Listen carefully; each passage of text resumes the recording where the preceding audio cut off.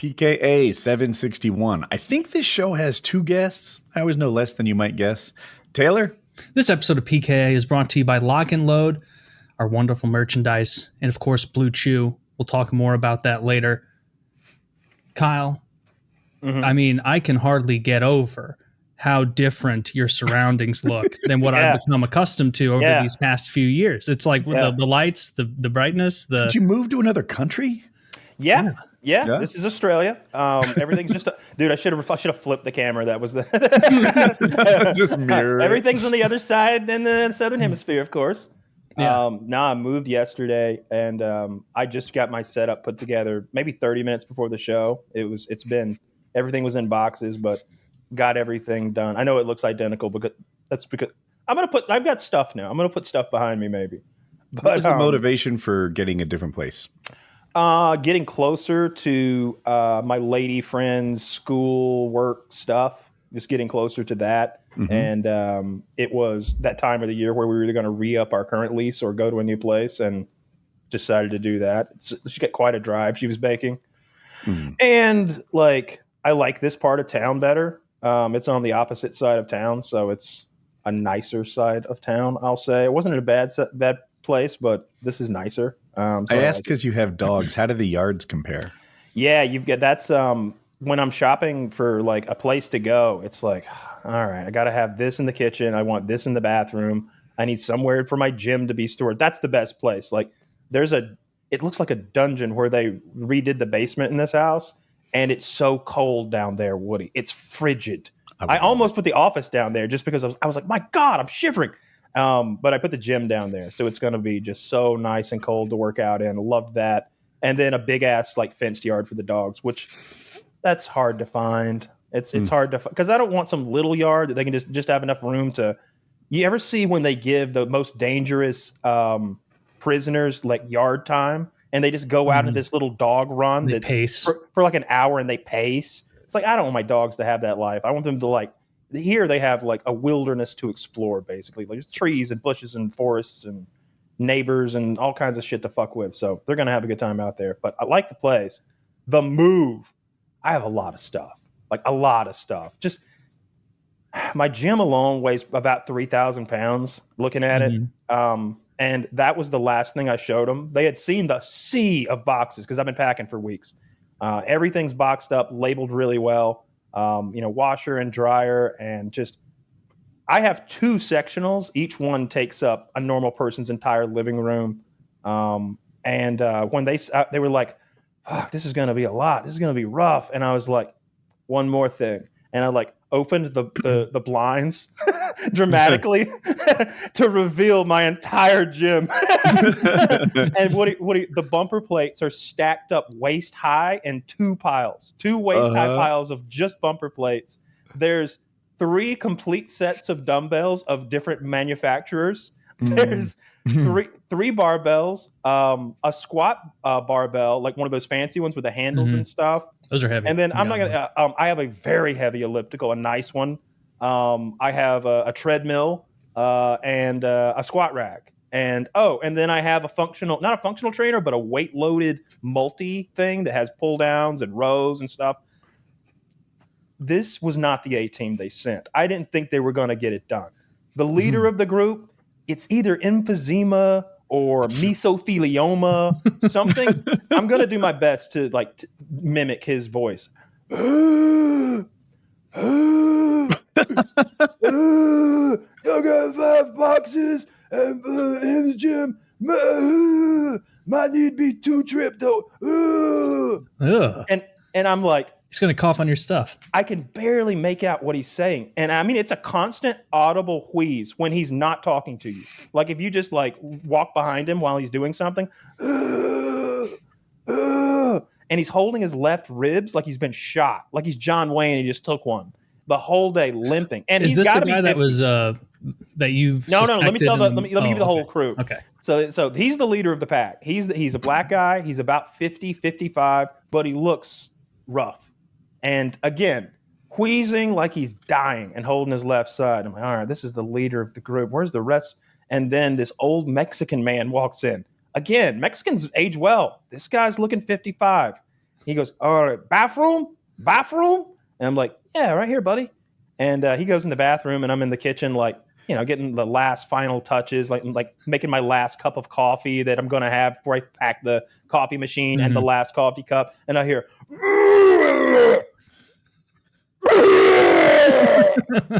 old Mexican man is vomiting violently in my guest bathroom. 50-something out partying the night before work. Let's hope that's what. And he's a mover. I can't imagine a worse job to show up for hungover. He's vomiting. A mover. He's vomiting, and it wasn't one of those where like you just get a little queasy and you get it out and you're like, oh man, I'm good to go now. No, he vomited for a solid 2.5, 3 minutes and then washed up in there. And then I didn't want to like shame him by being around when he came out. So I like made myself scarce. I don't know what he looked like when he came out. And then there were 2 younger guys. He's doing that like post-vomit thing where he's like, like breathing heavy, trying to swallow the residual phlegm that teary-eyed. Yeah, teary-eyed. So you got to relate younger guys. Yeah, that's why I pull the. I need a mint. You want one too? Yeah. Take the whole container. This water's over here. I tried to keep him hydrated. And then there was 2 younger guys who were. One of them was either Dominican or I think he was Puerto Rican, and he was like a 19-year-old baseball player. He's like, I'm wearing my Braves jersey, and he's like, you play baseball? I'm like, I'm 40. What the fuck are you talking about? Do I play baseball? Where would I play? But I don't say that because I just met him, and I'm like, nah, I don't play anymore. You used to play? Yeah, I played a little AAA, you know. Oh, amazing. That is my dream. And he's like, starts talking. He's like a quadruple A player. He just won some championship or something. Like he plays in some middling league. Like he ain't, and he's like he's Puerto Rican, but he's as tall as I am. And he's built like a baseball player. He's not lanky, but he's long and lean and strong. And he's got the best attitude. He should have been the leader of the group. Smiling all day. So every time he saw the dog, he's like, oh, that is a wonderful dog. Wonderful Poochie. And my dog's just like, I want to kill you, brown man. Just losing his shit. He's like, he loves me. I'm like, no, stay back. I can barely control the dog. Like he's trying to get away from me. Was he getting it done though? He wasn't so friendly that it was like, all right, let's move the boxes. Oh, no. He was hustling. He was dripping with sweat all day and hustling. And then the 4th guy looked like, you know, in Captain Phillips movie? Oh, what just happened? Can you still? Oh, my whole screen blinked. All right, we can see you and we can hear you. You know, and I'm back now. It was weird that everything went black. You know the movie? Is it Captain Phillips where Tom Hanks is he looked like I Am the Captain Now guy, but when he was at 25, like a younger version of him.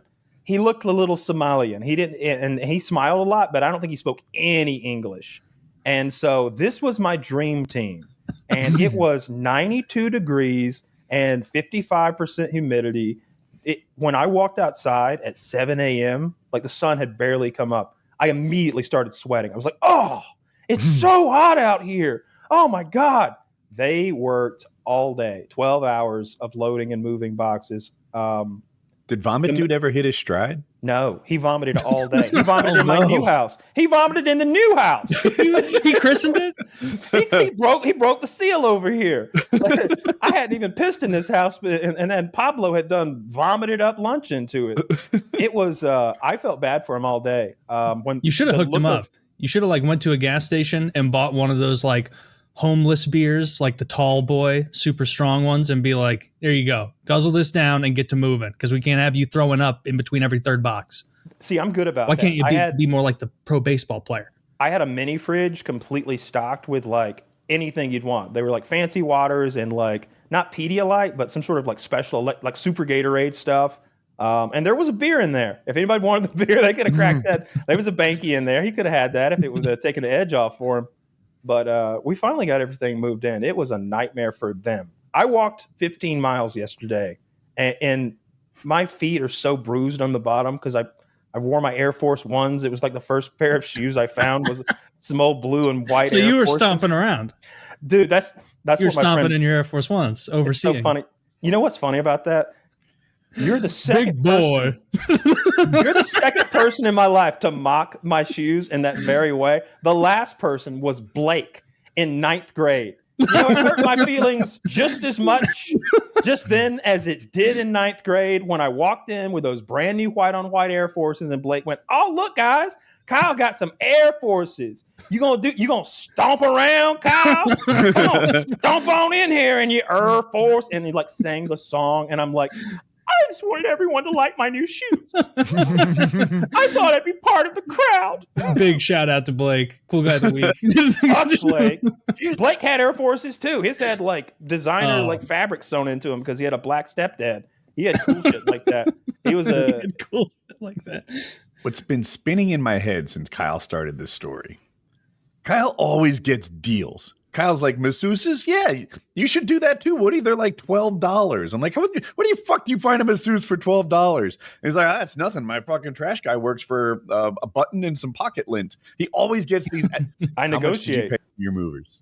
All right, before I get to that, let me tell you about the first negotiation of yesterday, the trash pickup. Because if you've ever moved houses and you have a significant amount of stuff, there's this this part where you're like, I'm not keeping that. I'm not moving this to a third house. I haven't used you in 4 years. And you throw that thing away, or that shirt, that hat. I'm never getting into a small again. It's not happening. You throw that away. Size 10 shoes. My feet aren't going to shrink. And you just throw all that stuff away.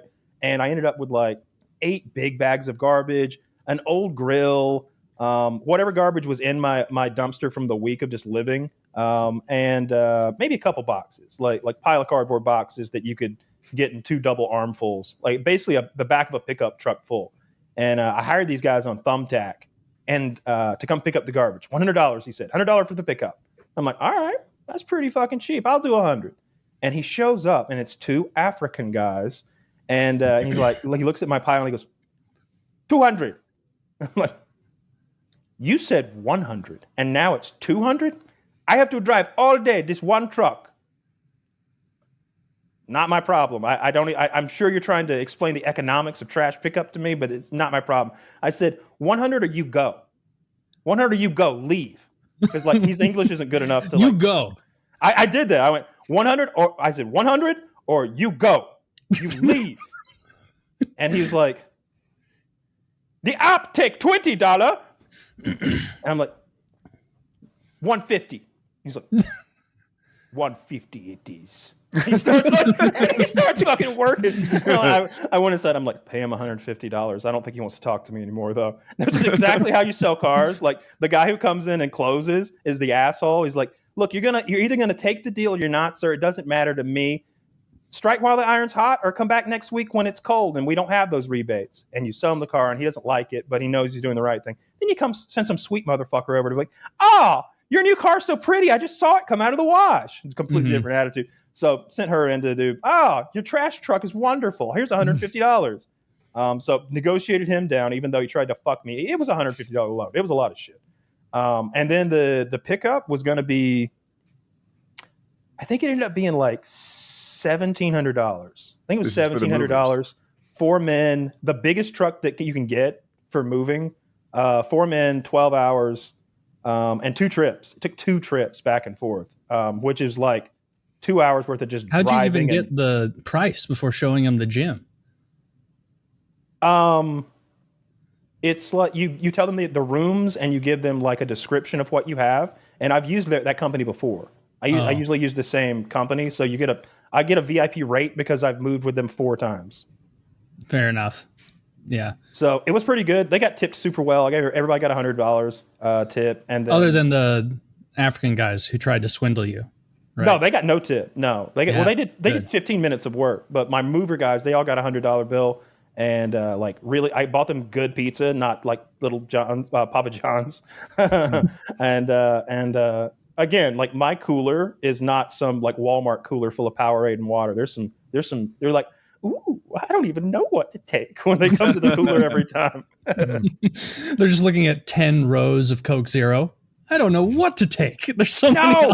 It's a plethora. I have 4 different zero sugar beverages. I have real Coke. I have cherry Cokes. I have Powerade. I have Gatorade. I have electrolyte booster. I have Icelandic ice water. I have Fiji water. I have everything. It's real nice. Like every time The Powerade is the booby prize. That's like the door that you hope you don't pick. That stuff you think it's going to taste as good as Gatorade, but it's That's what the Comcast man reached for. I like to watch them and see what they're going to pick, because you got to kind of be thinking about yourself some kind of way to just grab a Fiji. Like, you've been here 20 minutes, you're going to grab a $5 bottle of water, dude? All right, drink it. I would have. Especially if you're the Mexican guy who's so hungover he's vomiting every 40 minutes. He could have whatever. That guy needs a Fiji. Yeah, I'd have smooched him on the lips if it had kept him working hard all day. It was a chore. Did he work hard? They all worked hard. They worked their asses off. Even Emphysema Man carried his weight. I was guessing Smiles did half the work. He didn't. So, like, he never stopped. That's the important thing in moving, is you don't stop. You don't stop and take breaks. You don't, like, cool off and sit down and have beers. Like, we keep going continuously at the same rate. And they did. They did that all day. And they all had their different speeds. That young Puerto Rican guy, Jesus, he looked like he was going for a ground ball every time he grabbed a couch cushion. But the Emphysema Man was, like I said, holding his rib like he was wounded, limping down the hallway with boxes. It was scary. When I moved to Apex, Cisco hired the movers for me. These guys were pros. They had a tractor trailer, the whole thing. There were two people, just two. A white guy who was the driver and kind of operated the business, and a black guy. The black guy was 55 and he looked 25. I could not believe his age when they told it to me. And the white guy, they joke that this is like standard in the industry. He carried every flipping pillow and lampshade and salt shaker. Meanwhile, the 55-year-old is single-handedly strapping a refrigerator to his back and walking it up the stairs. Yeah. I was so impressed by this guy. And he wasn't like super strong looking. He almost mocked people who look strong. He's like, yeah, they look strong. These are functional muscles. And it's like, whatever you say, refrigerator man. I don't know. That's awesome. But there is a mini fridge over there that's still in my house. So if you could you see that CRT TV from 1979? Yeah, it cost $8,000 back then. It weighs a metric ton. Grab it. Careful with that. The refrigerator thing's not a joke. You drop or exaggeration. It explodes and toxic gas. They had a special backpack to put a refrigerator in. And he just leaned forward and walked it up the stairs. Oh, yeah. I remember when they had the kid do that in Little Giants. Remember the movie Little Giants? Vaguely. Yeah, that kid with the flat top who was supposed to be the toughen for the bad guy team carried a whole fridge into a moving truck. And his dad was like, "That's how you do it, Spike." And I'm like, "Wow, this kid's name is Spike, and he can carry a fridge. That kid's tough." I still remember. What was the Little League baseball movie? Angels in the Outfield. Nah, where the group of kids playing like ball in the Sandlot. You know the redheaded kid in the Sandlot, right? He was also in the Green Mile, I think, or not the Green Mile. With he was in the what is? Yeah, what he is was Percy, right? No, it's the Big Green. The Big Green. That's it. Yes.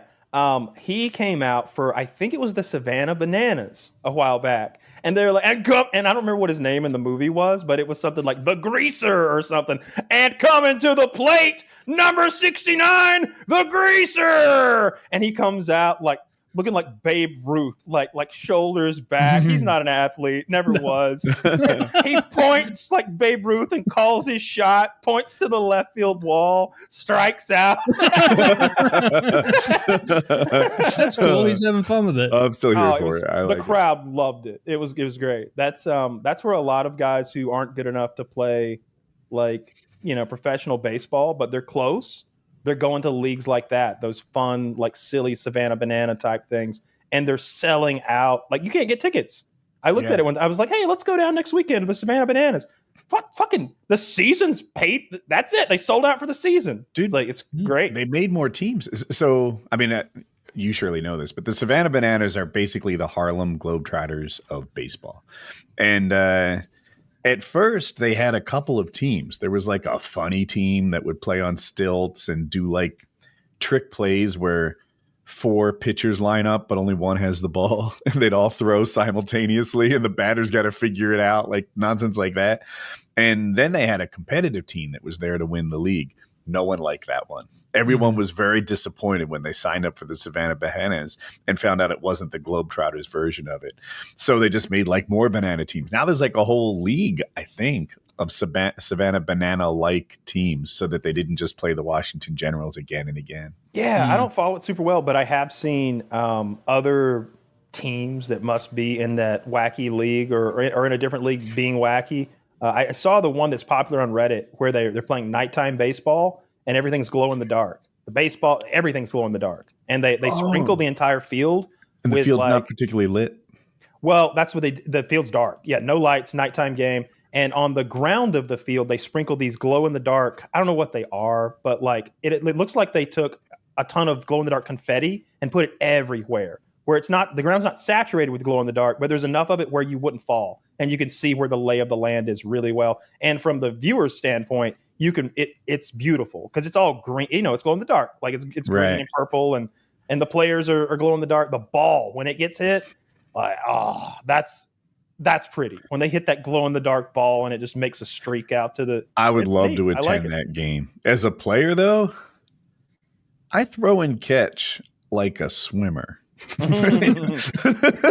So I can totally see catching a pop fly to the nose. The mechanics of throwing and punching are kind of similar in some ways. You're trying to create that like chain of motion that starts with your bottom, at the bottom of your feet and ends at the tip of your fingers.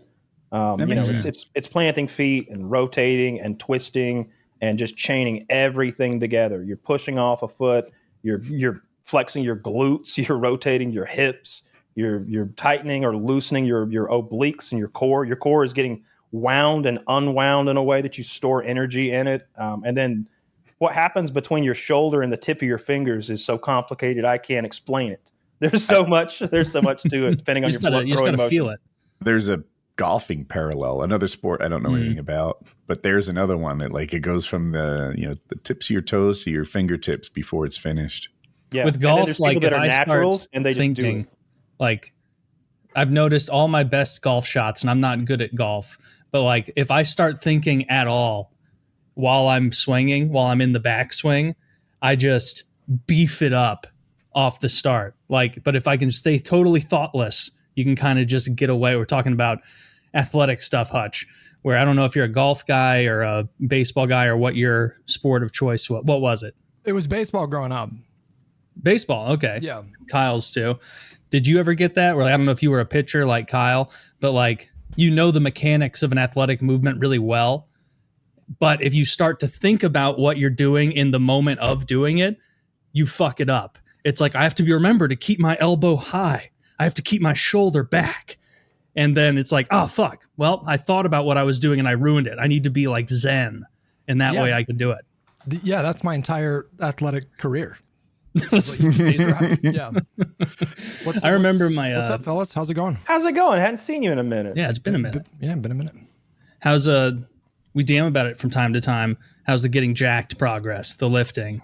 Any movement there? No, I'm not doing any lifting. I'm just like walking, like just trying to get in like a good amount of like walking every day. But yeah. All right, as long as you're doing something. Yeah. But you're tall, and so that door's always open. You can get big. Like, does you think tall make it easier to get big? I thought it made it harder to at least look big. Makes it harder to look big. It makes it harder to look big, but the end goal of being big, very tall, is better than being like. You'd rather like look lean at like above 6 foot than be like one of those guys who, I don't want to call him out, but one of those fitness guys that I always thought was a mammoth of a man. I like saw his stats and he was like 5'4", and it almost made me be like, so I never could ever look like that guy ever. Like, there's no way. Who's that one YouTuber that's like Dr. Mike? Is that his name? He's fucking jacked to the tits, but he's like 5'4" the bald guy or something like that. Yeah. Yeah, also a short man. Franco Columbo, I was Arnold Schwarzenegger's training partner. I think I got that name right. And Arnold would talk about like how their mechanics differed. He's like, how he was talking about how strong Franco was. He's like he would do 600 on the bench. Like, I never once lifted that much. He like his mechanics. He talked about how his squat mechanics are perfect because of his short little legs. How his back is just straight up, and then he's like I have to lean forward. I'm 6'1" and a half, and then he explained so to compensate for that, and then he breaks down this formula of leg torture that he did to make his legs big enough for his frame. Those Arnold interviews are great, but yeah, I'm surprised you haven't gotten on the testosterone, Hutch. Like it's almost time, right? I think we talked about it last time. You made me want to do steroids for sure. Like you should. I thought about There's it. no doubt. He is such a juice bully, and after seeing his pictures, it's like, he's probably right. Yeah. I'm gonna get juiced up as soon as I'm, hopefully I have a few kids, but as soon as I don't care if I'm fertile anymore, I'm gonna get gross with it. Does it fuck with your spermies when you do the TRT? It can. Yeah, it makes you not fertile anymore. So if you're trying to have kids, not good to be on TRT. Unreliable prophylactic, if that interests you. That's what my doctor said. That's that's almost verbatim what my doctor said. He said, this is not a vasectomy, but you're not going to get anybody pregnant most likely while you're on these doses. So it's like, oh, beautiful. I'm not going to take any chances or anything, but still beautiful nonetheless. Yeah, the downsides for me, when you abuse steroids, obviously there's heart problems and you get that, murdering your whole family issue that some people seem to have. Mm-hmm. But it's the hair loss. And it's the infertility. And if you're vain enough to care how big your testicles are, they will shrink on you a little bit. You're like, what happened to the boys? Do you think that Corn Sweat juiced up for the Superman thing? He put on, I think, like 45 pounds of muscle in 3 months. Is that... That's not possible. Who did? Who? The David Corn Sweat, the guy who plays Superman in the movie. No, he's not doing any steroids. I wouldn't think at all. No. And, he didn't look that big to me. Like Derek from More Plates, More Dates, does that kind of as video content, the sort of natty or not, judging their physiques and also based on the time of transformation. I didn't think I need to see before and afters of him to say, but just seeing him in the movie, in the clips I've seen, he doesn't look. Do you see him without clothes on? I've only seen him in the Superman. No, you outfit. only see him in that loose fitting outfit I like that outfit, but it doesn't show his definition or anything like that. He posted gym selfies and his biceps were fucking enormous. And he said he gained 40 to 45 pounds of muscle, I think, in 3 months. Yeah, they lie. I don't know what the truth is. And then they all deny steroids. Yeah, it's just chicken, broccoli, and rice. Mm-hmm. You can't go by what they say. So the steroids, if he's on, it depends what you're on, but when you are on a cycle, your muscles are storing more water and they are getting bigger, and not just more muscle fiber, but more puffed up as well. But 45 pounds in 3 months is crazy. I DEXA scanned myself all the way through so I could see literally how much lean tissue I was adding versus fat content. It's kind of like an X-ray, but it's for fat, and they take bones and do you get that from your doctor? Do you have to go to a private company to do this? Private company. It's like $1,000 for 4 scans or something like that, or maybe $1,000 for 5 scans. And then I was going back every month and getting a new scan because I wanted to be able to see month to month the literal improvement I was making, because you really can't tell in the mirror for the first 3 months or so. You're like, I don't know, I just look puffier. but on the scans, you're like, oh my God, what happened? Zach's going to show his picture. Yeah, look at the picture there, because that looks pretty fucking jacked to me. Okay, if this is a 3 to 4 month transformation, then yes, he's juiced. If that one at the top right. Some people's genetics just allow them to make 15 years of progress in 3 months. Yeah, what are you, crazy? I think you're just not trying hard enough. It's just weightlifting up there. So those are noob gains. I didn't really look at the before picture until just now. Good golly, this guy. Yeah, is that but hang on. He wasn't skinny like me, but he was definitely slender.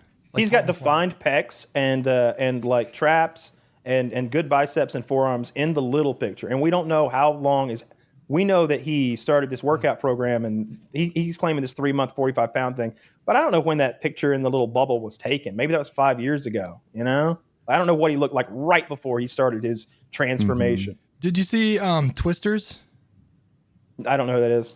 It's the sequel to the 90s sensation film Twister. I didn't watch it. I thought it was pretty good. It has that guy that Tom Cruise really likes. Who's the new guy that's the new Tom Cruise? I know who you're talking about. What's his name? Glenn something. He was in Top Gun, but yeah, no. Corn Sweat was in that movie, and that was right before he started training for Superman. He wasn't skinny, skinny, but he was definitely not jacked like that Instagram picture.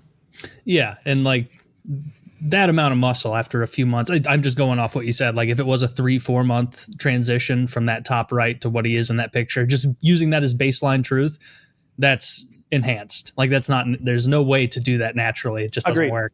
There's no way to do that in 3 months on juice. Like it takes more than 3 months to go from the bubble. Yeah. See, that's why the before picture is so important because he was already not very lean, but quite lean. He was already at like 14% body fat in that little bubble. Because he's got, like I said, he's got defined pecs. Like he looks pretty lean. He says he's eating 6,000 calories a day. That's so much food if it's clean. Like that's so many cups of rice. Dude, that's a lot of food if it's dirty. Ask me how I know. Those are rookie numbers. That's one bowl of trail mix. Yeah. Dude, I've done that in cashews at night absentmindedly.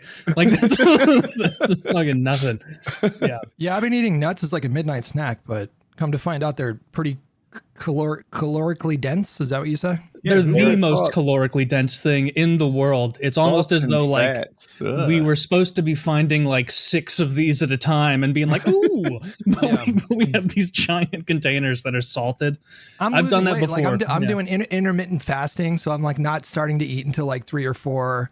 And so like I'll eat like very little or like less calories than I normally do, and then I go to bed. I'm like, I'm just gonna eat 2 enormous handfuls of almonds, and then I'm like, wait, why am I gaining weight? What's going on? Oh fuck. Yeah, so you're still on the weight loss regimen because you've never seemed like someone who like you've never been fat. Well, so back in the Respawn days, I was 6'3", 135. And then I got up to 210 during like the pandemic or whatever, and then I kept that weight. So I'm trying to get back down to like 190 or 185 or whatever, and I'm down to like 193. But it all went to my belly. Nice. Like I stand up and I look like it's like the Grinch. It's like slim frame, and I'm like smuggling a watermelon in my shirt kind of situation. Yeah, nobody wants Grinch belly. That's not a good look. It's very unattractive. I don't like it. Yeah. That big pear shape. Well, that's good then. It seems like you're right at your goals then. So congrats. That's awesome. I'll be back in the one someday. Did you guys watch Superman? Did you already talk about it? We talked about it a little bit, so we haven't seen it, but I was interested in that it was becoming political, that the right was not wanting to go. I saw that maybe, I don't know who decides that all the Jews aren't going to watch it, but I saw a big movement of that online that maybe Israelis are going to boycott the film. And we talked about the political elements, particularly when the group of brown people who are being massacred by the more advanced, lighter-skinned army raised the Superman flag, and Superman shows up. And I was like, that's what Superman would do. If Superman were here and there was a real Superman, he would look at CNN and he would say, "What the fuck?" And he would fly over there. No spoilers, but maybe he doesn't show up in that scene. But maybe there's compromat of him on an island somewhere. There's a lot, there's there was a lot of discourse about the Israel stuff because the pro-Palestinian like leftist group online, they immediately assumed that it's like 2 fictional countries of Baravia and Yarhanpur, which are canon to DC Comics. Like they were first introduced in like 1950. When Gunn finished the script, the first draft of Superman, I think it was in the beginning of 2023, so it was before October 7th. He's on the record saying he's not referring to any particular conflict, and yet people are thinking it's still like wink, wink, nudge, nudge.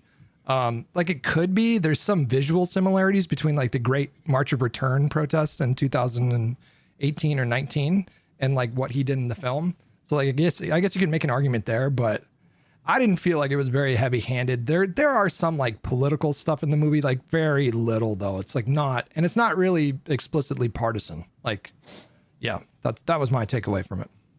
Yeah, I don't know. I haven't seen it yet. I'll probably watch it when it comes out. I haven't been to the theaters in years. A lot of the movie reviewers I watch, maybe I'm tainted by their bad experiences, but they talk about just going to the movies and there being screaming kids and people bringing babies and people on their phones. And to me in the movies, like I want dead silence. Like why would we pay $20 to be here? What are you doing on your phone? I got $45 for the popcorn over here. You also sometimes you'll like bring burritos in there. Well, that's neither here nor there. I think it's there because if we go to see Superman and I'm not in your party and you pull out a double steak queso burrito from Chipotle, I'm no longer enjoying my popcorn. I'm like, this piece of shit thinks I'll break it in half. Come on, you can have half. Oh, we're in the mix then. Okay, I'm fine with that. All right. You can have all the queso. It's messy. You're the All reason right. why movies like theaters are really struggling right now. You're only getting like Spider-Man, No Way Home, and like Dune that are making like big bucks, but the theaters are just like really struggling, especially after the pandemic. People got used to streaming stuff, and it's just like more comfortable to be at home. And if you can buy a big TV and a decent sound system, you get like a pretty comparable experience. It's not going to beat IMAX or whatever, but now like all these theaters are installing reclining chairs and like really comfortable setups to try to get people to come back. But Yeah. Hollywood's really in a lot of trouble right now, I think. They tried that thing where they deliver you food, which I thought was really neat at first. The first time I went to one of those theaters, where it was like, what do you mean? I can like hit this button and order chicken wings in a theater? Yeah. Like, this rules. But then after that novelty wears off, it's like, I could eat chicken wings at home, and instead of paying $20 for a Sprite Zero that's probably like watered down, I could just go to my mini fridge and get it. Like, there really is very little reason to go back to the theater unless it's like a Lord of the Rings style epic where you get a tangible benefit from like, I want to see it in this medium. It's got to be epic. Christopher Nolan movie, a Tarantino movie. If they shoot it on 70 millimeter, there aren't a ton of 70 millimeter projectors in the country, but we have one in Beaufort, Georgia, just outside Atlanta. So whenever I remember I went to the road show for Hateful Eight, and I saw Interstellar there twice, and it's different. It's bizarre. It's so much bigger, and the colors are different. I really enjoyed those experiences, but I haven't been in years. Too. Like Dune, like all the Dune movies for sure are a lot better on a big screen. I still haven't seen the second one. I liked the first. The first Dune I saw was the one from the 70s or early 80s that Kyle told me to watch. And in Kyle's defense, he said, watch it because this is the most ridiculous, silly nonsense ever. And it was. And then I watched the first Dune where Dune fans were like, don't be poisoned by the 1981 version. It's epic. It's cool now. And that one was pretty sick. And I still haven't seen Dune 2. A couple of my friends who were stoked on Dune 1 were disappointed in Dune 2, and that kind of slowed my roll. Yeah. I didn't hear anything but the opposite, because the first Dune, he has to set up this really complex universe. Like Dune is like just as complex as Game of Thrones in terms of all the competing interests and like the Landsrat and the Spicing Guild, and there's just so many different moving parts. And so he spent like the first hour and a half of that movie just kind of setting everything up. But the second movie is like a war epic. It's like an epic war film. And there's tons of action, and it's like a really visceral experience. But I'll tell you why I did. So I love the first one. I have some interest in the novels. I've read a couple of them. I know how they end, and I even like the old one. But in the second movie, I found Zendaya to be insufferable. Even on the movie poster, she's like in front of Paul, like. And I'm not one of those people who like they're the subreddits where they like take pictures of a guy and the girl, and they're like, oh, the loser lean into her, and she's got and they like analyze like who's leaning which way and who's like their arm where.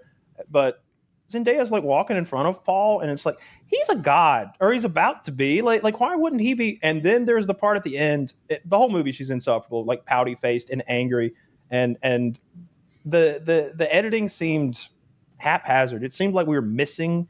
It's already a long movie, but I felt like it should have been longer. It needed to be. The mother, after she drinks the blue goo, it's like the next time we see her, she's in full like priestess mode. We didn't get to see her sort of make that transition and accept that, and how that we didn't get to see Paul be like, oh shit, mom, you're some sort of weird face tattooed priestess now. Like I would have liked to have been there when she was getting all them face tattoos. That was wild. We missed that. The whole point of that goo though is like as soon as she drinks it, she is now basically she shares a collective consciousness with all the previous Reverend Mothers, and so it immediately changes them. So I know what the goo is. Kind of jarring. It just felt like time moved forward too. It wasn't like we jumped forward, and she had already went to the South, and they'd already gotten all the tribes people together for the big meeting where everybody's voting on whether Paul's going to lead them or whatever that meeting was exactly. And then at the very end, once we win the big battle, and Paul has his cool-ass knife fight. What does he say? May your blade be break and chip or something. May thy knife chip and shatter, yeah. Yeah, it's cool as shit. Love that. Then he fucking kills that mongoloid with the knife. And then they're like, all right, for peace in the galaxy, you must marry this hot-ass white chick. And Zendaya's all like, don't marry the hot-ass white chick. I don't want peace in the galaxy. And it's like, dude, if my girlfriend needed to go marry the prince of the galaxy to make galactic peace, they'd be like, it's been good while it lasted, but peace in the galaxy sounds like it's much more important than our simple little love affair here, my love. So goodbye. That was a big narrative change that Denis Villeneuve did from the books, because in the books she's way more subservient. She treats him like a god, and she helps raise his children and stuff. And so he changed that for the movie to sort of, because the whole point of the movie is not to celebrate Paul as this traditional hero. He's kind of like an anti-hero. Like the author of the Dune books wrote him because he wanted to warn people against like putting your faith in charismatic leaders like JFK and Lenin and Mao. Like he was a libertarian. He hated, communist and like liberals just the same. Mm-hmm. And, Warhammer steals a lot from Dune. Yeah. No, but he changed her character because he wanted to use her to sort of like center the film morally. So she's the one that's noticing that he is ascending in this way to become like a god to them, and she doesn't like that. So like that's I don't think he's shown any signs of like, ooh, you shouldn't have done that. That's morally ambiguous. I feel like he's been like straight down the line and just a god prince. Like I know, like spoilers for the books and how this all ends, but Paul decides that the best way to unite the galaxy and create peace, he's like, everyone needs one thing to go against. And I can't lead the galaxy to peace, but I can drive it to peace. If I become the problem, if I become so awful that the entire galaxy has to unite against me, then wait, the entire galaxy's united? Well, we just won. That's where this is going. Wow, and he turns into a giant worm man. So it's actually Paul's kid, Leto too. His kid is the one that becomes like he becomes a worm and then rules like a tyrant for 3,000 years. Yep. And then the people like revolt against him. And then he reveals at the end, like, it was my plan the entire time so that you never like trust a leader ever again or something. Yeah. And that will ensure lasting peace of people who feel tricked and that no leader can be believed. Yeah. And that's what he was really going for. That's retarded, dude. Like I haven't watched these movies or read these books, but if that's the way it ends, where he's like, actually, I'm in a position of supreme power, but I need to be a shithead so that people temporarily cast aside their differerences to fight me and then immediately go back to tribal infighting. Yeah. Wasn't the writer into Islam too? Because there's lots of notes of that. So the Fremen it mixes is it Sunni Islam and Zen Buddhism. So like it's like a fictional, it's like imagining human beings 10,000 years in the future. Yeah. And so it's not like the same religion. So it's like a fusion of the two. But interestingly enough, there are actual space Jews. And like Judaism is the only religion that survived the Butlerian Jihad in like 10,000 years, and nobody knows where the space Jews are. Are there space Palestinians? I don't think so. No, not anymore. So they went and hid. Like the space Jews were like, we're getting the fuck out of here, and so they just like bounced, and nobody knows where they are. But the space Jews, did they change from regular Jews into a new kind of Jew, Judaism. Or just? It's like literally the only religion that survives all the human evolution that happens over the next thousands of years. Yeah, Dune's great, man. I fucking love it. It's great. It sounds cool. I like those epics, and so I need to watch the second one. It's foundational for science fiction and for big stories like that, and lots of other sci-fi things have taken from it. Even the way they travel with those big space folding ships that are so large they're almost incomprehensible in some of those matte paintings. I like all that stuff. I like the idea of there being those future religions. I think they call their war on Dune a jihad, even. Yeah. I do. But literally, I got mad by woke Zendaya. Maybe I'm fragile. You thought she didn't have enough facial features? Like she was always too surly? She's so pouty and surly and angry all the time. It's like she's always on her period and mad because there aren't tampons in the desert or something. I don't know what. I guess because that suit's cycling it back and making her drink it or something. I was going to say, I think the still suit would probably absorb her menstruation. Yeah, it would. Yeah, that's horrid. Yeah. And so she's jealous that the king of the universe isn't interested in her. It's not even that. He still loves her, but it's like a marriage of peace, sort of like in medieval times. Well, he's got to do it then. That's the way it goes. So Paul's mom is planting the seeds. Like she's spreading sort of like prophecy about her son among the Fremen people in an effort to like manipulate them into thinking that he's a messiah. And Paul sees her doing this and he doesn't like it or whatever, but then he ends up kind of doing that anyways because he felt like he had no choice. He like had to take the blue goo to beat the Harkonnen. But here's the thing. So believing that, believing in the greater good and the ends justifying the means fails because you're just a man. The person coming up with these ideas are just men. Okay, they can't think that. But Paul isn't a man anymore. He's borderline demigod. So I'm like, oh, greater good. Is it demigod Paul? Okay, let's do it then. Lie to the Fremen. They need to be deceived so that we can rally them together. Greater good. It just when you work into the story that he's a demigod and that she can see the fucking future and the past, it's like, let's just do what they say. Yeah. It's supposed to be really morally confusing. Like it kind of contradicts itself by the end of the whole thing. Cause his son becoming the worm and then ultimately like doing what he did and getting the humans to stop fighting, like to cooperate and stop trusting leaders or whatever. It like justifies all the like bad stuff that he did. So there's no like real clear moral answer. I think the author was basically just cautioning against things just broadly, but not really. I mean, yeah, it is very confusing. Sure. And it's written quite a while ago. I liked it. I like parts of it, but it felt like it had been edited by the studio to get that runtime. And that if there were a director's cut, it would be at least 40 minutes longer and it would benefit from those 40 minutes. Yeah. It's how it felt after watching it. And that turned me off because I'm here to watch a 3-hour movie. You can't get it done?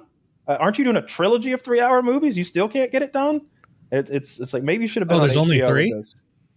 I think they're doing the third one now. They're starting to do production on the third one now, and that'll probably be it. I think that one combines Messiah and Children of Dune. So there's like Messiah is the second book, and then Children of Dune is the third. So I think they're doing like both of those.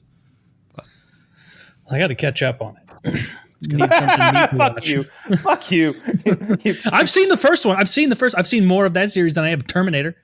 That's disgusting. I've watched more documentaries about Terminator 2 than you've watched Terminator movies. It's upsetting. It lets me down. It makes me think less of you as a man. Not him. The fact that Taylor wasn't exposed to Terminator growing up is a form of child abuse. It's like, what were you doing? I'll never forgive them. I was in the woods a lot.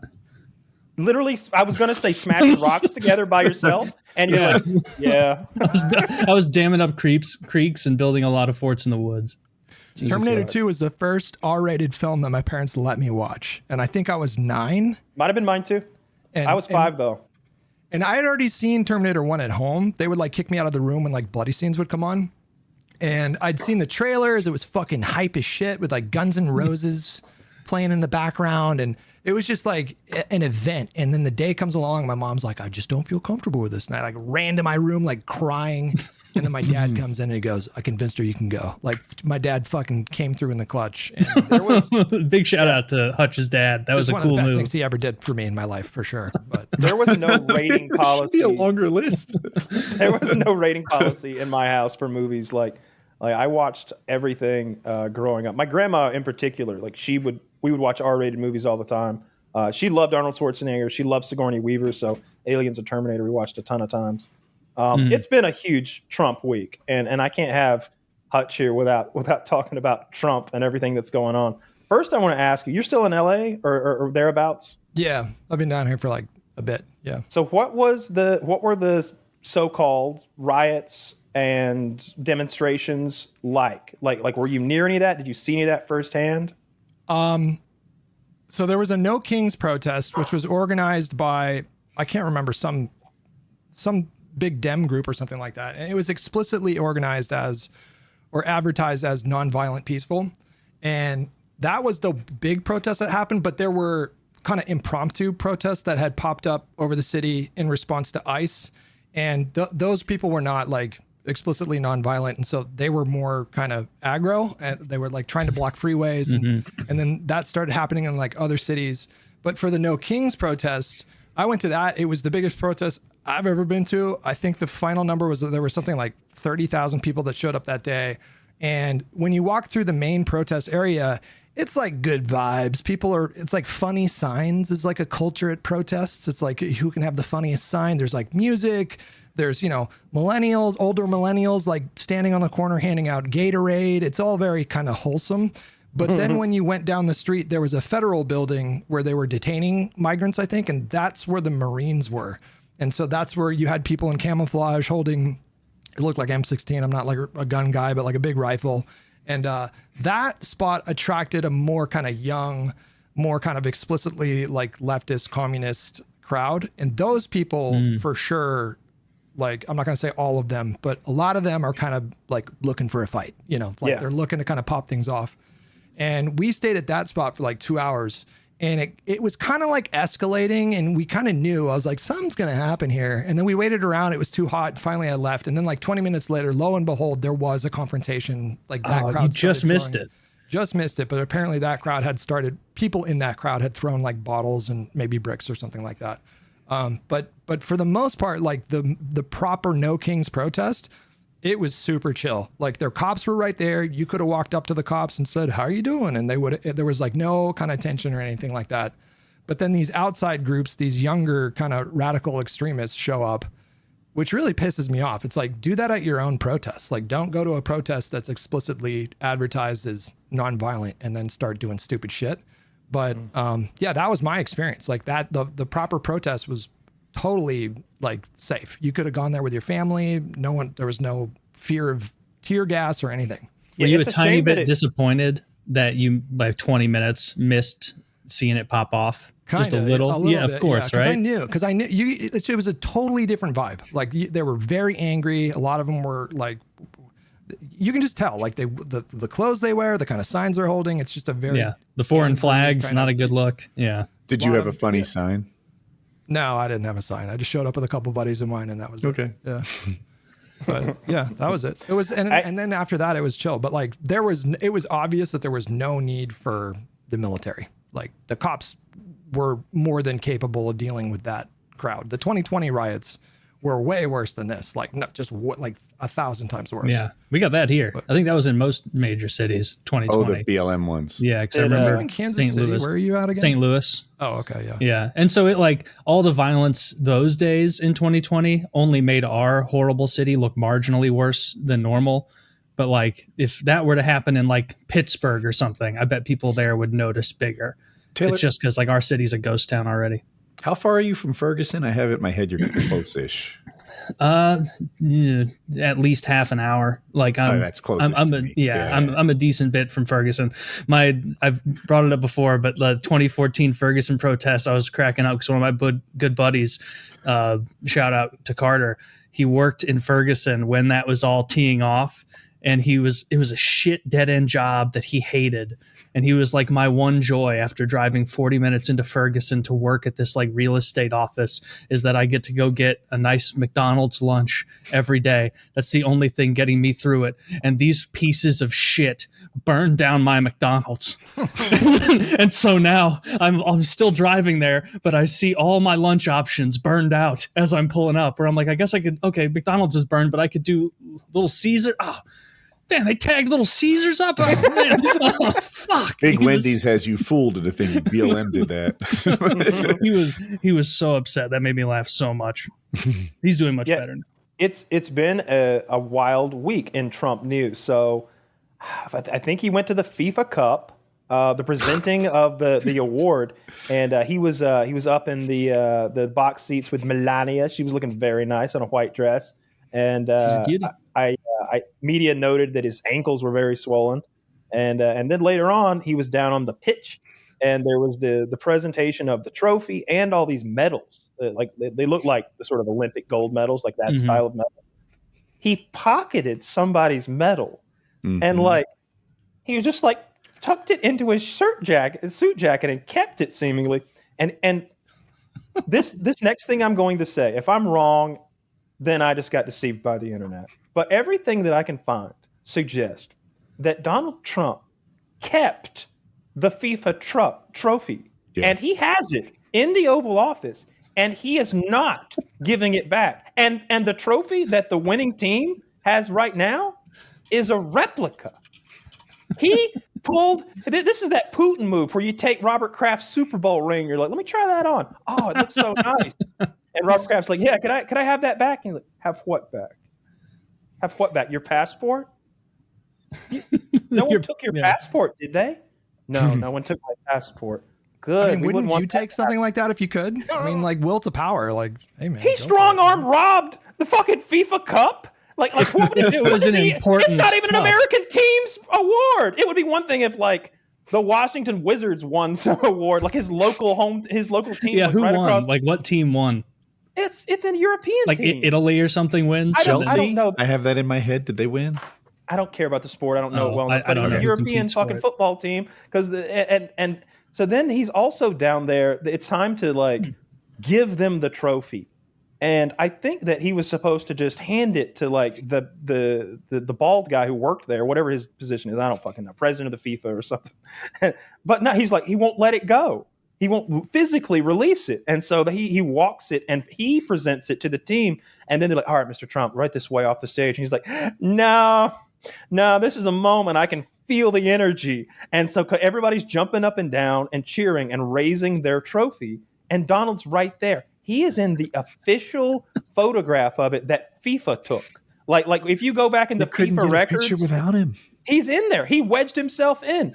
He's there laughing, smiling, and they're all kind of like shooting him side eyes, like, "What's Donald doing here? He couldn't kick a ball if his life depended on it." Not with those legs. Not with that swelling. I'm just watching the clip for the first time. It is so funny seeing everyone like, we fought for this so hard, yeah, and Trump's like, just also we win, doing the politician clap. Now listen, if he had commandeered a real trophy, something people care about, like the Stanley Cup, it would be an ordeal, and that would be despicable, unforgivable. Something that we'd have Trump to had the Stanley Cup and he was not releasing it. We'd have to send that long-haired blonde guy in there to root it out with the white gloves, the keeper of the cup. Because, and you know what, the keepers of the cup wouldn't have even let him do that. It would have been like, you have to win it to lift it, sir. No, you can't. You have to lift it. On a serious note, though, I feel like it speaks to his savvy in terms of the way that he is going after sports, like connecting with that side of American culture. I think is politically very savvy. Oh, big time. And I think like I hope to see like future Democratic presidents do the same. Like he is really changing a lot of the paradigm in terms of politics and media. And if the Democrats want to keep up with that, they should obviously don't emulate him completely, but like borrow some of the things that he's doing because he has just always done such a good job of centering himself. We had a guest a couple weeks ago who was at, I think it was the Daytona 500 or whatever NASCAR race that Trump went to. And he was like, it was electric. They said Donald Trump is making a flyover. And like Guns N' Roses was playing or AC/DC was playing. And here he came. Fucking Air Force One. And it's like, man, that was good. Dude, it was propaganda. Better than that. Like the Air Force One was amazing and they all cheered as it went by. But Thunderstruck was playing while the Beast was working as the pace car, the Beast being the presidential limousine. Yeah. And he's telling the story so well. If you're seeing this, he killed it. As the Beast is leading all the race cars. I'm not a Trump guy, and I'm still like, okay, tip of the hat. That's cool. Trump showing up. That's kind of sick. Fuck. Trump doing that. Yeah, it's perfect. Trump doing that at a NASCAR event is like the fucking Pope, like going through the streets of Rome. Yes. You know what I mean? Like that's like my people. Yeah.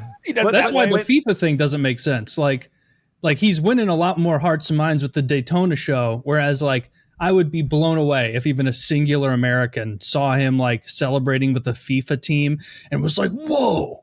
He's a soccer guy? All right, I'm in. Like, no, it's just I don't think Europeans can fully understand how little we care about. Like, we're not memeing about soccer because we're bad at it. We don't watch it here. We don't care. You might not know. He got booed heavily at that event. It seemed like there were no fans. There were no Trump fans at the soccer That's event. where you go. Because that's in Europe, Like, if you want more, look, the NASCAR thing works if you want to pump up the base. But if you want to grab some new people, you don't go to a NASCAR race. You go to a soccer pitch where I didn't think of that, but you're 1,000% right. I've been fussing that there aren't Democrats on Fox News, and I bet some of them would be invited. if 1 in 100 out there liked him, God, this place had like 80,000 fucking people in it. Oh, was this not in Europe? No. it's America. No. See, we've got the World Cup next year or whenever it is, maybe the year after next. And he's I been think in Los Angeles, right? Yeah, and he's been pumping that big time. Like he's very proud that he makes it sound like he has the World Cup, and he has the Olympics. He makes it almost seem like So he Trumpian. swung those things and made them happen at times. Him doing the he likes to UFC take event credit. at the White House too, I think is also really smart for his brand too. Like, yeah. Did you say UFC? I think him doing that, like, I think it's cringe, obviously, but like to his base, like that's going to be fucking epic right. for them, right? So let me talk about that a little bit. So Donald Trump asked Dana White if they could do a UFC fight on the lawn of the White House. It's been confirmed multiple times now, Woody. It is the lawn of the White House. Dana White seemingly breaking his long-term statement of no outside venues, no, don't like the weather inconsistencies, indoor stadiums only, seemingly breaking that for the magic of the East Lawn of the White House. And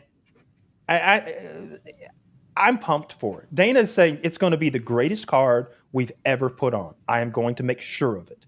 And I'm like, you lied a lot, but you do have a year of lead time. So John Jones immediately unretires. Conor McGregor immediately joins the testing pool. I believe neither of them, but carry I on. believe neither of them. But if one of them showed up, it would be colossal. They're going to make John Jones fight that guy he's terrified of, Aspinall. Yes. Like they're not. He's going to duck If out. he's still won't the he? champion, and he likely will be, but not definitely will be. The problem, optics wise, is that July 4th, obviously celebrating our independence from England, and Tom Aspinall, an Englishman, fighting John Jones, an American. It would look bad if we lost, and it would be 50-50 at best. Like I think next year's John Jones loses. Like he's 39 or something at next year. Yeah, that's fair. But that'll be a spectacle. It could be a beyond yeah, it would be a spectacles. spectacle. I have high hopes for it because Donald Trump's not running it. Dana White's running it. Dana White knows how to put on a show. We've seen Donald Trump's show. It was that rickety ass army parade that they put on that was a humiliating embarrassment on a global scale. That shit was so gay. Did you guys know that thousands of people showed up, but they fucked up the their funneling system? They had this like mile-long zigzag barricade that people had to go through. So even though it like not a lot of people showed up regardless, but like it looked kind of bad because just there weren't a lot of people in the bleachers, but there were thousands of people that were walking this like maze. He thought the attendance was going to be 200,000 and it was 30,000. Then and 30,000. He's lucky it was 30,000 because those contingents, those groups of soldiers, they were marching by with like 34 guys. We talked about this, so I won't dwell on it, Hutch. If you're going to do a military parade, you got to go North Korea, Russia, China style. It's got to be big. It's got to be so many dudes locked in, exactly stepping at the same time. Large contingents, big groups, something epic and cool. Not, oh, here's 40 guys dressed like Yankee Doodle Dandy. Yeah. Not even a parade. Like, look, don't try to beat them at their own game. If you look at Chinese and Russian, especially Soviet and North Korean military parades, it's very clear that this is what these guys do for a living. There are thousands of them acting in unison in a way that looks, it's performative. It's an art that they're doing. They're not training fucking shooting targets and blowing up stuff and flying airplanes. This is the marching band. If you can't beat that, so instead do a demonstration of technology. Like take us out to the fucking Badlands and blow some shit up. And coming up next, and like have each plane do a flyby and like talk about its technology. Have them blowing shit up. Like remember when Tony Stark was like opens his arms and the world explodes behind him and he's like branding his new missile for the army. It should have been like that, but Donald Trump in those shoes. I like where you're headed with this. We could have the Air Force go by and anti-Air Force artillery take them out. Yeah, kind of like an Army-Navy game where they have to, where they have to compete. We'll lose a lot of somehow Air Force always wins. You know who fucking crushes at the marching is like, have you ever seen the Indian military square off against the Pakistani military? Yeah. Oh, they do. When They're kick stomping their legs up like above their head. They're fucking throwing their hands up. It's crazy. Yeah, There's a lot of like physicality to their march. They get like right up in front of each other, and then they both have like a high step flexibility battle where it's like they don't even like bring a their legs 1980s like breakdancing like competition. Yeah. With yeah. And they like they're all machismo. bluster and that bravado, and then they just close the gate and they go about their day. Yeah. Which is probably a good thing. It's like they both get to feel proud. They both get to feel like, all right, we're not pussing out. We're not backing off. Like, we're holding our own. And they both get to like go to bed with pride, and they don't violate the actual border. Or I guess we almost saw them violate the border, right? There was that huge thing for a week where it's like India and Pakistan are about to pop off for reals this time. That was his first Nobel Prize when he solved that potential nuclear war. They rescinded that one. Was it even like a real? It seems like the way Pakistan people are talking thought about it was but you enough can't to tell. nominate the man for a Nobel Peace Prize. They did rescind it, as Woody likes to point out for some reason, after Trump bombed Iran without provocation. No big deal. No big deal. Pakistan and India, they shouldn't be able to nominate people. Come on, let's Only. Well, what about Israel? They're the experts on peace. I mean, if you're pointing to me and saying world expert on peace, I say Bibi Netanyahu. Don't ban the channel. And so, and so I say yes, he should be allowed to hand them out. And then apparently Donald somehow stopped that war in Africa. I get confused about those wars in Africa because they're all like smaller groups within smaller countries that have been fighting over not like the rubble for forever. And then they keep massacring each other, and there's always machetes and sex crimes. It's just horrific to look at. And then the deaths are always just preposterous. But Donald somehow got those African leaders together and put us. He's taking credit for he's like, I've solved 3 wars this month. What do you want from me? What more do you want from me? I mean, we're working on a 4th. Can you solve the wars you have more direct control over and that impact us? Yeah, maybe instead of like Kenya and fucking Rwanda was one, right? Yeah, Rwanda and Kenya. I am livid about the Epstein thing. I think that I have lots of theories, in my own head about what happened and what's happening. Going from there really was never a substantial list of like bad people's names, or at least if there was, the Israelis have it, and it wasn't kept around on a nightstand table at Jeffrey Epstein's house, and so therefore we don't have it. But Donald Trump was lying and saying that the Democrats have it, and I'm going to release it as a campaign thing. That's devil's advocate. That's if you love Donald Trump. Best case scenario, that he was lying during the campaign. I'm going to show you everything. They're all going down. This list, these dirty child molesters, I'm going to show you the nitty gritty. And then he gets in there and they're like, yeah, there is no list. Like we've just got a lot of like dirty videos and abuse evidence. Maybe that happened. But it seems very likely that he was implicated, and they're like, sir, you don't want us to show people this, do you? I mean, that's you. That's clearly you. Maybe that happened too. But that aside, if he hadn't done that, and I hate that, it does seem like he's getting a lot of wins lately. Like those, I don't know enough about international affairs to know if he really solved an African war or the Pakistani-Indian war. But he's waving the victory flag, and nobody's really disputing him outside of our media. And then I heard yesterday, putting sugar back in Coca-Cola. My God. You know who says that's not true? A high priority. Coca-Cola. Well, they're liars. They're liars. They're from Atlanta. Confederate I wouldn't be surprised if Trump never talked to Coca-Cola. Trump is like, Coca-Cola's putting real sugar back in. It's better. Trust me, you're going to love it. I wouldn't be surprised. Like, I've said this before. If I catch a fish and I say it was 2 feet long, you in your head are thinking, well, and it's probably at least 18 inches, right? Mm-hmm. What he says, Trump never went fishing. When Trump says he caught a 2-foot fish, that story was completely bullshit from the very beginning. He's like, I called Gavin Newsom. Gavin Newsom's like, he didn't actually call me. This conversation he's describing is just untrue. There was no call. And I wouldn't be surprised. Coca-Cola, who's now like, we have wholesome products and they're FDA compliant.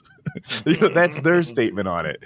And there's no change to the formula. That is a funny, like a hilarious low stakes pivot, though, to be like, Mr. President, people are furious that you're not releasing the pedophile documents that, now you're saying don't exist or are fraudulent, but you kind of ran on releasing. And he's like, don't worry about it.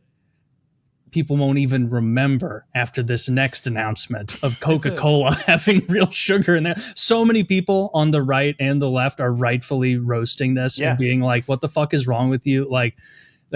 So we are kind of a country controlled by criminal, blackmailed pedophiles and sex criminals, and it implicates so many people that you can't. Oh, well, the operation was obviously Mossad in Israel. And so it seems like they have the cards and the blackmail, but it's like, imagine if they have all the cards and everything, as many people theorize, all the experts, that it's a Mossad operation. Think of how many people it must compromise if Trump is willing to be like, including him potentially, willing to be like, oh, I'm going to sell the midterms down the river. I'm going to sell the party down the river, any winning chance, because the alternative of releasing this would destroy us. What's before the topic shifts? Did you see Newsom roast Trump on the Coca-Cola thing? No. Oh, I didn't really follow the Coke thing. I just thought Trump tweets out he got Coca-Cola to change the formula to use real cane sugar, and Gavin Newsom replies, "I'm totally distracted from the Epstein files now." Oh yeah, which was on the money. What is the actual evidence that this was like a Mossad operation? Is there any? It was ran by Jeffrey Epstein and Ghislaine Maxwell. No, but like, are there documents or what? Yeah, he was convicted of having ties to foreign intelligence operations in the early 2000s. And Ghislaine Maxwell is the daughter of Robert Maxwell, a key integral double agent spy who was involved in the creation of Israel. There's no paper trail for Epstein's wealth. And it's enormous. Apparently, he owned the largest private residence in New York City at one point. He obviously owned his own island, all these jets and stuff. Where'd the money come from? No one knows. He claimed he's like a money manager or a money market expert. And it's just like, that's what people say when they don't know what to say. Yeah. So number one, it's like, I feel like this is one of the most legendary Streisand effects of all time, in that, this could have ended last week. There was something that came up about Epstein, and, it would have probably just died down in like a day or two. But the media asked him a question, and then the media asked Pam Bondi a question, and then he jumped in. And then that got people to tell, that was weird. And then he did a Friday night post on Truth Social where he was like, why is everyone talking about this? And people are like, what the fuck? And then it's just, it seems like every step of the way. And then there's also these outside things too. Like the FBI stopped their investigation into Prince, is it Andrew? Yeah. Is that the one? Yep. Mm-hmm. So now he's just free to come into the United States without any scrutiny or whatever. And then also they fired Jim Comey's daughter, who was the prosecutor who prosecuted Epstein, and Ghislaine Maxwell and P. Diddy. Yep. Like, she just got fired 2 days ago. And then, so I don't know if you guys Okay, well, hang on. Now that I didn't know it was P. Diddy as well. That may be why she got fired for losing the P. Diddy case. Because that's plausible, yeah. I mean, I'm just saying, like, it looks like when you put it, I'm not saying it's necessarally sinister. I'm just saying, it looks bad. Optically, I agree. It's like, I think it's sinister. If it weren't the same person from the Diddy trial that had been fired, that had done Ghislaine and Epstein, I'd have said, it's clearly connected. But because of the Diddy failure too, it's like that's a fireable offense. I bet Marsha Clark lost her job when she lost OJ. Like, wait a month maybe before you do this. Like, don't have it. They don't care about appearances right off like the rest of all the other. That's amateur politics coming in. It makes sense to me and you to wait a month but to him, he's like, no, Band-Aid, all of it right now, and then flood and obfuscate with nonsense. Coca-Cola, sugar's in it now. Tell them, let's go see the doctor. They've been asking about these bruises on my hand and my swollen ankles. Let's get that out there. Let's make that one of the news stories now. There'll be another thing today and tomorrow and the next day that are all like weird little news stories. Oh, we're gonna do a UFC fight on the lawn of the White House. Oh, I'm paving over the Rose Garden because concrete's nice. Yeah, I'm putting up the biggest flagpole in D.C. Look at it. Look at these hardworking men. Yeah. No. Yeah. No, I don't think it's largely like. No, of course. There's just no way to hide something this big, like, without people getting mad. Couple things we left out. One, Alexander Acosta. Right. Alexander Acosta is the guy that gave the sweetheart deal to Epstein, where he was convicted of being not just a pedophile, but running a giant pedophile ring. And he got basically like minimum security with labor release. So he only had to spend nights in the prison for 18 months for being this kind of pedophile. That is a sweetheart deal. Yeah. And it was given by Alexander Acosta, who after gave the sweetheart deal to got a job Epstein, with Trump. Became Trump's labor secretary. Trump gave this guy a cabinet level position, seemingly as payment for making this Epstein thing. It could be the people blackmailing him wanted him in position. And think about this, like who would logically, who more than anyone does not want this released in full? Israel. The people who hold the blackmail. They don't want this coming out. They want it to remain a powerful threat hanging over the head of people that they control. And so there would be an incentive for people to be like, oh, Donald, there's some troublesome stuff in here. You don't want to release it though, do you? It would hurt a lot of your enemies. It would hurt you too. Ooh, we could, there's a lot of things about you in here, Donnie. And then the Trump story changing is the thing I didn't want to leave out either, right? At first, there was no list. There is nothing here. We released it already. There's no more. And then it's, well, okay, there's a lot more, but it was written by Barack Obama and Comey and every other boogeyman that I've ever talked shit about. Mm-hmm. And it's like, oh, really? Barack Obama wrote the Epstein files and now I'm not supposed to trust them? Fuck you, you lying cunt shit. Like, you couldn't be less true. No one believes these transparent lies. And we'll see if it works. Well, no one thinks Trump supporters are stupider than Trump thinks. Because he will never... You can tell who's not responsible for it by who his administration and the powerful like grifters around it, who they throw out there as like potential culprits. They'll be like, oh, it's probably the mullahs and Iran. It's like, all right, check them off the list. It's clearly not them. It's probably Obama and Hillary Clinton. It's like, okay, doubt it. If it was them, you wouldn't have floated that. Yeah, I think it's fucking nonsense. And I hope this follows them. I think it's one thing is like really obvious, which is that I don't think Trump fully appreciated just how salient the Epstein story is with MAGA. Like this is it's something that sort of like punctures through into the mainstream. So a lot of like normies that aren't really super partisan, even they're interested in Epstein stuff. Mm-hmm. But for like a lot of the MAGA stuff, I mean, this is already a group of people that I would say are like pretty conspiratorial about a lot of things. But the Epstein thing has been really top of mind, relevant for them for years. And some of that is like Pizzagate, QAnon adjacent stuff that sort of like bled into the party a little bit. But he, the second he cut off that media person and got snippy with them, and he's like, why are you even asking me this? And I was like, ooh, wait, look bad. He doesn't know. Like he has no idea just how much these people talk about Epstein. Mm-hmm. And I think it's pretty clear that that's the case because he just keeps posting about it. He keeps saying shit about He's not well informed. He's not well informed. He watches Fox News. He watches CNN. He watches mainstream media. But he's not on Reddit. He's not on Twitter. At least if he's on Twitter, he's not like scrolling through the comments. He doesn't know just how much people have been memeing about when they get their comeuppance. How much people have been theorizing about who's going to get it and how they're going to get it and what we're going to do to them when they're exposed and how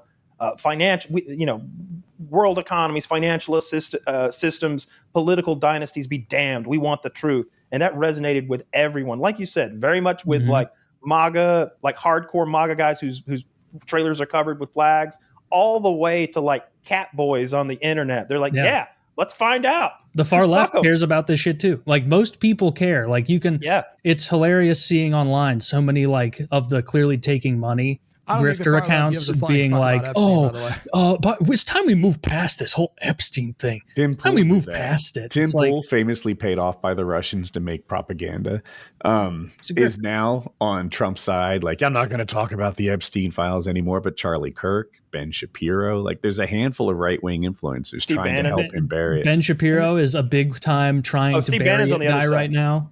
Wonder where his allegiances lie. And he's also done this enormous favor to Democrats because like Democrats it's like a fucking mess right now. It's like a war for leadership of the party. And, there's this like, it's not like, it's like a Cold War, not really like a hot war, but there's like a power play going on right now. Like AOC and Bernie are doing the no oligarch thing and they're trying to like set her up for 2028 maybe. And then you got the moderates over here that are trying to like temper the excesses of the left. And it's really hard to kind of get the Democratic Party on the same page right now. People have lost faith in Schumer and his ability to lead.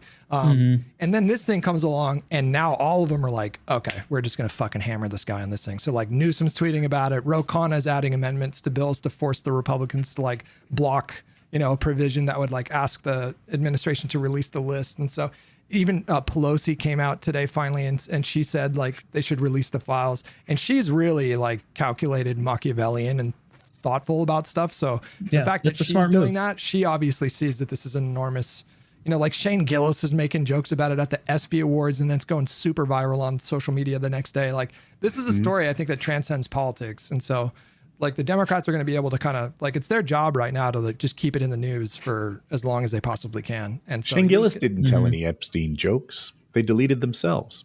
His delivery for that was so good. He was like, we should probably move on. I can't even replicate the way that he delivered that joke, but he does it so well. Yeah. If people don't know the joke, he was like, there was supposed to be an Epstein joke right here, but maybe it got deleted. Maybe it deleted itself. I don't know. We should all probably move on from that as a country. Dude, some of his other jokes, though, were brutal. Holy shit. The Caitlin Clark joke. Did you guys see that one? I saw that one, Waffle Waffle House one. Oh my God. Is the one that made me laugh the most, and I only saw like a few clips on Twitter. I didn't see the whole monologue, but his co-host on the Matt and Shane Secret podcast is Matt McCusker, and he's his wife is black. And so at one point he was like, and big shout out to like Brittany McCusker, 4-time WNBA All-Star. Let's give it up for her. Let's give it. And it just like the camera moved to her and everyone was clapping. And he goes, just kidding. That's my friend Matt's wife. None of you know anything about the WNBA. And it was just so funny. ESPYs. Like those people didn't know. Just showing some black woman laughing on the camera, tricking them into applauding and then being like, aha, you've been hoodwinked. I was hoodwinked. Yeah. He pisses me off, like Shane Gillis, because he's just one of those guys that's just so effortlessly funny. Like it's like Will Ferrell, you know, is another one. Like there's some people out there that like Sark, you know, working with him, like every time they fucking open their mouth, it seems like they just effortlessly like crack these jokes that just he creates destroy me every time. Funny, uncomfortable situations, and he seems comfortable in them. He's like, this is exactly what I was going for, and it's a gift. Yeah, I thought his delivery was bad at the ESPYs. Thought it was poorly rehearsed. It definitely wasn't his material, and there was too much apology for it. From what I saw. No, it wasn't that. I mean, too there much was like this one might fail. I don't know about this one. It's like, come on, own it, man. Well, that's part of the bit. I disagree there. I think that's part of the bit. His sort of fear that his bit will fail. It's salient. It's built into it, and it's like a mechanism that prevents it from ever truly bombing. I disagree there. That's true. Yeah, but his delivery wasn't smooth. He was stuttering. He stuttered over a couple punchlines. Like I liked his material. I thought it was funny when he did the thing where as I walked in the room, I heard Taylor talking about it, where he was like 4-time MVP or whatever. Like that was funny. Like all his bits were funny. They even did a skit where with the tush push for the Eagles. His Eagles rant was good. Go Birds. But when it got to some of the bits, it was poorly delivered. It was funny though. I only saw the highlights, so I probably saw his best stuff. I didn't watch it entirely. Yeah, it's got like a 10-minute. There's like a 10-minute clip on YouTube that's compiles everything. He had a big opening monologue and a few other little things. It was cool seeing him host there because I know he's a huge fan of the Eagles. That was part of the bit, and they won Team of the Year of all sports, nice. I guess. And so he got to present that to him. So speaking of the Epstein thing, Wall Street Journal just reported a story that apparently Trump was like, he called them and was threatening to sue them to make sure that it didn't get out. But I don't know if you guys want to.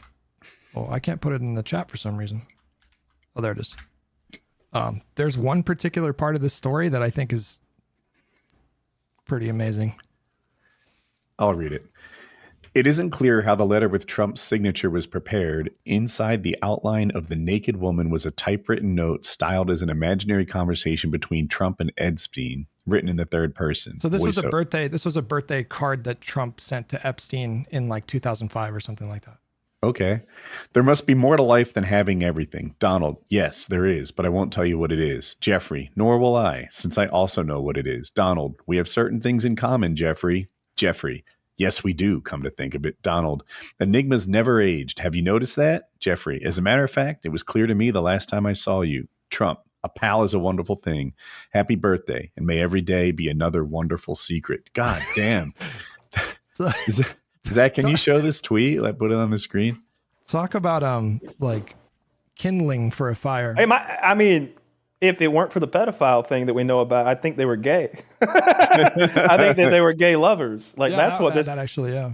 This feels more like if you didn't know about the island and the children and everything and all of that, and didn't know who Epstein was, you'd be like, oh shit, is this Donald's boyfriend? It's another interesting moment too, because it feels like a lot of Trump supporters found a way to like just avoid the well-documented, They don't know. like best friendship that they had. Like Epstein They don't was know.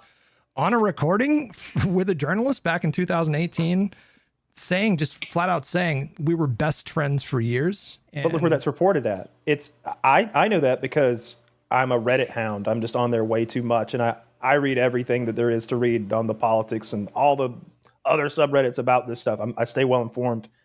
The average MAGA person has no idea, because if you watch Fox News, they don't talk about it. They don't show that big collage of photographs. The other day, we were swapping baby pics in our little group chat. I found this old coffee mug that's got me when I was, I don't know, 8 months old on. It's real cute. And then Chiz sent back a photo. By the way. Yeah, thank you. I had you just jealous that had a hair I had. It was crazy. They didn't know where my mom ended and where I began coming out. but Chiz replied with a You picture just of like, absorbed her pubic hairs on the way. yes, they stuck. That's what this is. But Chiz sent a picture of a collage of like baby pictures of him, and they have one like it reminded me of the Donald Trump Epstein collage. There is a collage of photos of them, different suits, different locations, daytime, nighttime, with family and friends, with party girls, in a casino, at a benefit. And it's just like clearly years are changing, because Donald Trump's got the dark eyebrows in some of them. He's got those weird dark eyebrows, and his hair's a little brown. He's lost those with age. He had sort of a golden burnished hair color at one point. It was a little dark. The photos are clearly going back for decades and decades. Can we see your baby picture, or is that private? Next time I get up to pee, I'll grab the coffee cup. I'll do that. Oh, I've got it. I have a link in the chat for Zach. Yeah, show it. I didn't Go want ahead. to show it without your. You go look ahead. so handsome. Yeah, go ahead. Yeah. So anyway, we're gonna see baby Kyle in a minute. Yeah. And look at this little fella. straight Asian. from you. Dude, do. I feel like that looks nothing like you. It looks nothing like him at all. Maybe I was replaced at some point, and I don't How even many know it. chromosomes did you have in this picture? He Most battled of them. back. Most of them. Dude, I was fresh out the oven here. Like More than you is the right answer. More than you. I was Did you guys still know that- sticky. Did you guys know that allegedly Trump and Epstein's friendship ended because I feel like Woody would be the only one who's maybe heard this. I bet I like know. there's speculation that Epstein hit on Ivanka, and like that was the thing that like fractured their. I heard it was over a complete real bullshit. estate deal, that Epstein bought something that Trump wanted to buy, and that was the end of their friendship. Yeah, Either of honestly, those that seem fits. pretty That makes more believable. sense. I could see the real estate thing, but I could also see Epstein probably feels invincible. He's got, an intelligence agency behind him with dirt on everyone. And so maybe he does get a little fresh, tries something with Ivanka, and then Trump's no fan. I I don't don't know. think she's his style. See, A little too I old, do yeah. believe that he unalived himself, for the record. No, you? there's no way. You think that he hanged himself with tearaway clothes under constant surveillance? I mean, I don't know the Yeah. logistics of like how to do that in a jail cell, but just imagine you're someone who is worth hundreds of millions of dollars. You're super well connected. You've lived this life of just unadulterated debauchery and degeneracy for fucking decades. And then you wake up one day and you're in a fucking prison cell for the rest of your life. So like, I don't know. For me, like the incentive was certainly there. Why would he kill Counterpoint, himself? this There was isn't no the first info. time he's been arrested for this. He beat the charges already. Wasn't Yeah. he already guilty at that point? Wasn't he already He convicted had by that already point? been found guilty, and they gave him a sweetheart deal. No, and but the when he prosecutor said to leave this guy alone. He's with foreign intelligence. No, but when he unalived himself, had he not been convicted, or was he going to I'm pretty sure he No. had not been tried. He hadn't. There had no, to they be a had. They trial. hadn't He tried was and being convicted. held. There was no trial. Well, maybe he knew Yeah. they had him like dead to fucking right. On what? what they It was a totally fictitious thing. Totally Yeah, made there's up. no There was no. files. They didn't have a rape island on some fucking private thing with a creepy temple. And so why would he kill? Speaking of which, we got to get Ghislaine Maxwell out of prison. She's been locked up unjustly for this long for doing nothing. It Well, is sorry, creepy Taylor, that Trump I thought always this wishes was her well. America for the- Trump doesn't have anything negative to say about Ghislaine Maxwell. Trump is always like, she's in prison for her participation in this pedophile ring. And Trump is like, I wish her the best. I hope this I works out. wish you well. No, wish there was her well. reporting that he was considering maybe reducing her sentence. I don't know if you saw that, but I wouldn't be didn't surprised. see. I I haven't don't heard think you can do anyone that. powerful in politics say anything negative about Ghislaine Maxwell, which leads me to believe she's got dirt on a lot of people.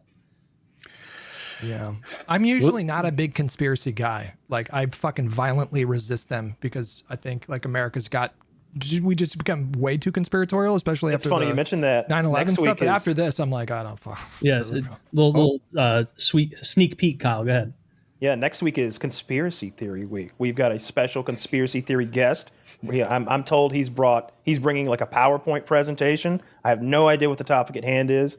And Taylor, myself, and Woody are going to prepare our own presentations. I can't wait. Yeah, we should probably collaborate a little so we don't do the same conspiracy. There's no way you'll do mine. One of mine, I guarantee, I don't want to say the other, but one is that Lyme disease is man-made. Mm-hmm. It was a way to test a bioweapon. I think that's a fun one. I need to do more due diligence, but I am like conspiracy minded in some ways. Like there's some stuff that's just so silly that it seems almost put there to discount real ones, where it's like birds aren't real. The earth is flat. Dinosaurs are totally fake and made up, and the fossils could only be 5,000 years old. But then there's other things where it's like, oh yeah, a bunch of powerful people with a unified interest acted behind closed doors to achieve those ends. And it's like, oh, okay, yeah, well, I believe in insider trading. And so I believe in conspiracies. The Epstein thing, to me, exists in a really neat place on the spectrum of conspiracies, right? On the far side, you've got the Comet Pizza insanity with the basement where there isn't even a basement and whatever, no proof. Cuckoos believe that. And then on the other side of like very believable is like the U.S. perhaps installed new leaders in Iran and Israel sank one of our ships, right? Like things that are literally true. Building 7. That you would just choose to believe are not true because, you don't buy anything that has to do with a conspiracy. The Epstein thing to me is so much closer to those conspiracies that turned out to be accurate. Conspiracy theory doesn't mean dumbass theory. It means people are conspiring to do something together. Sure. And Epstein to me exists on that actually true conspiracy side of the spectrum and not the wackadoo unproven stuff. I see like the Epstein conspiracy is like in line with like the Building 7 conspiracy, where it's like clearly things are not as they seem here and the explanation we're being given is ridiculous. Well, more so. There's probably more so than more that, to because it. Look, I have a hard time with the sea of evidence, and like we just showed that tweet earlier, but it was text that's supposedly written on a birthday card or a card of some kind. Where's the card at? Where's the card at? If somebody were saying that about any of you, I'd be saying, where's the fucking card at? You can't say that about my friend without showing me the card. I want a hand. Is there a Trump thumbprint on it? I need a handwriting expert before I'm going to believe that about my buddy. Bullshit. But because it's Trump, I'm like, oh, text on a screen. And I see a lot of that. There are the accusers who accuse Trump, and there are these videos of them testifying or giving testimony, and their faces are blurred. And they describe very graphically about being sexually assaulted, raped by Trump and Epstein and other men on video. But I'm like, I don't understand like what this is. I don't know what I'm looking at. There was I think that particularly, there was a woman who came forward, and she was a Jane Doe, and she brought, I think, a lawsuit shortly after Trump was inaugurated, or maybe even before he was inaugurated for the first time. And she formally accused him in an affidavit of sexually assaulting her with Jeffrey Epstein when she was 13 years old. And then she secured a high-profile lawyer, and then it was like just about to start to go to trial, and she ended up withdrawing the complaint because of security concerns. Well, there's the other girl who was 12, and she describes like her and her 13-year-old friend, Trump like had them pretend like they were maids and come into his hotel room, and then he had them sex each other up, and then he had them like do stuff to him. And let me add to this. Yeah. Because so they were role playing as maids, and one was Latina and one was white. And the white one had to like clean the room while the Latina girl blew him. And he threatened to call immigration as a way to like get her to blow him. This is according to the story. I watched the video today. I'm fresh on it. And the video of the girl talking, not the scene. So anyway, the Latina girl's blowing him and he's berating her at her terrible BJ skills. And then he has the white girl come over to demonstrate to the other girl how a man is supposed to be blown. That's how it went down. And then at the end, he was like, you both could have done better. Yeah, that's Not true. funny, Woody. Those are children. Oh, That's true. it is kind of funny. Just quickly turn that off. Hey, But anyway, that's like, no laughing matter, It's bucko. no laughing matter. But Trump has high BJ standards. I'm not happy to get one at all. I've never What? taken- No, I know that now. I know you're fibbing because you guys are going to those trips, getting motels. I'm not saying it's vacations. uncommon, just that I never berate her for her performance. But when I hear that, okay, I see what you mean. but when I hear that, I think that is horrific. Anyone who did that should be killed, and it is such a damning charge that hearsay doesn't work. I can't believe her because I don't know who that person is. It's just person number one says this about Donald Trump. She says person number two was there. We don't know where person number two is, and it's like that's not enough information for me if we're going to like do something about this because something that we would do is getting him. You know, That's it's why not the being actual mad. Epstein files are so important if they're not just held in a base in Mossad somewhere, like because that seemingly would expose all the real deal shit of like, okay, these it's confirmed now. We know, these 70 people in our federal government are all compromised by horrible things they've done. Probably lock them up forever, throw away the key. But we don't know. I feel like Pam Bondi is more to blame for all this than Trump is. Like she's the reason why it even came up as a question in the first place. Like she's the one that made this big spectacle when she. But only because of his poor leadership. If he had come in and he'd said, "Look, this Epstein thing, it's going to be a whole bunch of nothing. So make sure that whatever you show is enough to satisfy everyone, but not so much that we drag a lot of people through hell over some unsubstantiated, half-assed evidence. Do you understand?" He could have said that everything I just said would be legal for him to say to her, and she would have known what to do. Instead, it seemingly he gave her free reign, and so she's got that infamous now interview where she's like, the list is on my desk. And then the photo op outside the White House where her and maybe 3 or 4 people who work for her have those folders, those 3-ring binders. Those were a bunch of right-wing grifters. Those were people like libs of TikTok. People who work for her. yeah, people who are taking money. And these are, isn't it crazy? Wing. All those people that were holding those binders doing their fucking gay-ass photo shoot are the same people now saying stuff like, guys, there's really bigger fish to fry here. There's a lot that really needs to be handled before I don't think we should waste a single iota of brain power analyzing this. And we should certainly stop talking about it because what's DC Drano saying about it? Because he was like the main guy. I have most of those fucking idiots muted or blocked because they are. Do we have the timeline right? Retards. I feel like we're acting like it started with Trump saying, "Why are we still talking about that?" No, they asked the question for a reason. It was already in the news, right? He just blew it up by mishandling it. Well, they had said there wasn't going to be a report released, basically. That's there was, it. And then there was the blow up, and then they asked him at a what's it called when it's the where they're all at the long table. Meeting. It was a cabinet meeting. Cabinet meeting at the big long press table or a cabinet table. He's got the whole cabinet there, obviously. Pam Bondi's to his right, and Marco's there, and JD Vance is sitting directly across from him on the other side of the table.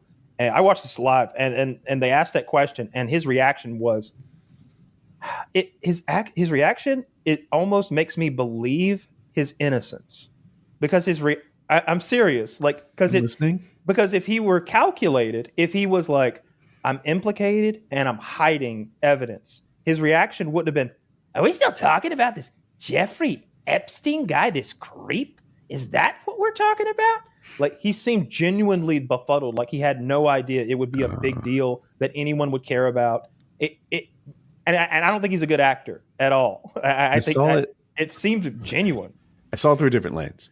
I saw a guy who's used to being an opinion maker try to set opinions. When Trump says we should rename it the Gulf of America, we should invade Greenland, we should go to war with Canada, or whatever the fuck he says, people follow. He can say ridiculous, insane shit. I think you're and right. stupid people just buy it hook, line, and sinker. So when he's like, why are we still talking about this? That guy'll never die. Let's move on. He thought his influential voice would work on this topic too. That's that's how I read the situation. I think you're right. I told my stream like that day, I was like, I think he's discovering that this story is bigger than him. And he's not used to the story being bigger than him. Like he, just like you said, like I could still see it being both. But I agree with all your takes. You're right. No, you're hitting on something that I think is accurate too, because he was just so organically incredulous in that moment. Like it didn't look like he was flustered. It looked like he was legitimately annoyed. So like I don't know if I think that he is like knowingly concealing his own involvement in the files.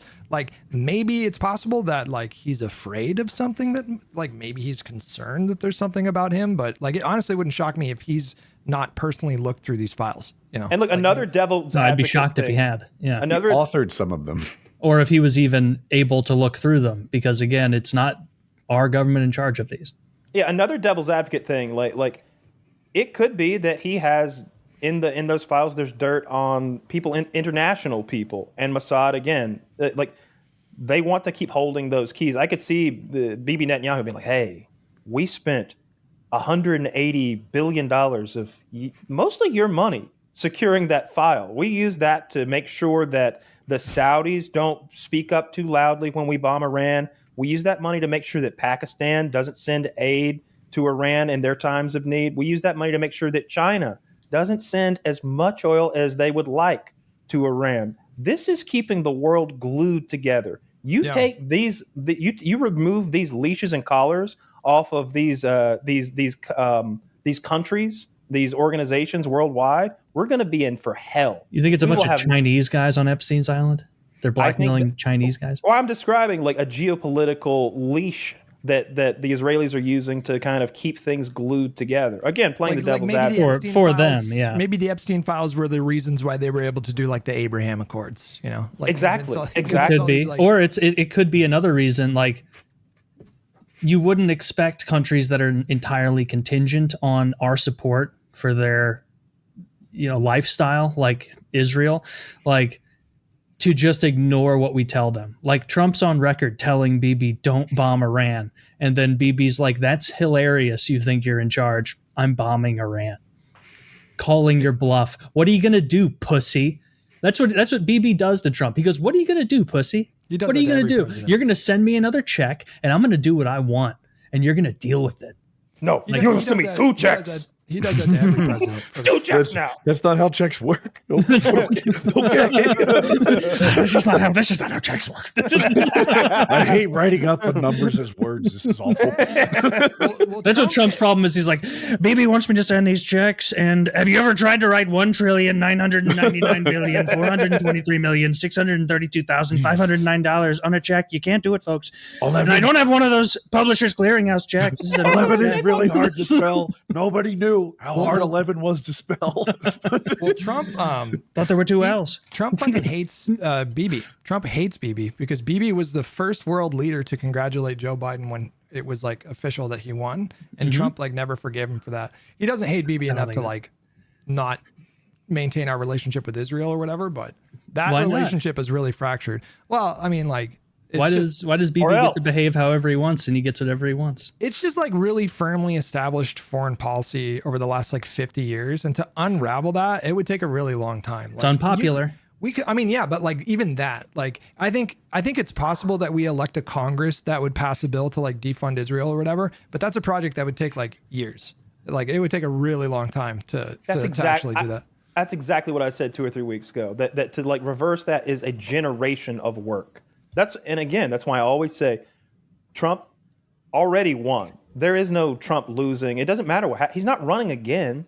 None of this matters. The midterms are going to matter, but how bad will it be? They're going to get manhandled. We'll see. I don't think he cares that much. I mean, he cares a little, but he's already won. What he's done with the Supreme Court, that's the next 30, 40 years maybe of the way that things will go. The redistricting he's done, all of the judges that he's put into place, all of the key holders that owe their allegiance to him. He will never be prosecuted because of what I just said, all the key holders that he's put into power. He will never find justice, and he will always be one of the greatest winners of all time. And I don't like that, but it's factually true. The things he's done are it's never been done before. They've never been done before. No one's ever done it the way he does. No one's ever been as powerful as he is. And it's not like he had a great like idea. It's him that they like. It's him. It's his like vibe. It's what he gives off. It's the arrogance and the bravado that he oozes. It's the I don't give a fuck attitude that Americans like. Because that's what we want to hear. We want to hear, fuck you. Don't you know who we are? It's like that Toby Keith song. We'll put a boot in your ass. It's the American way. That's what people respond to. They love it. I basically like I basically like never spend any time arguing with MAGA these days. Like I'm only arguing with the left flank, and it's something that I just like really beg for them to start taking seriously, because the people that I argue with are the kinds that said, you know, I don't really see a meaningful difference between Kamala and Trump. And that's a whole different thing to unpack. But like the judiciary alone is just so important. Like, even if you disagree with some Democratic candidate that maybe you're like a communist and you just like, you think they're kind of just as bad as Trump or whatever. If they let Republicans just stack the courts as they've done in the last and that was a multi-decade project, like Heritage Foundation working with Republicans to like slowly pack that judiciary over time, and then culminating with like what McConnell did with Obama, which, you know, like that was just a full-on power play. And, you know, I don't even know if I don't like that it happened, but if that was a Democrat, if the roles were reversed, I think I would have wanted Schumer to do the same. Like he was just like wielding power in that moment. Mm-hmm. But I just can't get like a lot of lefties to fully appreciate. Why is it that the right is organized? Like commies that you're like, is that who gives you the most guff? Yeah, by far. Yeah, by far. Like I used to spar with MAGA a lot during his first term, and like me and Hassan got along back then, and you know, like the whole like lefty ecosystem. It was all kind of united against Trump because he was in power back then. So there wasn't really a lot of opportunity to like for infighting. There was some, but not much. And then it was like the 2020 primaries and that whole debate. Like when Biden beat Bernie, they never recovered from that. And then, you know, they really went after Biden a lot during his presidency. And then it really kicked into a whole new level after October 7th. And then Israel and Gaza became this like lightning rod on the left. And it does seem like they tried to screw Bernie somewhat. If I'm remembering correctly, I think it was 2020 where it was like pretty close, and then Bernie won Iowa, and then every single Democrat dropped and supported Biden in one day, other than the one Democrat who could pilfer votes and support from Bernie, which was Elizabeth Warren. Yeah, but and so it did feel like top down, like we're going to do it this way. Pete Buttigieg won Iowa. And that was right before South Carolina. Yeah, so there had been two winners so far, Buttigieg and Bernie, and then we're headed into South Carolina, which everyone kind of knew Biden was going to win, and he won South Carolina, and then everyone else dropped out. And Super Tuesday came, and other than Warren, right? Because Warren stayed in and pilfered some support away from Bernie. I think it was Bernie and Warren stayed in, and so it was Bernie, Warren, Biden, right? So there's a couple like angles here. The first, so I can see how people are upset by that on the left. Well, all right. So there's like a couple angles here. So like the thing to unpack about Warren is that when they did polls of her supporters, it was actually pretty evenly distributed. Like once she dropped out, like half of them went to Biden, half of them went to Bernie. So her dropping out actually would not have materially. This is who? Warren. Okay. So like everyone just assumes because she was super progressive like Bernie, like all of her voters would have gone to Bernie, but that's not true. Like it was like half and half. But then the other thing to consider is like that what you're describing is just politics. Like Bernie was dominating in a split field. Like there were 12 candidates and every poll had him like looking at the path ahead. They're like, there's nobody that can stop this guy. And that's where his strength was. He was like a solid 35% in a field of 12 and nobody was even close to him. And so, but there's this ideological differences within the party. Like he's a Democratic Socialist. Joe Biden is a sort of like, you know, moderate liberal guy. And so they don't agree with each other about like what's best for the party, what's best for the country. And so it's not, you know, the idea that Klobuchar and Pete owed it to Bernie to stay in the race, even though they were they knew they owed it to Biden to bow out so then they could get like preferential treatment within kind of the establishment Democratic apparatus. That would be my takeaway. And I'm also biased because I do Like, I'm no huge Bernie guy or anything, but I do like Bernie more than Biden. Well, I'm just By a saying, lot. like, you know, it almost was like Bernie supporters felt like he was entitled to the presidency. Like, they felt like those the losing candidates should stay in the race just to block Biden from winning. But of course, the moderate candidates are going to coalesce. They're going to do that again in 2028. I see where you're coming from, But in one day. it was a 4-way battle, and then half of the competitors dropped out in a line behind Biden. Mm-hmm. And like, I'm not anti-Biden, but it feels yucky, right? Mm-hmm. It feels yucky when suddenly two feels people drop anti-democratic. out. They shouldn't be able to throw their support behind anyone. That's not democracy to me. That if anything, that works against the democratic process. If you're going to drop out, keep your fucking mouth shut. We're still counting votes over here. These two are fighting it out now. If we were having a big free-for-all fist fight, that's how you'd want it too. Oh, I'm out. My eyes hurt. Well, don't come in and kick me in the back of the knee because I got to fight this guy now. Yeah. That's just politics, you guys. Like, but like it revealed. So Bernie didn't lose because Biden rat fucked him. Bernie lost because he did horrible with black voters and old voters. Like, it's the candidate's job to convince at least a plurality of voters or enough voters to secure them enough delegates to win. And Bernie just didn't. It does. I guess what I'm saying is it doesn't. That does not mean that Bernie would have won and the presidential nominee was stolen. But it appeared as though kind of the more core neoliberal Democratic apparatus did have a moment of like, we're not letting this guy get it. We're gonna, Klobuchar, Buttigieg, these guys all back out, and all of you guys, hey, do you want to be the Secretary of Transportation? Well, then support him. That's exactly right, though. But like, it's Bernie's job to convince voters that his vision is better than Biden's. And at the end of the day, he didn't do that. So like, I have a question for Hutch. Yeah. Why was Biden so popular with black people? I know that it is fact. He always has been. But I mean, Obama. Oh, it's because he was the VP? Yeah. He was dapping him up all the time. He's giving him that street cred. And Jim Clyburn is like a really kind of senior member of the Democratic Party in the House. And he's like the leader of the Congressional Black Caucus. They're going to put y'all back in change. Yeah. They're gonna put you in change, folks.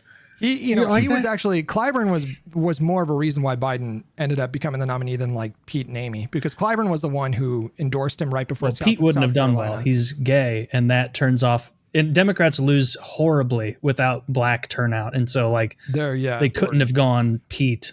Do you know how much Pete polls with black voters? Do you know? 0%. I saw it. It was. I talked about this on PKN, and I saw some Pete supporter quote tweeting that stat and being like, guys, it's important to remember polls are often flawed, and they can it could be as high as 1 or 2%. It could be as high as 1%, maybe a third of a percent. And it's like, you think you're going to get a bunch of black people to turn out for a guy who's like, me and my husband like to go on vacations and suck each other's cocks and fuck each other's asses.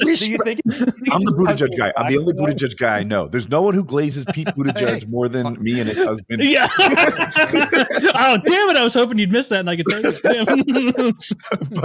but I think you guys, I wish you could do better with black voters. Yeah, he's not gonna. There's no path. There's just no path to the Democratic nomination without they are such a crucial part of the coalition. So. This is why.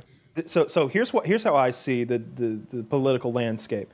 The left, the progressive movement is to progress deeper and deeper into trans issues and trans rights and visibility and multiracial issues and a lot of stuff that flies in the face of traditional black and brown voters who both have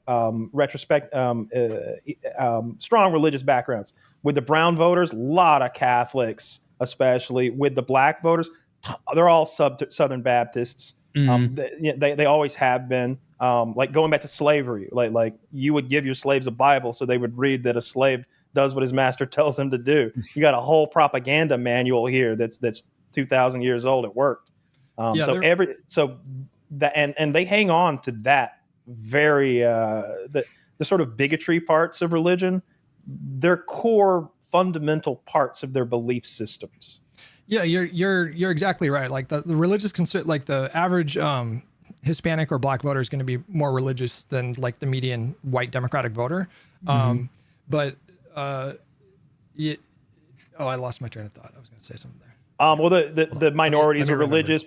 Pete is gay. They're not going to have it. So gay. I think it's gone. Yeah, Pete's gay. That's okay. That's for sure. But I just because It of was that really alone. important though, just so you guys Oh, know. is it? Kyle was saying they're gonna lean more into the trans stuff and more into the social. No, what I was gonna I was gonna talk about like progressivism. just the progressive wing of the party right now. I just feel like there's such a mess. I'm a progressive, but I just feel like politically everything is just so backwards because they talk as though the moderate wing of the party, which represents like 65% of the party, like moderate voters, the progressives think that the moderate leadership should just step aside and then like give them the keys to the castle and then they should be in charge and fuck the moderates for preventing that from happening.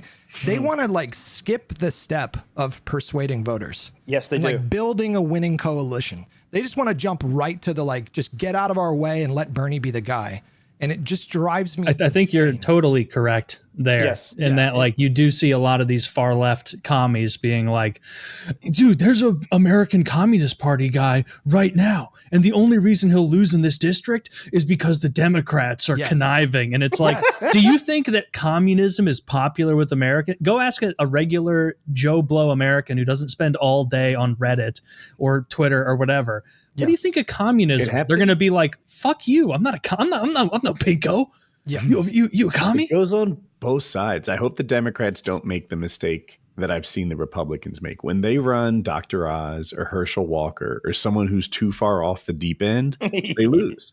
And if the Democrats are going to run some commie, they'll follow in their footsteps on the other side of the aisle. Yeah, There but was there a seems to split- be a lot more pressure on the left to like push those like I'm not even saying commie like disparagingly. I don't like communists, but like they'll put in their Twitter bio, I am a communist and I am running for this subsection of North Carolina. And it's like, okay, well then prepare to get blown the fuck out, idiot. Like, Well, they you just have no had the shot. Mamdani. They just had the Mamdani win in New York City, and that guy's like a full-on like seizing the means of production is the final goal. Like, there's a clip of him saying that like 3 years ago. So that's not just a democratic socialist. That's like a socialist. You And got to he have really- those middle ground where all right, do it and tell us what it is. Like farmer subsidies, be open about what they are.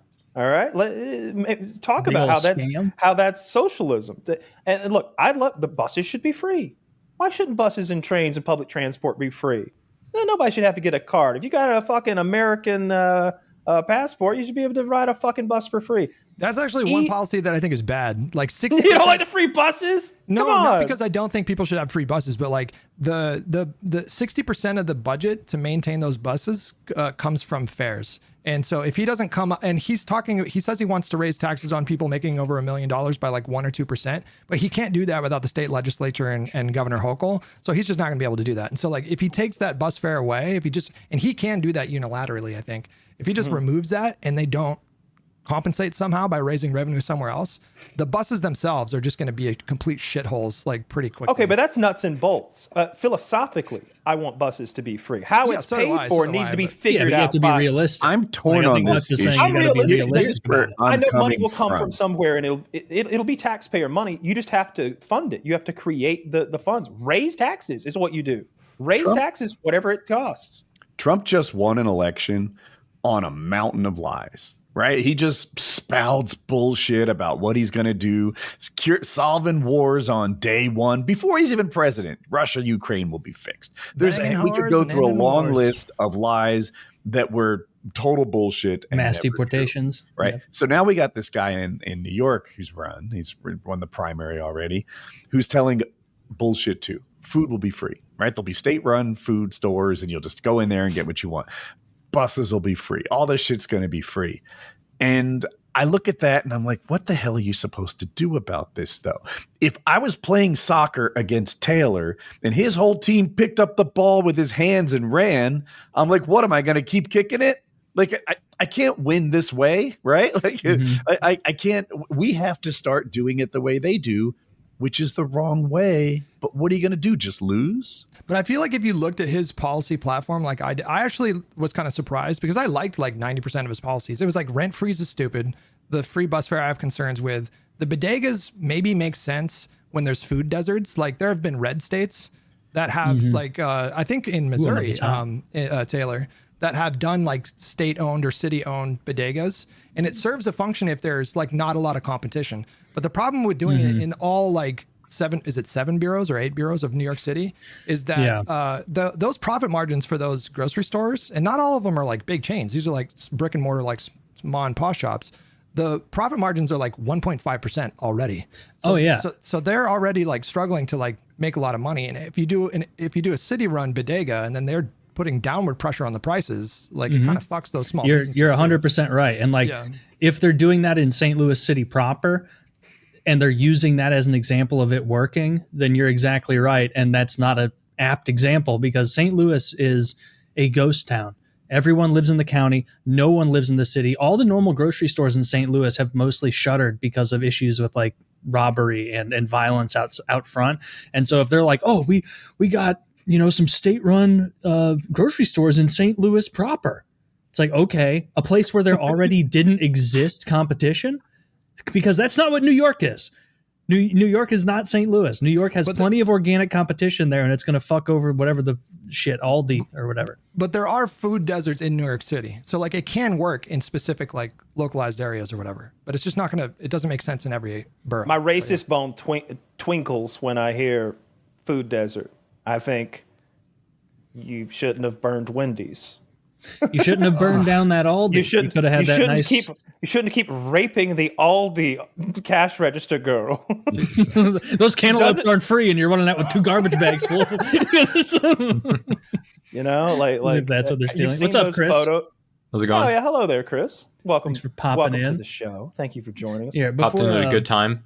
Before we I don't know, jump Chris. in with Chris and everyone, we're going to hear from a wonderful advertiser. Just real quick, fellas. Just real quick.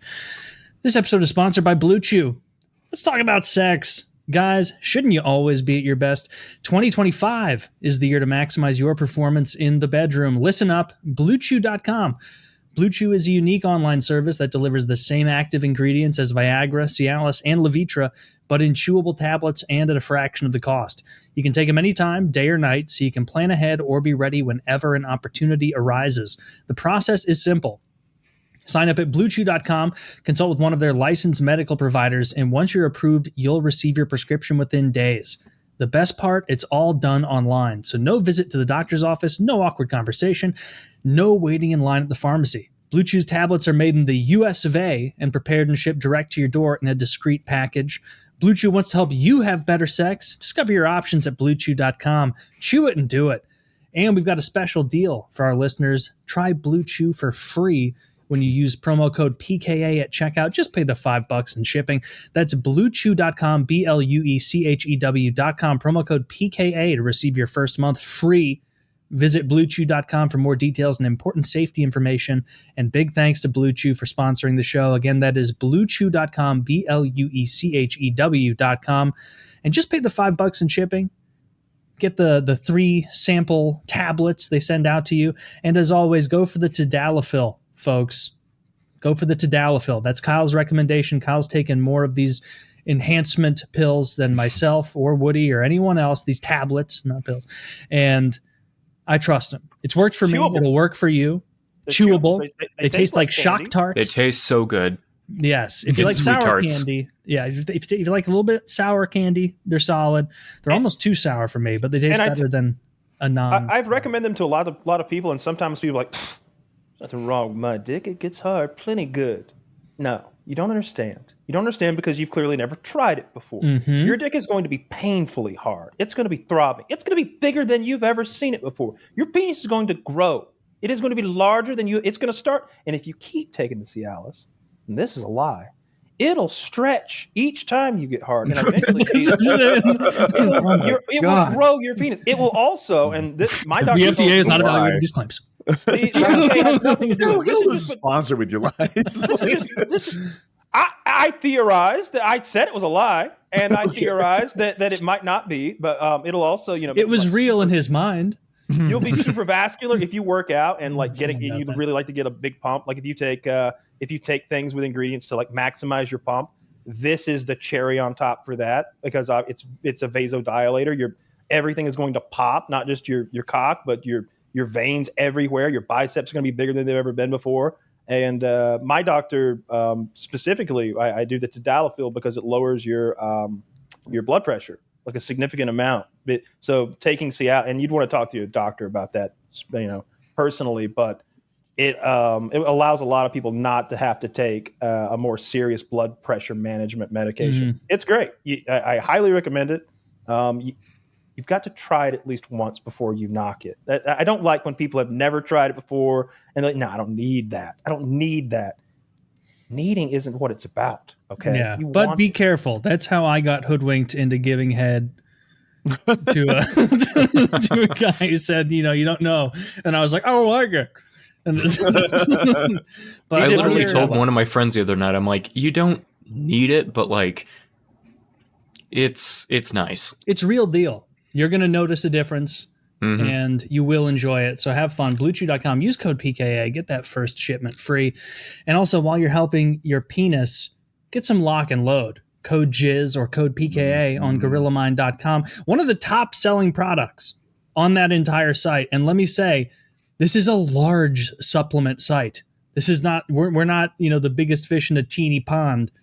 We're a pretty good sized fish in a pretty noticeably good sized pond. Big old fat catfish been on the bottom for years. A big old fat eating scum and wait. So use lock and load. Start coming like a man. Too often you've heard your wife, your girlfriend, your boyfriend, we don't care as long as it's consensual, folks, that you don't come enough. And so this is the fix to that. You're going to bust hard. You're going to bust long. Your orgasm's going to feel better because when does your orgasm feel the best? When your cum is coming out and there's more cum. So it's going to last longer. It doesn't take a genius. It doesn't take fucking Stephen Hawking to figure that equation out. And so use lock and load. Also add to your lock and load, get some pre-workout, get some weight loss supplements, dream supplements, get an energy drink. Boom, bada bing, bada boom. Get some Gorilla Mind Smooth. Chris is in the mix. He knows what's up. And next time he re-ups with that, because that's another good product I've tried, he's going to use code PKA or code JIZ to get 10% off. And it's a win for all involved. Even if you decide foolishly to not purchase this product, still use the code. I have purchased it. It's embarrassing, but I have. No, it's not. It's not embarrassing. The only thing that's embarrassing is your middling loads before you've got our amazing products. All right, let's get that straight right now. All right, and now you're feeling like a man. I have the old formula. I have the one that took more pills. Yeah. I'm just muscling that shit down like. It's also a weight loss supplement. You're able to skip a meal after you take 9 pills. Dude, the original formula, every morning I felt like Joey Chestnut, where I was like, whoa, just having to throw down the water. I had to like time that shit. And dipping the pills in the water, throwing it in. Yeah, that was some lock and load. That was right. So check out lock and load, and then also, of course, our merchandise. Use code PKA10. Get yourself a hat, t-shirt, hoodie, sweatpants, stickers. Huge profit margin in stickers. If you didn't know, High stickers. I said that. We make they're very sticky. They're very sticky. Wherever you put our stickers, that's where they're going to be. Mm-hmm. Yeah. You don't hear that Forever. about it. That's where they're going to be. And that's a guarantee, folks. That's what we guarantee. Is that it won't move on its own. So check all that shit out. You will enjoy it. Blue Chew, Lock and Load, merch. Chris, what's new with you? How have you been doing? Same old, just watching old shows and being like, huh? That's about the extent of my content. Wow, this is crazy. It seems like these West Coast chopper guys seem to manufacture timelines. There was one show I forgot to mention, I think last time I was on here, that I think you guys would really enjoy. It's on TLC, of course, and it's called My Husband's Not Gay. Okay. Can you guys guess what state this show took place in? Yep. Utah. Yep. It is a bunch of Mormons, the gayest guys you've ever seen, who are married because they're not allowed to be gay. Yeah. And they just kind of fuck guys. But they're not gay. They might be, though. Oh, so like the lead. Did they get a third gay guy to shake the bed? I'm just soaking my dick in your ass. So much. Yeah, soaking. Yep. What was that show? Jury Duty? Oh my God. Do you know what I'm Hutch talking about? opened my eyes to what it No. takes to be gay. I thought if you had gay sex, that made you gay. And this is like 15 years ago, me.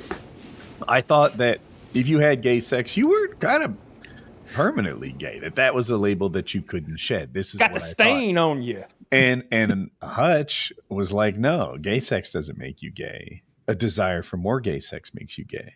And I was like, an entire generation of Zoomers to believe that gay sex does not make you gay. dude, That's what progressives do. I'm on board. I think that Gotta it's get the in young, desire otherwise it for doesn't more make any gay sense. sex. That is what indicates that you're a gay person.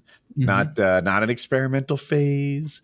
It's if you want more gay bone in you, you're gay. It's because At least 5 times. It's because I knew a gay guy who exclusively liked young straight men, and he would get them to like kind of fuck him, predatory. and then they would go right back to not like young. And that guy's name, Jeffrey Epstein.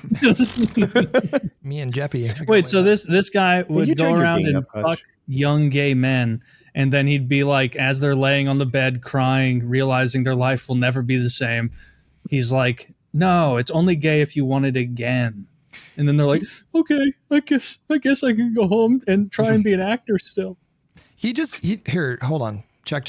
Is that better? Yeah, you do sound good now. Or okay. maybe Woody hears differently. I would like even louder. I feel like you're not as loud as Kyle and Taylor, and I don't know myself. What if I check automatically adjust mic volume? Is that better? Mic check. It's real similar. I think I've taken too much time. We normalize it in post. Okay. Yeah, he'll get it. Sorry. But anyway, so your friend was a gay guy who had sex with younger men that he suspected were gay. They were all straight. They were like, he had a thing for straight guys. He was like a gay guy with a fetish for seducing That's a common thing. straight guys. Yeah. I wonder if he was ever fooled. Like, I only fuck straight guys. Well. Yes, yeah.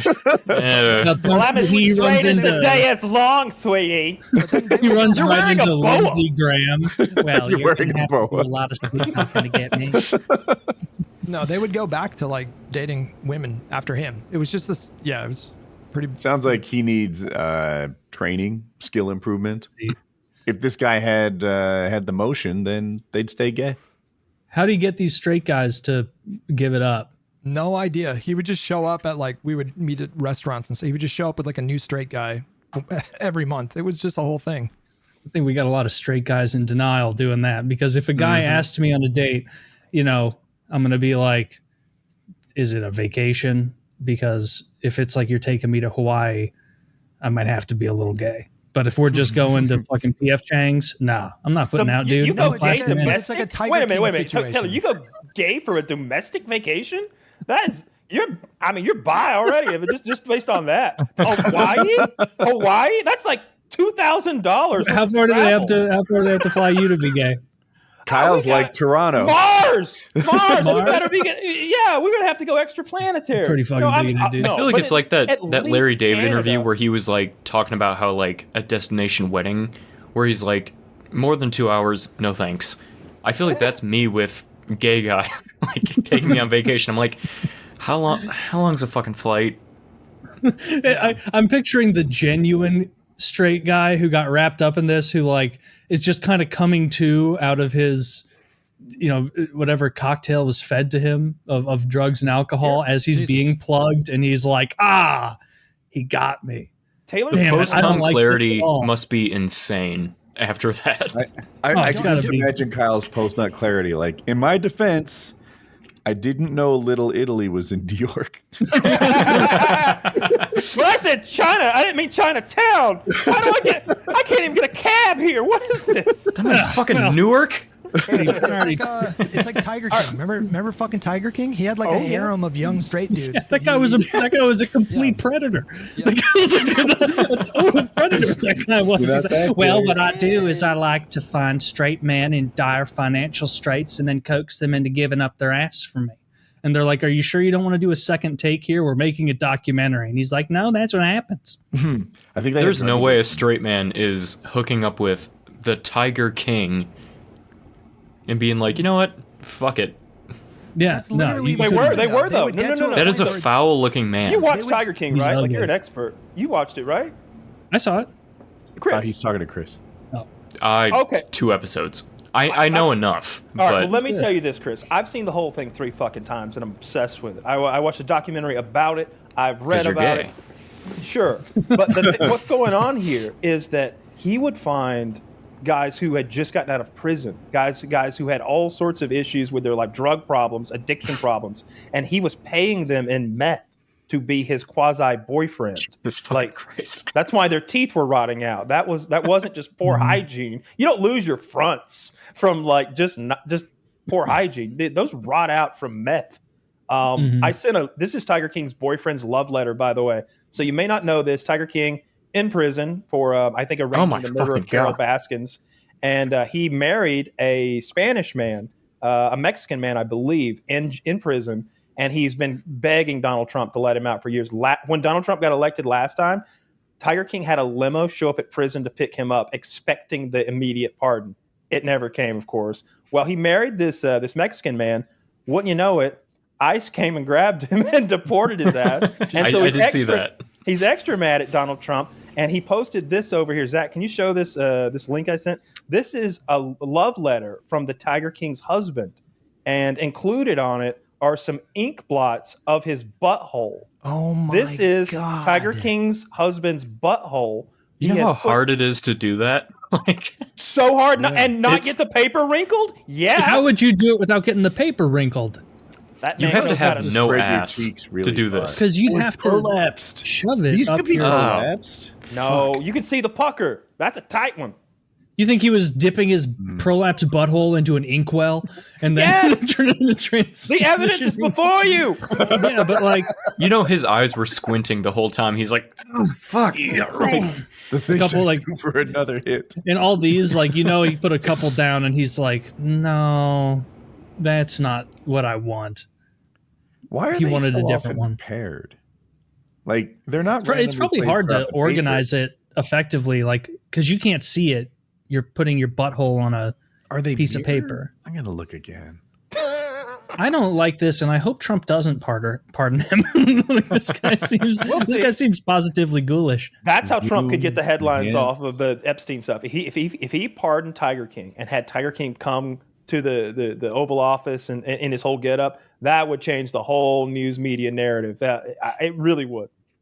I don't think so. Would I you don't be think upset that if he guy- pardoned him before you? No. At this would be. point? Tiger King is a much bigger priority at this point. I would, because whenever he is freed, I think he's got a long sentence that's going to send him into elderliness. But if he got out right now, he could make another season of Tiger King. He could have his own TV show called The Tiger King, and it would do pretty well. Like if he were out right now, he would be a celebrity making a TV show and doing well. I really don't know about that. I think He's such a personality. I think that iron was struck in early 2020 with that show. Yeah. Like, a big reason that it was so huge is because it was even a meme. It was like, oh, stuck at home for the COVID shit, because that's when everyone, like, no one had any idea what it was. It was so early.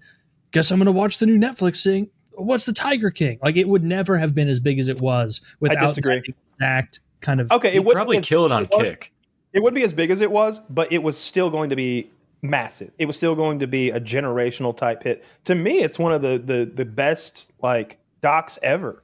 It's every episode something incredible. There's an episode that ends with two main characters in a room, and one of them accidentally kills. Oh no! One of them suicides. One of them kills himself with a handgun on camera in front of another main character of the show. People that you have been learning about for the last like 6-7 episodes, and it goes bang, and you just see the guy go like reacting. I think it resonated with you especially hard. Like, I think because you've watched it a few times.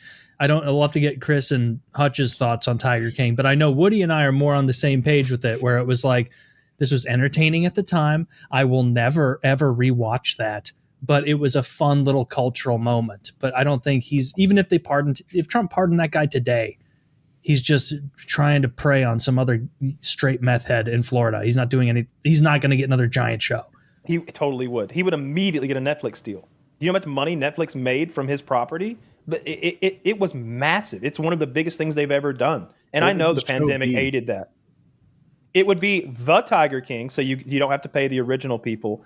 And you could absolutely get him into someone else's tiger place and have him do his regular skit. I want to see him interacting with tigers. I want to see him shooting guns. I want to see him limping around. I want to see him doing gay stuff. I want to see him dating.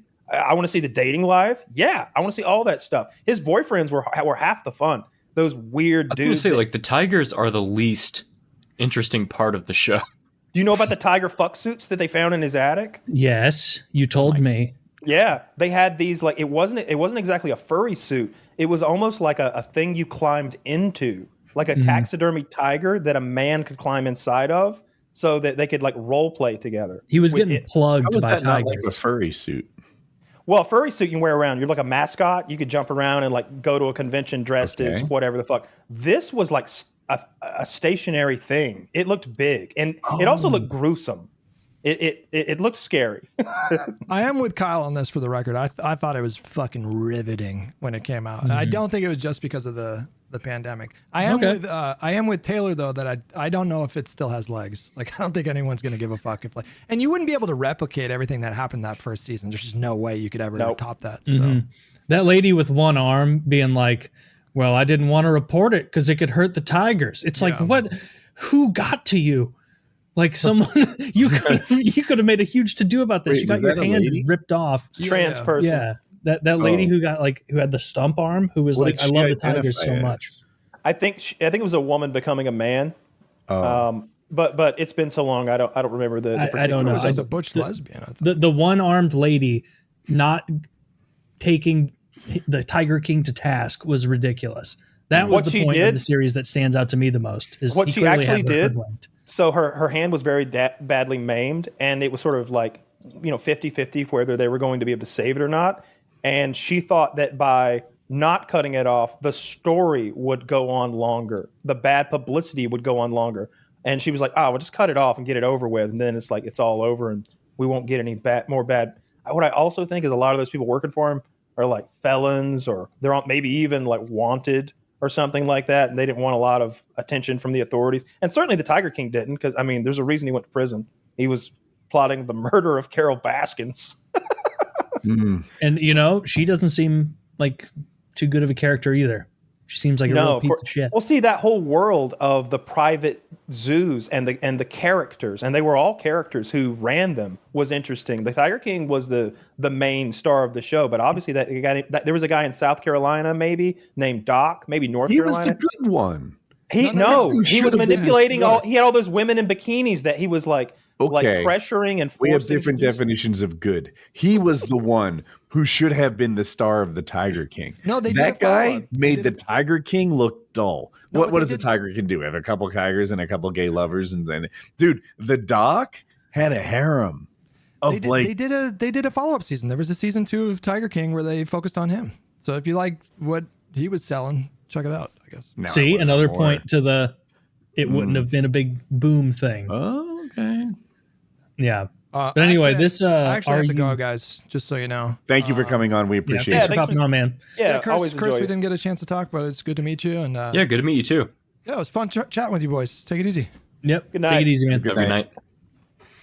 Now, I'm looking at this My Husband's Not Gay show, and of the 4 men named, is Curtis the most obviously gay?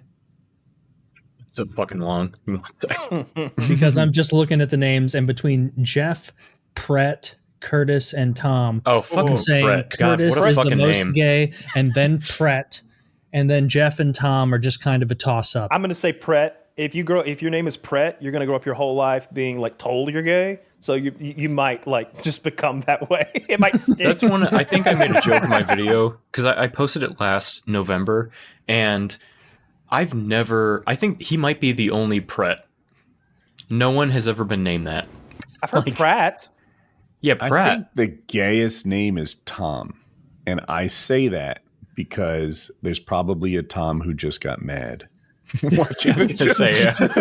There's got to be a Tom watching right now that's like, probably what the Tom, fuck? like, what the fuck did I do? There's one guy world saying named Tom. I'll have you know. Right, Tom Aspinall right now. is coming. There's one Pret out there flipping his desk right now.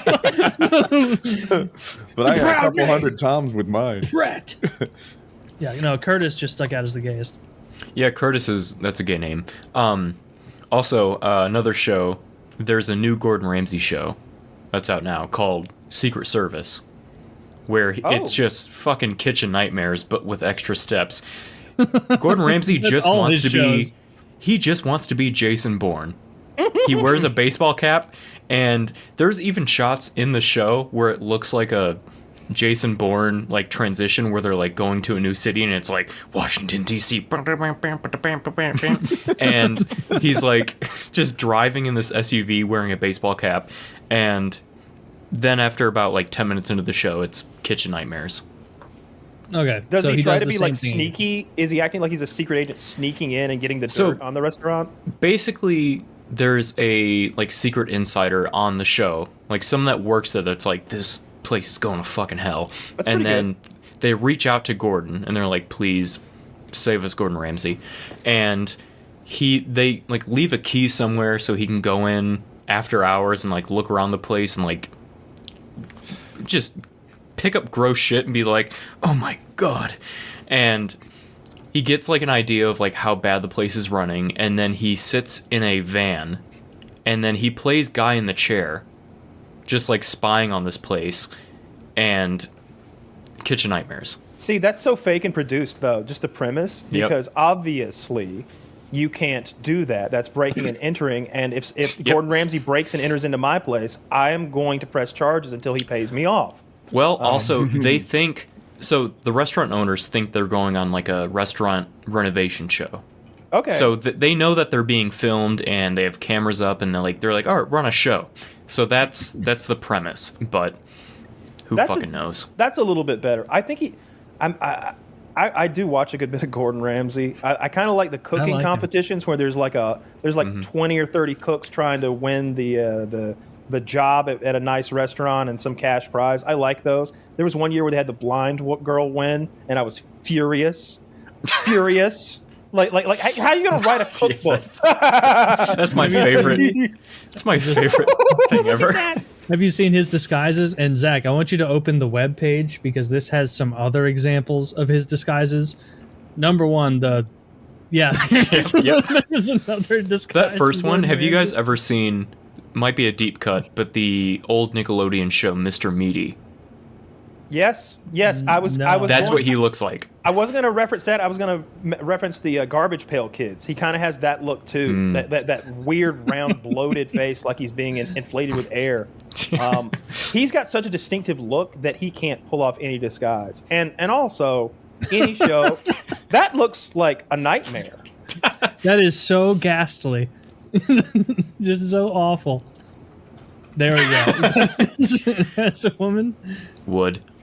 Why are you putting fish in my tacos? It's just his fucking nonsense critique. Also, I'm so bad at a Gordon impression. Like, anytime I like made a joke in my video where I was like Gordon for like a bit, I would go back and forth from like doing my shitty impression to just like talking to my normal fucking voice. Like, I'm so bad at his voice. I don't remember what he even sounds like. The most iconic line he has is when he holds those slices of bread up on that lady's head. And he's like, "What are you?" She's like, "An idiot sandwich." He's like, "An idiot sandwich. That's exactly what you are. Yeah. And you'll continue to be that until you cook this correctly. Do it again." And he's yelling. One impression that I think my last video was Extreme Makeover Home Edition, which I finally covered. People have been like asking for it forever. And I did my best Thai impression, but it was just Ben Shapiro with a cold. That was like just the whole thing. Ben Shapiro? Yeah. Yes. But like, you gotta do it with like a raspy voice to get Thai's like. Files is that they're not important, and it's time to move on. Yeah, and it's time to move on, gang. It's time to move on, folks. Yeah, that's what he's probably one of the easiest people to do an impression of, because you just sound like, and you just make your voice higher and then be a total fucking dweeb. Yeah, and that's Ben How can Shapiro. you sound as lame as possible right now? Well, you have to have a totally AstroTurf show with not a lot of organic actually- following. And you have to Yeah. be supported by really powerful people. Some of them foreign people. Yeah. What is this you've linked? Trump Woodster. is suing Rupert Murdoch and the Wall Street Journal for publishing the letter that he says is a hoax. Kyle, you muted? You can tell it's him because of, just scanning over this, briefly, skimming, I should say, not scanning. He's got a bunch of all caps words and he loves all caps. That might be the most boomer thing about him. And it's is 7 paragraphs yelling. long. Every time he writes fake, he puts it in all caps. And he doesn't, no paragraph breaks is brutal. Mhm. Like, that's just straight up rude. If someone sends you a huge diatribe message and they don't even do the tiny bit of work to break it up into paragraphs, I won't read it. It's like, that's ridiculous. That's so rude. That's why I send you those sentences. I have a bullet point style of texting. You do, and I appreciate it. Each message is a separate little thought, and they stack. And I don't like getting those big giant. That's intimidating. Chiz will send those basketball fucking messages from him that Woody props up occasionally with like a response for some reason. I'm going to keep doing it. You should, now he's going to do it to bother us. I He feel should like be all an three NBA of us- commentator. He is so knowledgeable about the sport. Look, I don't know anything about it, so I'm easily impressed. But still, it's clear that he is so deep in the minutia of the numbers and the stats and and who's going to win this or that, or who's and also all the behind the scenes drama. It's impressive, but I don't give a fuck. I'm going to Yeah, hit it back I don't on care. WNBA as often as possible. That's fine. WNBA I'm kind of into way more than NBA. Really? Caitlin Clark keeps it hairy. All Do you guys watch any of the, WNBA, ESPYs? soccer, Yeah, we watched some a of little the- bit. Yeah. Shane, or I watched a couple clips on Twitter. Kyle's Next. reverse psychologying me. I see through it. WNBA No! is coming. Well, it's your lucky day. Every once in a while, Chiz will send, because I feel like the three of us usually just write sentences in there, normal conversation. We don't tend to send like long diatribes, and it's not that Chiz is doing it about anything other than basketball. And sometimes I'll see, because I don't check the chat until at nighttime. Sometimes I'll like open it and be like, oh my God, 85 messages, scroll to the bottom to see what it is. And it's like, oh, well, this is, Kyle and Chiz were arguing about a movie, which is common because they both have such a crazy level of movie knowledge. And then it'll be, okay, well, that conversation ended 5 hours ago. Oh, it looks like the next 41 messages are all Chiz talking about basketball. And then sometimes Chiz traps me very astutely, because like at the end of the basketball diatribe, he'll be like, hey, Taylor, I just saw this thing about the LA Kings trading someone to the Chicago Blackhawks. What do you think about this? I don't know anything about the NHL. And then I'll see that and be like, ooh, he got me. I do want to talk about this. And so then now I'm in the mix. And then, 20 messages later, he'll send a screed about basketball. I never reply, not once ever, to his NBA talk, unless we're talking about like Ja Morant, with the finger guns. That's funny to me. Or the NBA just being rigged as a game. That's funny to me. I'll talk about that. But God, I couldn't care less about the game and it being played. I'm into Caitlin Clark. I find her to be fascinating, and all the drama and the poor actions of the WNBA in protecting her, and which is the golden goose of golden geese. It's pretty embarrassing. And I think it's the NBA Circle Jerk subreddit where they like sort of goon over the hot girls from the WNBA. I don't know those girls' names, but I know their looks. There's this blonde who's just like super, WNBA. She's like super leggy. She's clearly over 6 feet tall. And she's a knockout. And they just every like hot picture of her gets posted. But the thing right now is Caitlin Clark apparently doesn't, keeps a bush. And we did see that video forever that got leaked where you saw Caitlin Clark get revealed in the shower and she had a hairy lady parts down there. And so that's an ongoing like meme over there, seemingly, that Caitlin Clark keeps it hairy. If you Google search Caitlin Clark keeps it hairy, you'll find where I spend most of my time. I just tried to search Caitlin Clark Bush on Twitter, and it says something went wrong. Maybe that's a banned phrase. I should ask Grok about Ask Grok if Caitlin Clark keeps it hairy, and see what Grok says, and he's gonna fill you in on the All right, I'm backstory. sending that right now to Grok. Does Caitlin Clark keep it hairy? Searching. There is no credible information or evidence from reliable sources addressing Caitlin Clark's personal grooming habits, specifically regarding body hair. Discussions on this topic, such as those found in posts on X, often stem from inappropriate or speculative comments like those made by Antonio Brown in April 2024, which led to Clark blocking him on the platform. These remarks are largely offensive, unfounded, and not reflective of verified information. There's a whole nother paragraph here, but he's not giving me what I want, so I need to... Basically, the man doesn't want you to know. I did a little bit of research into this, and I can tell by just the outfit she wears that she has no underarm hair and no belly hair. So I'm not impressed. We weren't. Oh, I see. Yeah. I am so not into that. That's whenever I see that, like on Reddit, I'll be flicking through the not safe for work stuff, and there'll be some hairy chick with the armpits, and it's like, that's such a turn off.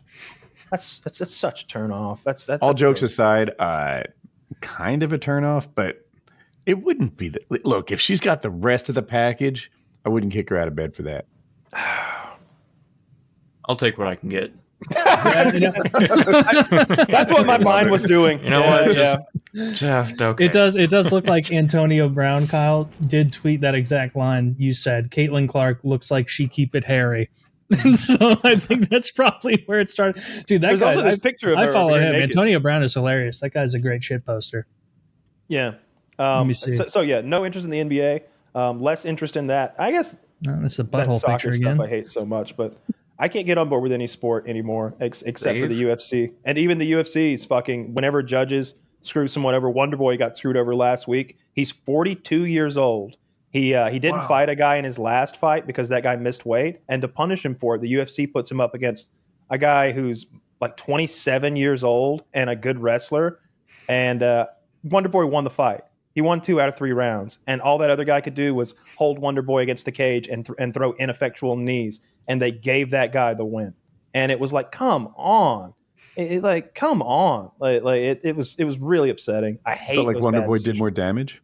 Oh, yeah. He did more damage. He won the fight. He won the fight. All the other guy did, again, was he won more round 1, if I remember correctly. And then he held Wonderboy against the cage a lot, not doing any real damage. And Judges Wonderboy looked good. Impressed by that. Sometimes. It depends on the judges, which is another big problem with the UFC. Maybe there should be 5 judges to average out, the bullshit. Yeah, I don't know. It's upsetting. I'm pretty psyched that White House card is actually going to happen. That's a thing that will happen. And they are saying it's going to be on the White House lawn. I hope he puts together a home run card for it. I'm pretty psyched for that. I would really like that. I'm sorry, you had more. Yeah, I'd love it. I make a point of not getting my hopes up until after the weigh-ins. It is all just hopes and dreams until the fighters make weight. One, they have to make weight. They have to go through of course, training camp, but also the weight cutting process without getting hurt or overly sick or whatever.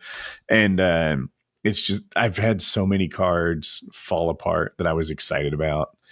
You gonna watch Poirier versus Holloway with us this weekend? Yeah, I'm in.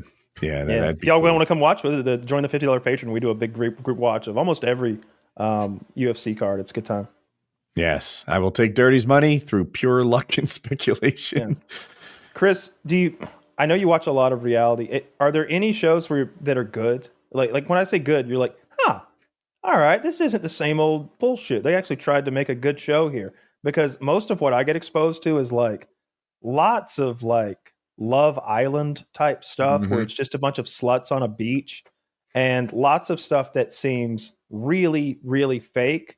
I think there's a dating show. Hold on. With people Tell me more this... about this Love Island. It just, yeah. And then there's that Love on the Spectrum. Do you watch that? I hear that's good. I've not. So usually I try to stay away from the ones that are like season long, like plot lines, because it's a lot of work. I like watching ones that are like isolated, like episode per episode, and like everything with these people are happening within one episode. Okay. Probably Deadliest Warrior is like the one that's the funnest to watch. Have you guys seen that? It was Spike TV, where they would take 2 warriors from history and then just be like, who would win? And then they have the experts. It's so fun to watch.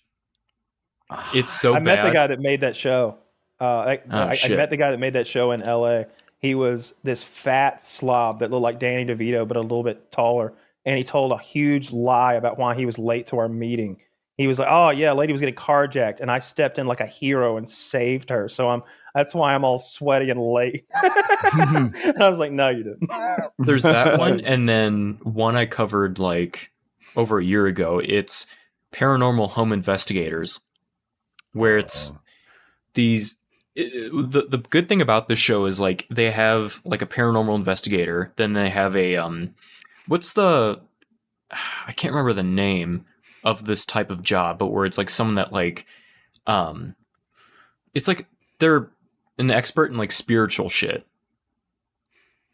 Like a seer? I don't know, but maybe clairvoyant, something like that, yeah. But then they also have just a fucking home inspector that's like every time they're like, "Oh, there's a draft," and he's like, "Well, yeah, you've got an exit door over there, and then you've got," like he basically just like. I love that twist. That is so good. That's actually, I think that might be my favorite show because the whole time I think at a certain point they're like, "This might be aliens," and he's like, "Also, it looks like your thermostat is out of batteries. That might be," like it's that the whole show. I'm seeing beings in my room late at night. Yeah, see, your carbon monoxide filter wasn't working. You're all poisoned right now. We shouldn't be in here. No, it's like there's been these noises. It's like something's crawling around, and they're like, "Well, you have like a creaking wood floor over here," and like that's the whole episode. Your I love TV's it. Still on. Yeah. No, that's good. I would almost like that premise better if the first half of the show was like the believers and with the gadgets and the crystals and stuff going in and be like, "Yep, you're eat up with ghosts, rife with them. You also got a demon in the foyer." And then after that, they had the home inspector going. That's exactly how it goes. They let cool. the fucking lunatics go wild at first, and then they bring in the guy, and he's like, "Probably not." And which I want to cover that show more, but then it literally is the same thing every time. So I'm like, I don't know what more I can say about this because it's just Paranormal Home Inspectors. Yeah, I'm going to watch that now. There's another one I did, another ghost show. Let me see. Sorry, it's because Ghost Hunters. I watched Paranormal Cops. It's these guys from Chicago, the most Chicago guys you've ever heard in your life. And they're cops, but they're also like, we'll hunt fucking ghosts tonight. And they just go and hunt ghosts. It's like Ghost Adventures, but it's cops. Yeah, I don't like the ghost shows because there aren't any ghosts. And after decades of ghost shows, they never have found a ghost. So like, I'm pretty sure there are no ghosts. When I was a kid, it was like, I don't know, there might be aliens, there might be big feet, there might be swamp monsters, there might be mermaids. But now that everybody's got a cell phone, we've all got a camera. We still don't have any pictures or video of any of that stuff, except for aliens. Maybe some of that weird drone activity we saw last year was weird and kind of hard to explain. But I haven't seen a picture of a Bigfoot or a Loch Ness monster or any of that nonsense since I was a kid because they're not real. Mm-hmm. Yeah.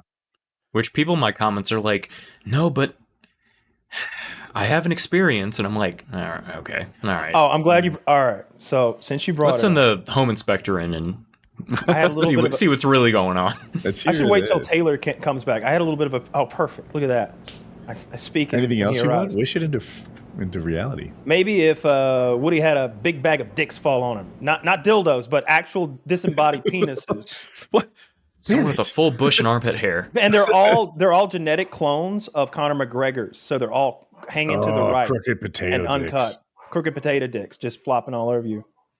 So when I think about Woody with that shit, I think about that Shane Gillis Joe Rogan clip where he's like, "You're getting close." where he was like, "Yeah, like I like armpit hair and I like body hair," and he's like, "You're getting close." I haven't seen that. I want to. So I had a weird experience. I guess it was after we did PKN this week, or maybe it was Wednesday night. And I don't really remember. I texted the gang whenever it was, and I don't believe that anything paranormal happened, and yet I can't explain what did happen. That's where I am. Just so before I tell this story, and it's not a crazy story. I was sitting on my couch. My girlfriend's on the other side of the couch. The dogs are all amongst us. Dogs are like asleep, like out. TV's on. Room's kind of dark, but there's a lamp on. And on my table there on the floor, there's a half full can of like whatever soda. Without anyone and anything in the room moving, the can of soda flipped over onto its side.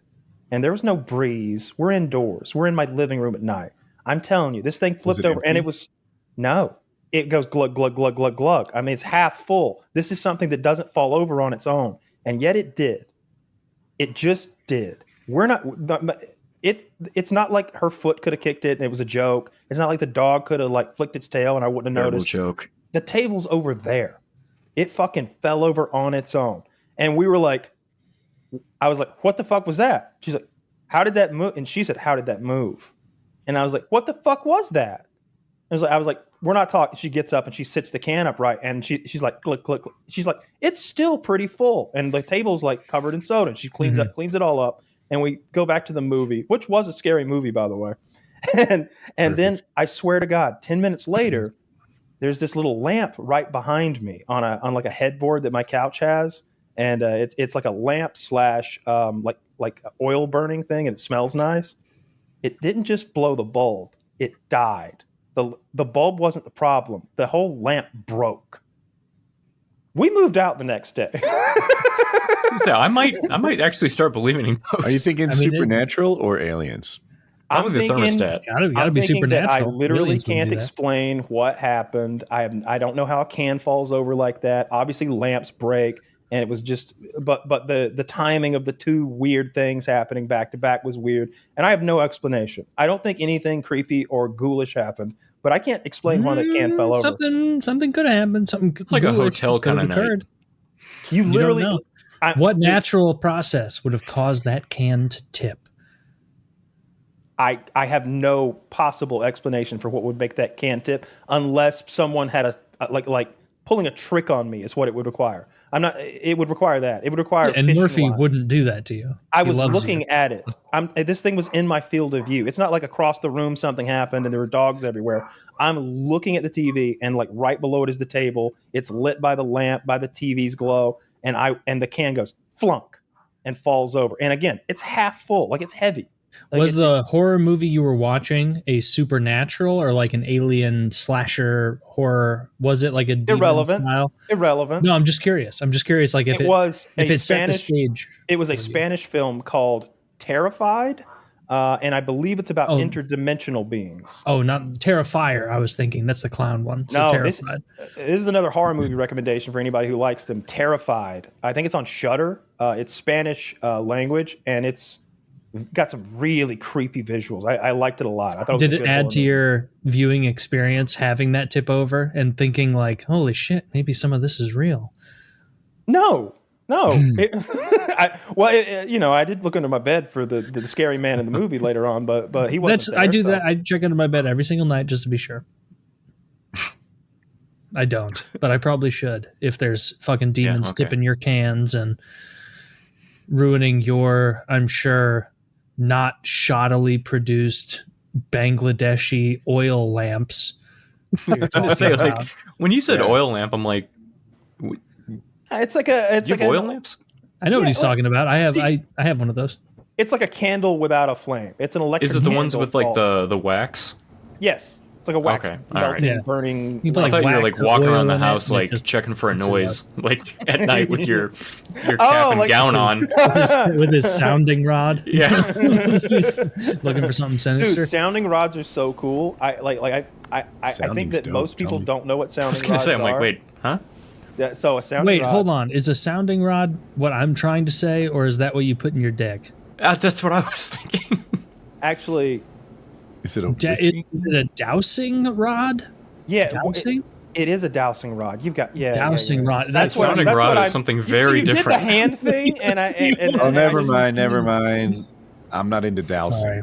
No, the other thing. Sounding man. So I know we've talked about it like maybe years ago, but like when you call a guy to drill a well at your place, that's what they're calling it now. they don't they don't know where to drill, unless so they have this dowsing rod, which is just a metal like contraption they like hold in front of them. It's not electronic. It's literally just metal rods, and they use it to, I think they call it water witching. Basically, they walk around, and whenever it tips down, they're like, "Oh, drill here. This is where the water will be." And the guy that drilled my last well did that. Did not find water. All right. I had a similar experience. What I did, I wasn't drilling for water. I had a pipe in the yard that went to the stable, and there's a hose bib in the stable that you put a hose on. All right, cool. Well, somewhere along the way it burst, and you could see there was like a little puddle in the ground that would just never go away. And I'm like, clearly I am supplying it with water via the pipe that I know is there. Mm-hmm. So, but he doesn't know like exactly where it is or something. Like it could have popped up downstream of the source because that land is tilted. And he has like a coat hanger with a 90-degree bend in it, and it kind of like in his hand sort of like swings on the pivot point in his palm, side to side. And he's using this to find out where to dig to find the source of the water. And I'm like, is this guy pulling my leg? Is he playing a trick on the stupid fucking city slicker? This guy is a hole digging expert. This is what he does. He's my hole digging guy. And he's using this witching rod, and he's like, no, it's real. Try it. And he gives it to me, and I'm using it. And I'm like, am I making it point at the water, or this is like a Ouija board where like I can't quite figure out if it's a scam or not. And to know that Kyle's guy did the same thing, I don't know. I Googled different it. Guys. My dad's had wells put in before, like twice, drilled and bored, two different systems. It used to be a common thing. Both times, like different guys. I think it's very common, and it could be we just don't understand the mechanism yet. No, that's not it. They're looking for gravitational anomalies with a piece of steel. I don't know nearly enough to dispute whatever water. They'd be saying. I don't know enough to dispute it either. I'd be like, this, you could tell me anything. It's nonsense. I Googled anything underground. I'm like, and I Googled it now, and it says it's nonsense. It says it's not scientifically proven, right? But why do they all do it? Is everyone in the hole digging industry uneducated? This can't be. We spent like 600 years being like, germs? What are you, retarded? Yeah. There's no proof of these things. Listen, Stephen thinks tiny little mean people are making us sick. That's what he thinks. That he was thinks like when tiny little mean people living in your blood and on your skin that make you ill. Is that what you believe? No.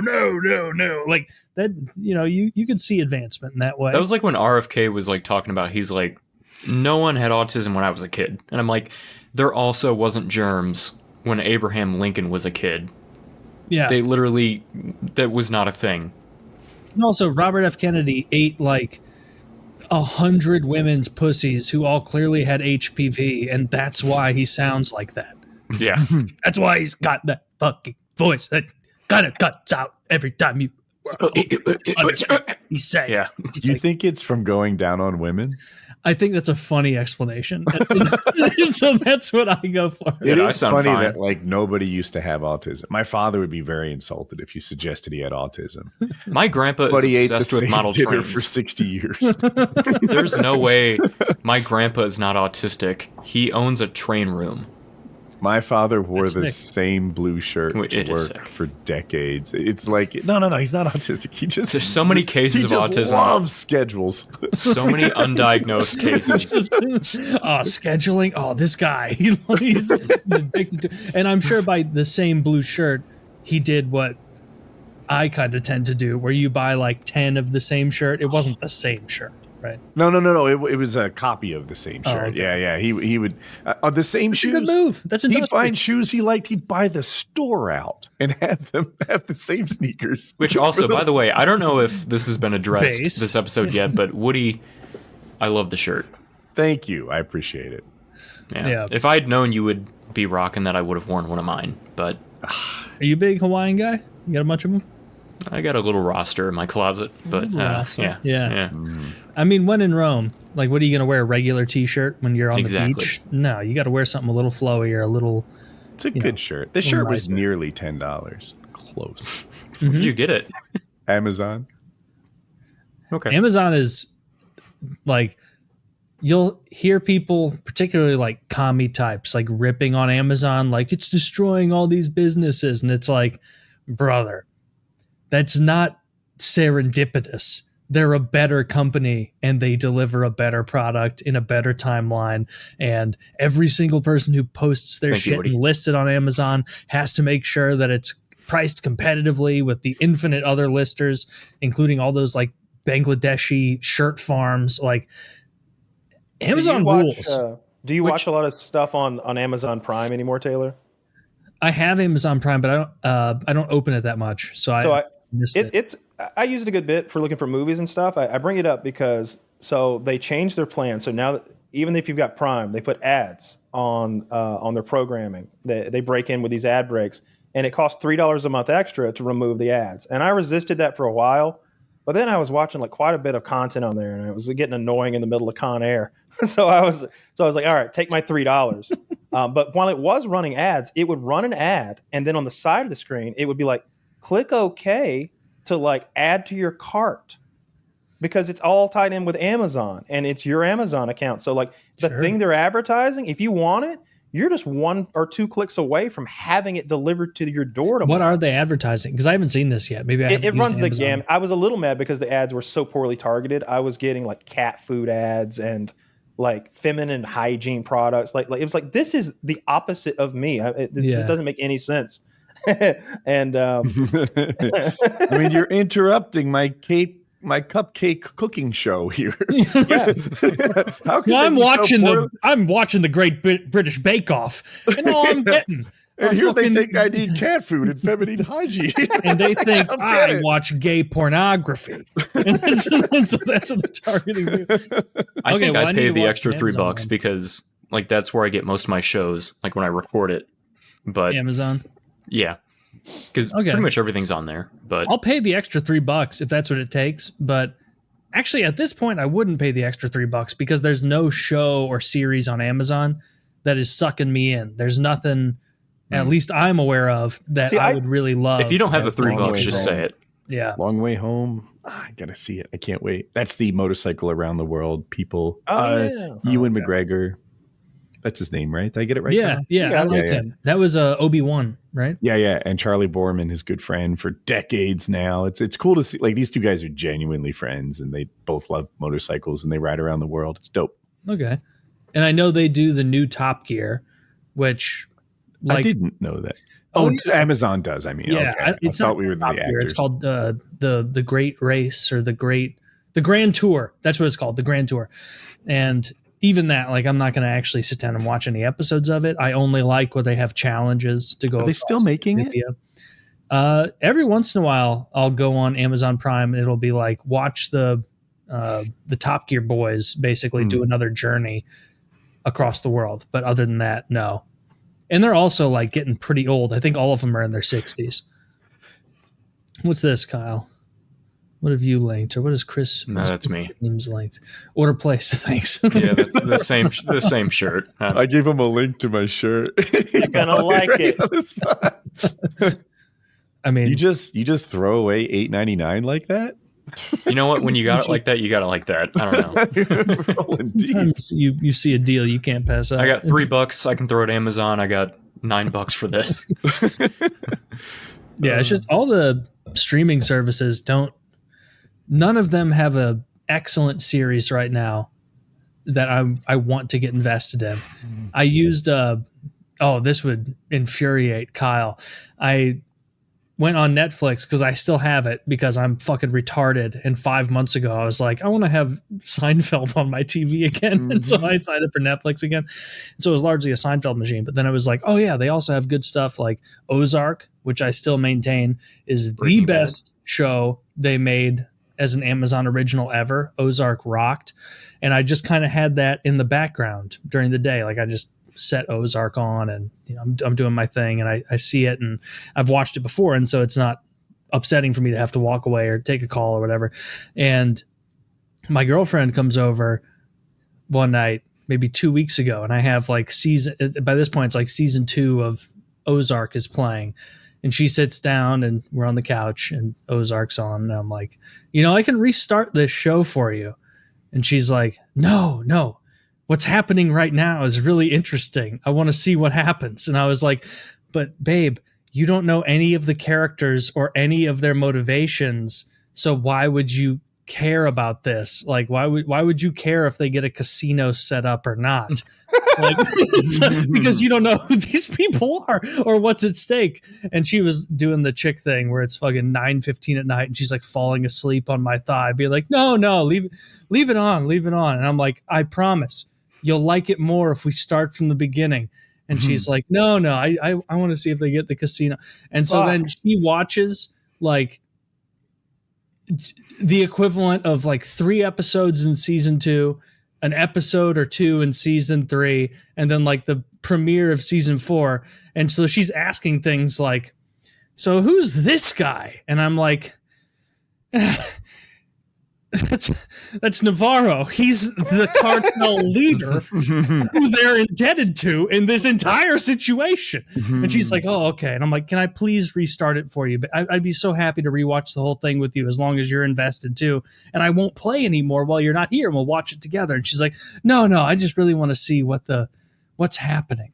I just want to see what's happening next. That was like me. Like one of the dumbest things I've ever done was back when the Breaking Bad finale aired. Like the series finale, I had only been like 2 or 3 seasons in. It was like, I think I was like a sophomore in high school, and everyone was talking about it so much. So I'm like, I need to watch this tonight. So I watched it with my friend over Skype, and I was like, who the fuck is Lydia? Where did these Nazis come from? What's going on? I don't know anything that's happening. And then I finally, like 2 years ago, like finished the series, and I'm like, oh, okay. Everything makes sense now. Yeah. But I'm like, do that. Why did I do that? Like, that was such a dumb thing. I could have waited a week and actually like, watched the show. It ruins it for yourself. And so now she can't enjoy Ozark because she's already seen a couple key characters die. And when they die, she's like, who's this? And I'm like, this guy is so unbelievably important to the I still need to finish Better Call Saul. Like, that's one. It was getting to the point where it's like, all right, he's kind of becoming more of a piece of shit. He's getting closer to Saul, and I'm like, this is upsetting. He kind of so I haven't starts watched as a piece of shit, and it's really only his opportunity level that changes over time. No. He tried to. And so his crazy brother, he tried for fucking 3 seconds, and then he immediately reverted to it. And so like what's funny is his brother, that crazy guy with the fucking tinfoil coat that like has to sit in his house. All of his aspersions casted at his brother, like, you don't want to give him a law degree. He's going to help criminals. He's going to help bad people. He's a bad guy. He's an opportunist. With a machine he has no loyalty to the law. He defecated in a sunroof. He defecated and he gave him a Chicago sunrise or whatever it was called. And like, it was funny because when Chuck was freaking out like that, you're like, this guy's a crazy old man. But all of the things he levied at Jimmy were correct. Like, that was how he used his Could he not have guided him into a better direction? Like, he really set him up for failure. I think it's half and half. I think to a certain extent, he's kind of a prick, but also it's like, he did kind of prove to be everything that Chuck said he was. But also, he could have been better. Like, the whole thing with, Howard? Like, when he was like, had to like tell Jimmy like, no, you actually can't be on this case, and then you find out later that it was Chuck that told Howard that like, don't hire Jimmy. So it's like, I think it goes both ways. Howard I felt bad for because Howard was like the only guy trying to run a successful law firm amidst all these like differing allegiances, alliances, and backdoor deals. Like, Howard was the guy who's like, we really got to get our law firm back on track. And then you have a crazy guy wearing a tinfoil coat and another guy who's actively trying to subvert everything about the law firm that Howard's trying to run because he's bitter. Jimmy doesn't lose me until they start being awful to Howard, because I always saw Howard as a good guy. And not only a good guy, but a guy who clearly probably had some troubles that were of his own making, and he was like he was improving himself as a person. That was a big part of his character, was his self-improvement, maybe Buddhism, and he was working on himself. Well, I won't spoil it too badly then, but to watch Jimmy like take Howard down, and it's like that guy doesn't deserve that. That guy's not your friend, but he's not your enemy either. And that was where Jimmy loses me, where everybody's an enemy who stands in his way at a certain point. Didn't like that. I started losing me when he lost his hair. Like clearly, I think Vince Gilligan is the guy who created both shows, right? Breaking Bad and Better Call Saul.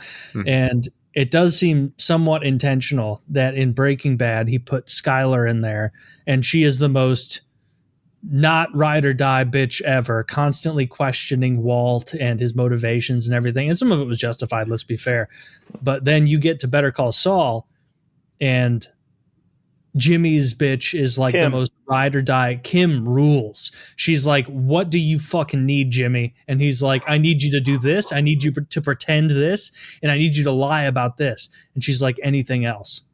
And it's like, I remember back when Breaking Bad was airing, everyone was like, Skylar, this fucking cunt. And then like now, like people looking back, they're like, Walt, he kind of also was the devil. A lot. Like, he was pretty terrible. Like once like if they didn't have that whole subplot of him being able to get infinite money from gray matter, then Skylar would have seemed so much worse. But the fact she had that knowledge of like, hey man, at any point you could just ask your billionaire friends and they would give you 20 million to take care of this.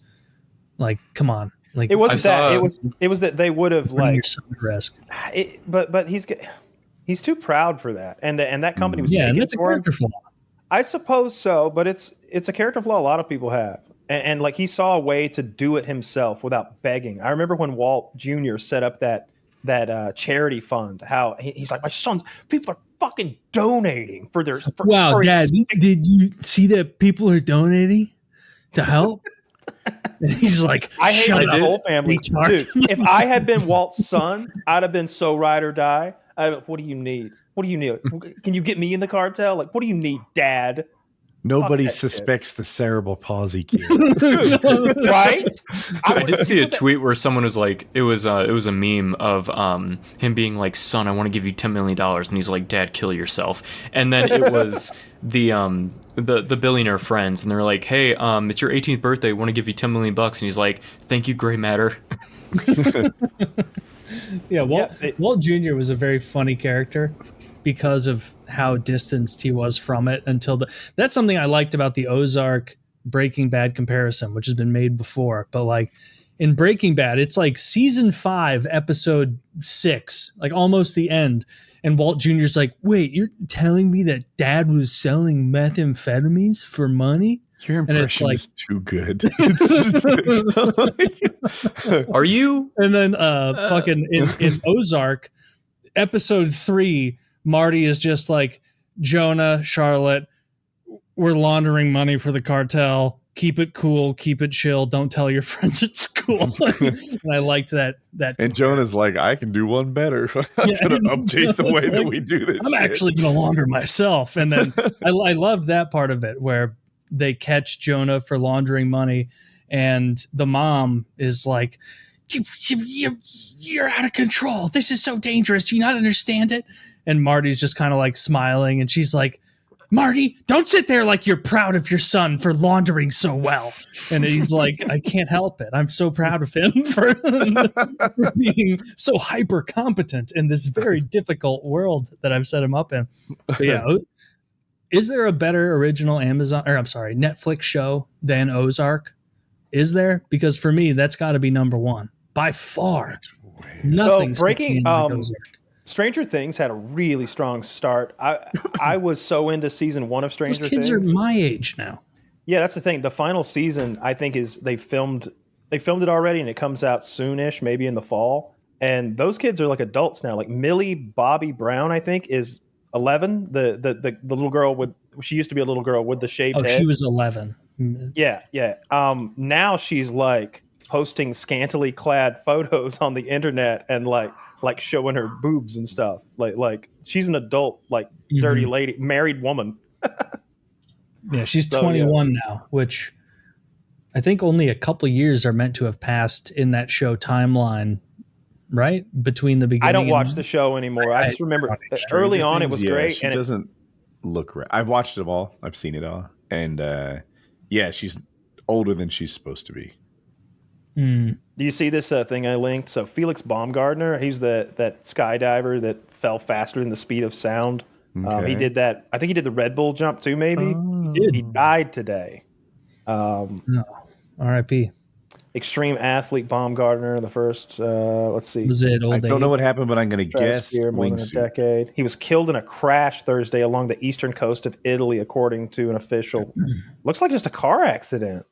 Oh, that's lame. I thought when I first opened this article that he died doing a stunt, but just a pedestrian car crash. Oh, I thought he died doing something intense. No, it couldn't have been just a pedestrian car crash. It had to have been something sick. The Italian firefighters who responded said a paraglider crashed into the side of a swimming pool. Okay, so he was paragliding, and that's how he died. It's hitting a little close to home. Why'd he hit a swimming pool? Did he drown? I swear to God, all these fucking everyone's afraid of the ground. It's the water. The water is what kills people. It's the number one cause of death in paragliding. It's also flying through the sky in a thingamajig. I'm gonna look. just fucking soaring, dude. Well, falling into the water with the thingamajig tied to you doesn't. That's the problem. I'm making some things up here. But a pool, you can grab the edge. You know, I don't. The article's bad. That was AP, but they didn't say that at least not right away. No, it said the paragliding part, but I didn't see anything about the It's drowning. the article you linked. It's the second paragraph.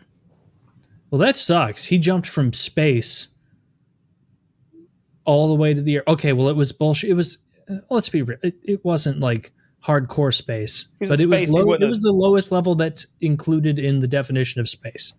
Yeah, I guess so. It was pretty cool. I wasn't impressed with his skydive at all. Any of us could have done that. He could have gone unconscious, and there's a system that pulls his chute for him. He literally is just jumping. So I could have done it? Anyone can do it. A box could have done it. A cat could have done it. Which I'm getting kind of tired of, like, people saying they're going to space and they're not in space, you know? I agree. I don't like that Katy Perry thing where they're like, we're going to space. And it's like, you're going to the lowest, you're going 1 micrometer above the lowest definition of space. And I bet if you ask some astronaut or some like astronomer about that level of space, they'd be like, oh yeah, well to me, that's not even space. It's kind of like you can see fucking clouds and shit. Like you can see the definition on them. You can see that would be ridiculous. Gotta get that moon base. We got to get the moon base, bro. If he can send himself from the moon base back here, I'd be impressed. I've been bouncing from article to article. He definitely died in the paragliding accident. They said he hit the side of a pool. Now, I don't know if that's the outside or the inside. I don't know. And they also said he injured a female hotel employee in the crash. Yeah, I don't know how injured. I can't find any details on that. Imagine going about your day. I'm flexing here. Towels. I'm a better paraglider than this dude. Clearly, you're living. Right? You're already working at a hotel and then the propellers just eat you up. No, that's paramotoring. I'm pretty sure. Oh, okay. Yeah. Yeah, this guy was gliding. And I always kicked by an Italian man going 100 miles an hour. I always thought the funnier skydive was because Red Bull sponsored Felix to do the highest ever skydive, and then Slim Jim sponsored some guy to do the lowest ever high dive. That checks out. It was like 4 inches above the ground, and they just it's like this, and they just drop him. And then, did he have a chute? Yeah, and he like pulled it afterward after he landed. It was. And that's funny, and that's a very like Slim Jim thing to do, to be like, yeah, let's look at your fucking gay ass accomplishment and make a joke out of it. 4 inches? I could do it. Has there been another Daredevil besides 4 inches is pretty long. His son. Robbie Knievel was kind of bitch made though. I remember Fox was broadcasting his live jump over the Snake River Canyon when I was a kid, and like the wind got bad, and he was like, "No jump," and I was like, we just watched 40 minutes of buildup on this live show. And every time he would be like revving the bike. They'd be talking about how dangerous it was, their helicopter views of the canyon. And he didn't jump. Evel Knievel would have jumped. That guy got hurt so bad. His crashes are better than when he makes it. Those old Evel Knievel tapes. I love that. Mm-hmm. So I've got this so fresh in my head. I remember as I instructed newer pilots and even learned myself, it's a landmark achievement almost. The first time you look at the conditions and say no. This is especially true paragliding because you're on the mountain, you want some wind, but not too much wind, etc. This guy who died posted on Instagram, it's too windy. And then he changed his mind and he launched, and now he's dead because he didn't say no. Mm-hmm. And we're talking about Robbie Knievel, who just said it's too windy. And I'm like, that might be the mark of he had a bad parachute. stuntman, but a good. I think Robbie was. I think it's been. I was 12, I think, at the time, roughly. But I think he was jumping the Snake River Canyon. Might not have even been a motorcycle. It might have been some homemade rocket ship that they had made. It was absurd what he was doing. But the fact that Evel Knievel fell all those times and broke every bone in his body, when he would do a jump, you didn't know if he was going to make it or not. And that made it much more exciting to watch, because somebody that makes it every time, you stop watching after the third or fourth jump. But if you think he might fucking eat it, I'm watching. You guys see that jump in, was it Somerset, Kentucky, over the fountain? It was the yes. Yeah. I don't think anyone there had like a grasp on like the proper way to do anything. Because one, that guy almost certainly, there's a disc in his back that's not where it should be. And then also they have like barricades set up. They almost killed people like on the sideline. It was the General Lee jump, I think. Was it a car? Yeah, it was a car. It was the what's the Dukes of Hazzard. Yeah, it was that car. And they took a ramp, and it wasn't like, you know how most jumps you take a ramp and then you land on a ramp? Mm-hmm. There was no second ramp. It was road. They just landed on the flats? Yeah. You could see the guy in the car, he was like, oh fuck. Like when he landed, it was not, they should not have done this. And I was like looking in every video I saw, I'm like, there are no cops anywhere that are keeping this operation in check. I wish we could show this. We can. It's surely copyrighted. But everything he's saying is true. It looked like a jump you would see in the Dukes of Hazzard. Like, it is right in line with the sort of stunts they had. Also, like I think the first video I saw, it was like people standing on a roof where like everyone was like on the edge of the roof. And that was like my first thing. I'm like, am I watching like an Instagram reel where someone's going to die? Because that's where most Instagram reels lead that come on my feed. Mm-hmm. And then I saw the jump and I'm like, oh my God. Yeah. And it's looking like here. How do you think Robbie Knievel died? I'm going to say heart attack. Drugs. Pancreatic cancer. So that's pretty intense. Went out like a bitch. So he was an alcoholic. What? Here's what I say to that. If I'm Robbie Knievel, right? I get pancreatic cancer.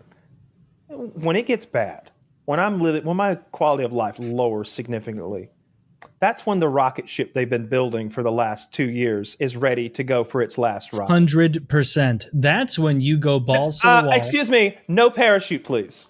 Where's when you jump the fountain? I'm going out. We'd go higher if we weren't weighed down by this parachute. Because pancreatic cancer is one of those. Robbie, you forgot your helmet. No, I didn't. Time to lock and load. That's how I'd have went out if I'm Robbie Knievel. I'm kind of embarrassed for him that he went out like that. This General Lee jump, I think they might have done it in Hazard County. I know they did it in Kentucky, but that was a badass Somerset. jump. Dude, if I was a daredevil and I had pancreatic cancer, which is like the kind that you're gonna die, like you have no shot, I would have had them airdrop me over one of our global enemies. And so like I would have, with my body, pancreatic cancer and all, hit Putin. Like I physically would have hit him, or some Iranian mullah, or whoever our enemy is, Xi Jinping. They drop me, and then I kind of steer in, and then I just fucking boom right into him. And then everyone's like, wow, what a successful stunt. And Taylor's a hero for taking out Vladimir Putin. For my next stunt will be a 357 Magnum in my mouth. He walked inside for a second. I guess I'm just going to impale myself on this goofy Russian spire. And he landed inside of a pool. Yeah, I survived. That'd be the worst possible thing. They'd lock my ass up. They'd be like, you tried to kill Putin. Trying to link this. Is it possible that's where they filmed the Dukes of Hazzards? Or do they just totally ignore the heritage of Hazard County? And I think they just ignored it. I don't know how this jump began or whatever. The driver's a badass though, because Chris is right. This does not look like a Hollywood jump. It looks like a Kentucky jump. Mm-hmm. Which, if you saw the video, like what I was saying, like he kind of goes into the barricade a little bit, and guys are like jumping out of the way, and they're like, Jesus fucking Christ. Yeah. There was definitely danger there, and he could have hit that fountain. He could have hit that fucking fountain. That would have been nuts. He got so high. I guess Hazard County with 2 Z's is not a real place. So I'll cut him a little slack on not it's not a real place to film it. I genuinely have always believed there was a real Hazard County in Kentucky. There is, with 1 Z on eastern Kentucky. Okay. So. All right. So, okay. Then. Yeah, it just kind of came out of nowhere. Like, I didn't see any planning for this whatsoever on the internet. I was like... It was an anniversry or something? Oh, okay. That makes sense. I don't know. No, that's a show that can never come back. They did the Johnny Knoxville movie in like the early 2000s, maybe 04, 05, 06. And even in that movie, one of the scenes, they're getting people are throwing bottles at the General Lee because it's got a Confederate flag painted on the top. They're like, why is everybody mad? Yeah, they should stay true to it. But they should was the flag on the top of the car when he prioritize did the staying jump? truer to the entire top of the car is a Confederate flag. Yeah. They're just proud of their heritage. Hoorah. See, Kyle, you got a rep for them. You too? In St. Louis? Well, I don't know. Where did Missouri fall in the Civil War? I genuinely don't know. We were split. St. Louis was north. Southern Missouri was south. And so I've got family on. Close. I searched like names in the Civil War database and like some different family names, and we were split. There were some of us on both sides of it, which I guess makes sense in Missouri, one of the split states. I would never do that. Like, can you imagine if there was a real Civil War and like my brother is going to fight for the North? I'm like, I'm not going to go fight Mikey. Like I can't imagine. It would depend on who my first family member was. If my first family member was like, I'm going to go fight for the South or the North, I would not join the other side. I'd be like, I don't want to meet him. Okay, the light blue is split, obviously. Yeah, I didn't know some of those were split. I think maybe to a lesser degree with Kentucky there. Right? Yeah. Taylor, have you guys been getting like really bad rain and flooding? You're close to Illinois. Huge amounts of rain. Yeah, but like I'm in a hilly area, and so the flooding doesn't hit me too hard, but there have been floods around, like in the We've been getting a shit ton here. Okay. Where are you at again? Northern Illinois. Oh, okay. So you're closer to Chicago, I would guess. Yeah. You Blackhawks fan? They're pretty cool, right? They're the worst team in the NHL. I don't give a shit. Right answer. He was trying to coax you into. I also don't give a shit about the Blues, so that's fair. You don't live here. You don't have to. My movers were asking. He kept asking like about my sports team affiliations. He's like, "You like this team?" And if I liked him, he was so happy. I was like, "Yeah, I love UGA. I'm from pretty close to Athens, and always, of course, they're a local team, and they're usually number 1 or 2 in the country. So big UGA fan." He's like, "Oh yeah, me too. What about the Falcons?" I'm like, I'll never forgive the Falcons from their loss to the Patriots. That was disgraceful and humiliating, and I had to sit there with my friends and watch it happen. I said that to him, and he was like, "Oh, I like the Falcons." Like I offended him or something. He went through like 4 different fucking teams, and I at the end I was just lying. Yeah, the Cubs. Yeah, I was gonna say, once you figure out the right answers, give him. Yeah, was he throwing the Braves out there? Oh, because you said you were wearing a Braves jersey. They were. That's what brought. Yeah, they were dying for the Braves. All of them were massive Braves fans. They were bringing up player names and fucking talking about lineups. And I was like, I don't know, dude. Bobby Cox only won 1 championship, went to the playoffs 14 years straight, maybe 15. Pretty humiliating. He's like, yes. but you gotta give him credit for getting there. You know, you get there 14 times. That means something. Doesn't mean anything. And I literally went, no, I want a ring or nothing at all. And he's like, that's not how I feel. And I'm like, you're missing a couch over there, I think. You want to put that in the back, cocksucker. I'm not shooting the shit anymore. Like, fuck the Braves. Fuck the Braves. Dude, I care so little about baseball, and I'm alone here because everyone's a fucking Cards. You about to ask how the Braves are doing? The Braves are doing bad, I think. And not good. This is like a weekend ago. I got given free tickets to go to the Cardinals Braves game.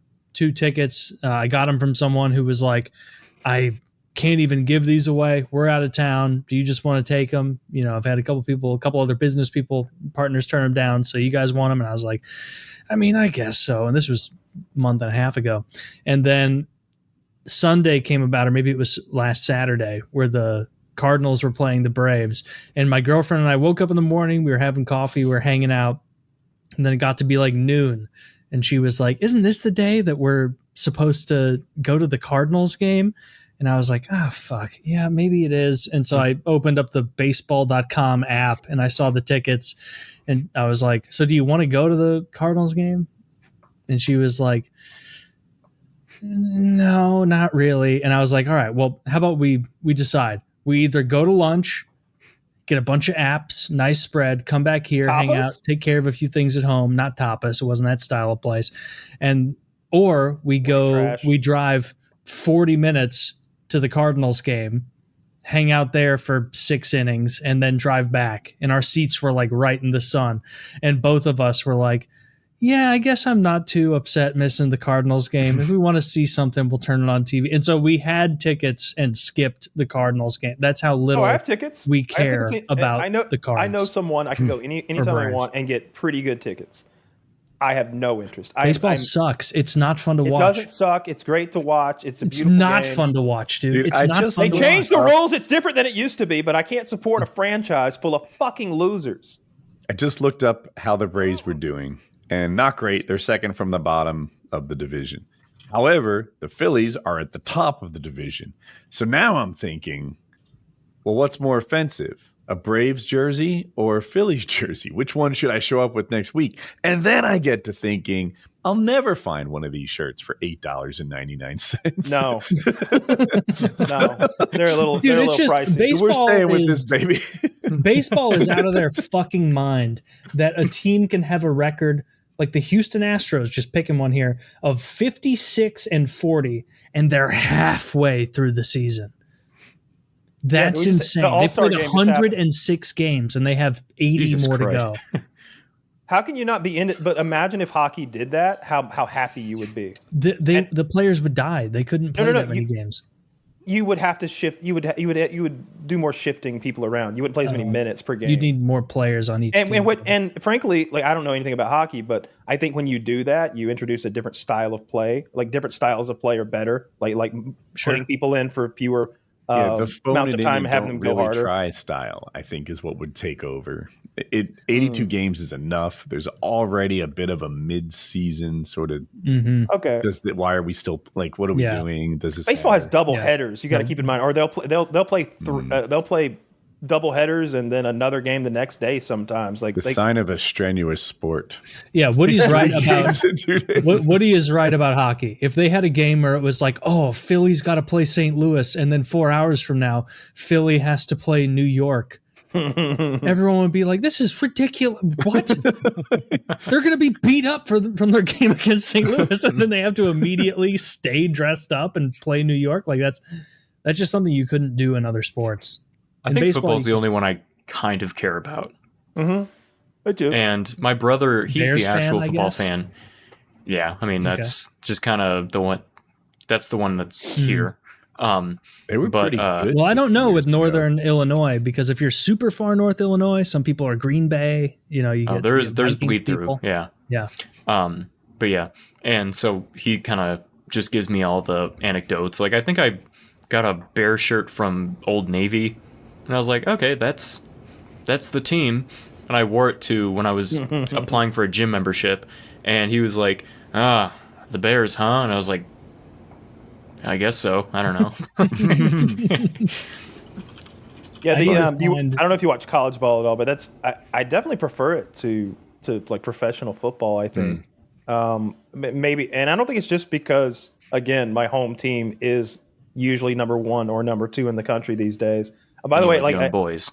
I mean, they're young men. Okay, they're young men. Everybody's legal. Everybody's legal here. All right, some of them are in their mid-20s. Kink shaming over here.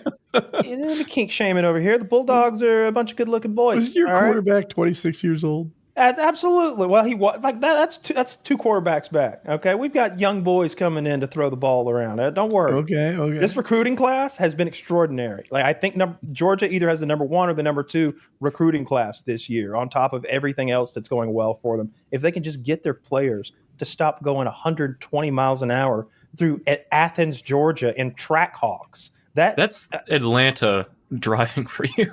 That's Athens. No, Athens is like 40, maybe an hour and a half from Atlanta, and it's a smaller college town. It is not the place to be going 95 fucking miles an hour, much less. Some of the speeding tickets they've got are absurd, like well over 100, because they all have that happening. Yeah, it's been a minute, but I heard of one like a few months back. Someone got a DUI or a speeding charge that was crazy. What's the money that they get now for playing college ball? NIL?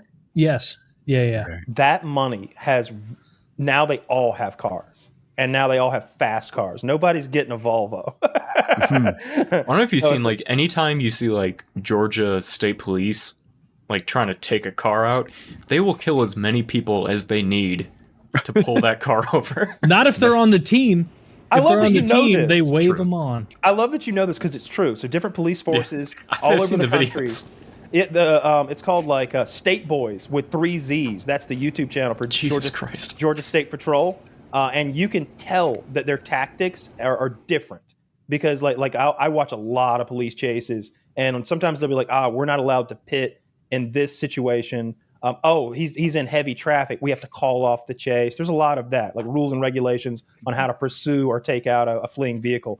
Georgia State Patrol, there's a famous clip I saw on Reddit one time. He like crashes into the car, pits him out, and then the cop jumps out of the car and like runs and like slides across the bad guy's hood while pointing a gun. He ends up in a kneeling position on the bad guy's hood, pointing through the windshield, screaming at him. And he just had pitted him. It was like, oh my God, they've got real like super cops working for the Georgia State Patrol. Don't fuck with them. Well, I saw on Twitter, because apparently Emma Watson has gotten like her, I don't know how many driving violations she's gotten in her Audi S3. Yeah. And I think she was driving like, it wasn't even that fast. Like it wasn't that much over the speed limit. I saw a 38 and a 30 in the tweet about it. And people are like, if you send anyone from Atlanta over to the UK, they will be labeled a terrorist at this point. Like, yeah, they don't pull you over for speeding on the highways in and around Atlanta. There is seemingly no speed limit. I'm sure if you're going 150 or something, they'd stop you. But feel free to do 100. Like, absolutely feel free to do 100. No one will bat an eye. Well, that's like going to, like, whenever I go to O'Hare here, it's like you see... It's not only people speeding at a level where I'm like, God damn, but like it is the worst car you've ever seen. It is at least 30 years old, and I'm like, how are you even doing this right now? Atlanta's got a lot of supercars in it. There's a lot of money in Atlanta and a lot of money that gets flaunted in Atlanta too. I think there's a lot of like, whenever you look up where a famous black person lives, it's here. Like lots of rappers have houses here.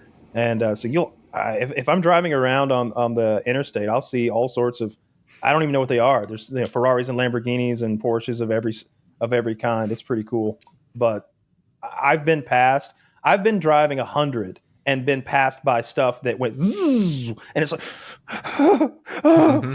like because you don't know it's coming. Where you feel like that wind, where you kind of absolutely push a tiny bit. Yeah. I got passed by a motorcycle one night driving home to my house in Atlanta from my dad's place, and I was already like half asleep. And I was going high 80s for sure on cruise control, just zoned out. And he went past me so fast. He approached me so fast, I never saw him coming from behind me, which normally I'm checking my surroundings pretty good. And when he went past, it made a scary noise, and he disappeared within a second. He was going so fast. He was going high 100s. And it's like, man, if I had changed lanes at the wrong time, he'd have exploded into the back of my car like a Patriot fucking missile. Like it would have been the end of the world for both of us.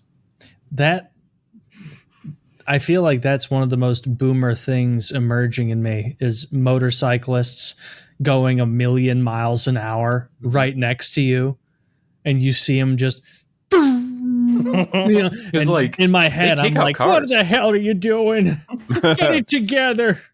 We're all I know people say that like they're like, it's just like, oh, they're just going to be the only ones that die. But then like you see them slam into a Honda Odyssey and you're like, oh, that actually did tear that van in half. Oh shit! It did kill that kid. Wow. Yeah, they're pretty. I'm fine with the motorcyclists. It's the cyclists. It's the cyclists. Get off the road. The cyclists going 100 miles. We're all Americans, and so we all hate cyclists, and we get guff. We get pushback from people who live in like the Netherlands. They're like, oh, I don't understand. Why don't you just back to the store that is 0.4 miles away? In the clearly designated lane where the speed limit for cars and automobiles is 4.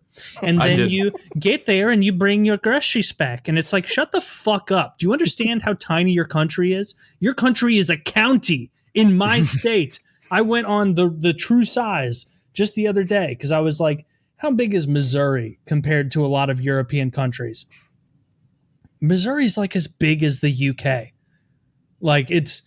Is it? It is so little over there. And so when they give us guff, and I love our European bros, but when you guys give us guff over the bicycle thing, get fucking real. You have no clue how giant our country is. Me, Kyle, and Woody's states and Chris's state all put together. If Georgia, Missouri, North Carolina, and Illinois formed a contingent and were magically brought together like Thanos would, we would be the largest country in Europe by a huge amount, excluding Russia. Obviously, Russia, they're their two own continents. But it's insane how big of a country we are. I'm dragging Missouri on the map right now. A lot bigger than the Netherlands, a lot bigger than Belgium, smaller, but not by a ton. Germany, bigger than Austria, bigger than Slovenia, bigger than Switzerland, a good bit smaller than Italy. Also, my city recently like implemented bike lanes everywhere, and it is the most embarrassing attempt at getting bikers safe. Like, they didn't expand the roads. They just put markers on the roads, be like, hey, a bike here. And it's like in the lane. I'm like, this is not safe. No, it's not. They're not on going the the speed limit. motorcyclists. So fast motorcyclists don't bother me. It's like, and then there's like, I guess they're already gone, right? Not a problem. Loud exhausts. They annoy the heck out of me. If they're going fast and they startle me, I don't like that. I feel like, I don't know, you just jump scared me for no reason. I'm just here driving like a regular person and you're going 130 with a loud exhaust. Heck you. It's and rude. then, yeah, or just loud exhaust that you're around too long, like at a red light. I don't also mind it. Rude. Yeah. So I don't mind the loud exhaust in public, like when I'm driving around. What I hate, this is not my last house, but the house I lived at like before that. There was some jabroni that every morning when he went to work, he would just, as soon as he like turned out of the neighborhood and got onto the highway, he would floor it. And I don't know what he drove. It sounded like a jacked up pickup truck with like loud exhaust. It would just roar. And you'd hear him go through every fucking gear until he was out of earshot.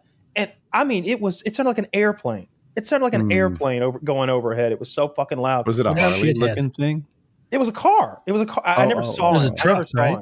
It was something I never saw him. This would happen in the blackness of morning at 5 a.m. He clearly had some welding job to get to, and he didn't. About anybody else. So I had a neighbor that was like, you never saw him. I had a neighbor that was definitely a welder that went to work at 5 a.m. and he had a diesel truck he would warm up in the morning.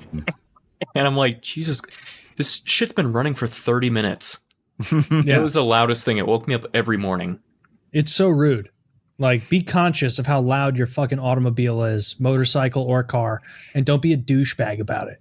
Mm-hmm. Yeah. And also, don't ride your fucking two-wheel bike on, like, I live in an area where there's a lot of windy roads through hills and woods. And there are cyclists who choose to cycle on this road. And it's a 2-lane road. It like going through hills and things. And so when they decide that they want to be the main character in their little life simulator, it's like, do you realize how many people are backed up behind you? Because if we did what was morally justified right now, I would push you over the side of a hill and you'd fall 5,000 feet to your death. You'd smash into a bunch of trees. It's like, you are a scumbag. Go somewhere that bikes are allowed and ride your fucking bike. Because I know you're not heading to an American grocery store to pick up what? A baguette, you fucking fruit. Fuck you. Fuck you. Get the fuck out of our country if you're going to do this shit. Get a car. They're Americans. It's a car country. There's a reason we're a car country. I was born in Missouri. Bike country. They're Midwesterners. And I don't want them here. Immigrants don't buy $7,000 bicycles and put spandex on and ride around. That's a white man thing. I'm not. This is a really bad time. My critique had nothing to do with immigrants. I want you those, like whether as white as they are. I want them out of the country. This is a bad time to bring this up, but I did buy a bicycle last week that I've been riding around my neighborhood. What'd you get? I don't know. You don't know what kind of bike you got? Blue. I went to a local bike store and I said, I want to ride around my neighborhood, go pick up coffee in the morning, because there was a Starbucks that opened up in my neighborhood. And he showed me one. He said, you should get that one. And I'm like, okay. And I got it. Does it have gears? Yes. How much was it? Only like 5 something. Okay, that gives us a better scale of like what you did, because bikes get ridiculous. Is it a mountain bike style thing? No, it's got thin wheels.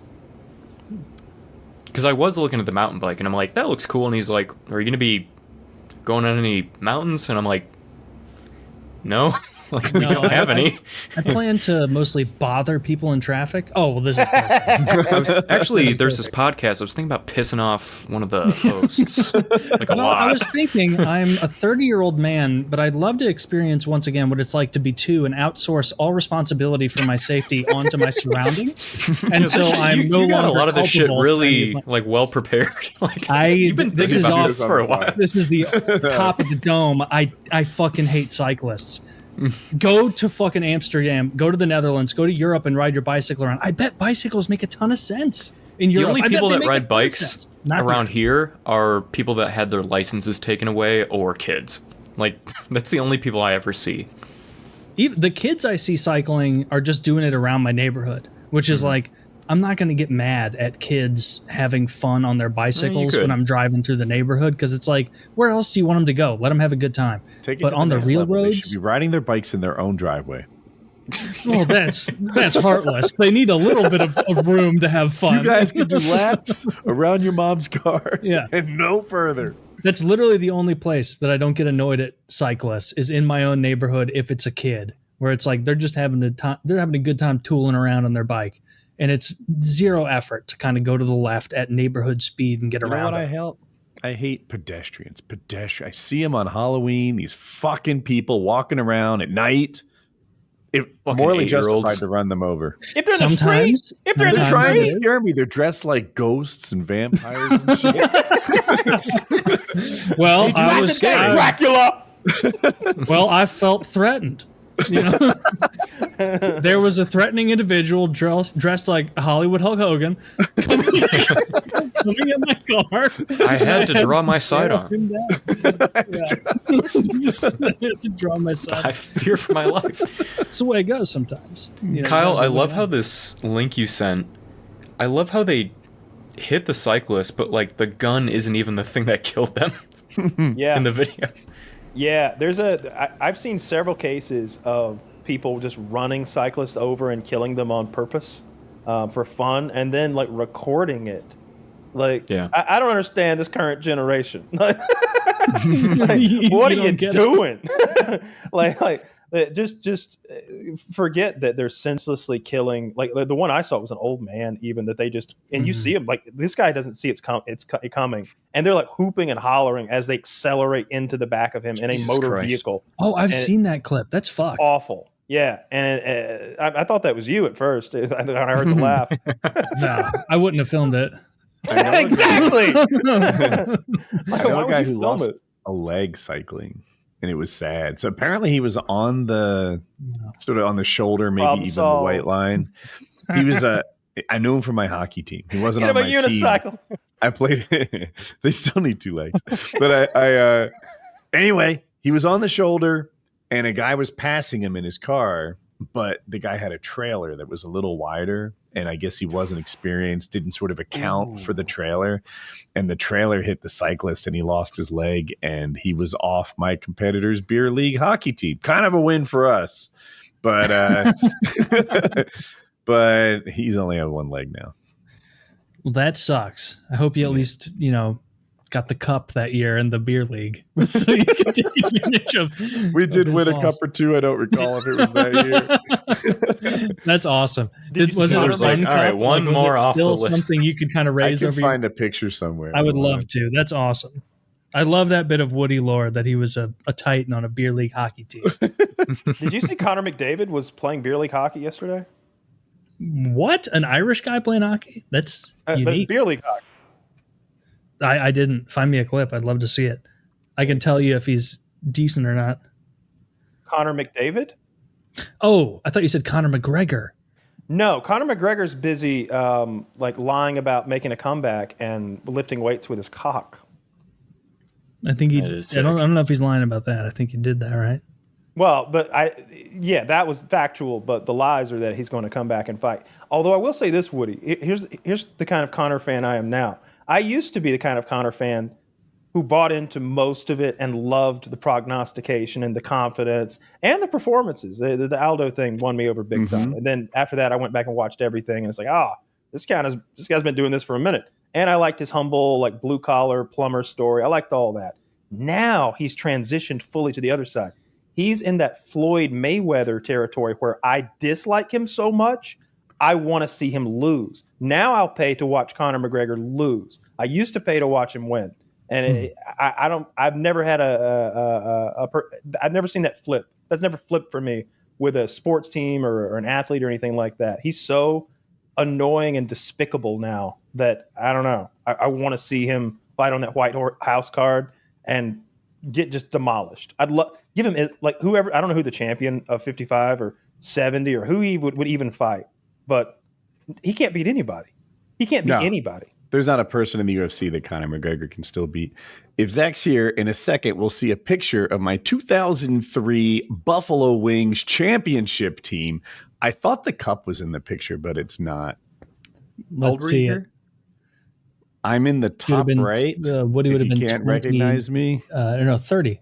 Right, you were born in 70. 47. So you're looking at a champion right there. Top right. Look at him. That's me on my hockey team. I really played. That's awesome. That's really cool. I wish there was the cup there. So that was the winning squad. Yeah. It's in the title. It's like 2003 Wings champions or something like that. Was the goalie a solid goalie? Yes, he was also a ref in that league. That helped. Because he looks older than everyone else, but if you're a decent goalie, you can make it a long way in beer league just through positioning and game knowledge. And so I'm sure he was a guy who was always square to the puck, I'm sure. Yeah, who was the best player in this whole lineup? Who was the guy? Oh, stand by. Shucks. The guy next to the goalie was pretty good. I'll say our captain. Our captain, he just always was doing the right thing. The guy sitting next to me. For non-hockey players, he has a C on his chest. That's how you know he's the captain. And he was really good. That rules. The guy in the bottom right looks like he's taking a few to the head. That guy was Sam, like that guy looks. That guy was ginormous. That guy was huge. How big was he? He was not ready for that pick. Yeah. They told him to say cheese, and he went cheese, and then the flash went off. Our captain was small, but he was scrappy as fuck, and people would try to bully him, but that was a social mistake because he had sharp elbows and he would hit it back. How tall was he? Not small. He was like 5'7", 5'8", something like that. Okay. Yeah, well, I mean, this isn't the NHL. 5'8". So Yeah, it's not the NHL. yeah. 5'8" in the NHL is a pretty little guy, but in beer league, that's fine. And I would imagine that guy, average height, actually. Bottom right, I bet he stepped up and defended old C sometimes because he looks like a bruiser. Yeah. Kyle was right. He looks like he's in the middle. Everyone else is long through saying cheese, and he's in the He looks like he drove that Dukes of Hazzard car over that fountain. He said cheese, and this guy said, "What kind?" And they took the picture. Swiss. the post-game pizza. The guy next to him in the front row, Eyes too close together. He was really smart. He was a doctor of something. His job was to invent new drugs. Oh, that's sick. Looks like he's got Justin Gaethje eyes.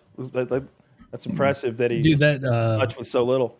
That goalie, that old school. I don't know why we're just blocker. being awful to Woody's former teammates. They were nice people. I'm love sure they are. his old school goalie blocker right there. That's awesome. The dude, You know they're top all center watching with the his show arms- right now, and they're like, "What the fuck?" Like, oh, man, The dude top center with his arms around people was a European import. He had a Okay. Yeah, it checks Eastern out. European accent and everything. that feels like a ringer. You bring some guy from Slovakia over, and he's solid. He was solid. Yeah, he was. He was like the same as me. That's awesome. I absolutely love your hockey lore as far as the championships in the men's league, the beer leagues. That's awesome. Surfing was my entire life. It was like my identity. It was I always was surfing. And we moved to Pennsylvania, and I'm like, I got to do something. There's no waves here at all. What do people do here? Hockey? All right, we're in. Yeah. That's what I signed up for, that how to play hockey thing. And didn't realize it was geared towards children. Like that's Taylor. the beginning of my hockey lore. Taylor, as an aging man nearing the precipice of your physical peak, My decline. Yeah. yes, your inevitable decline, which has already began, of course.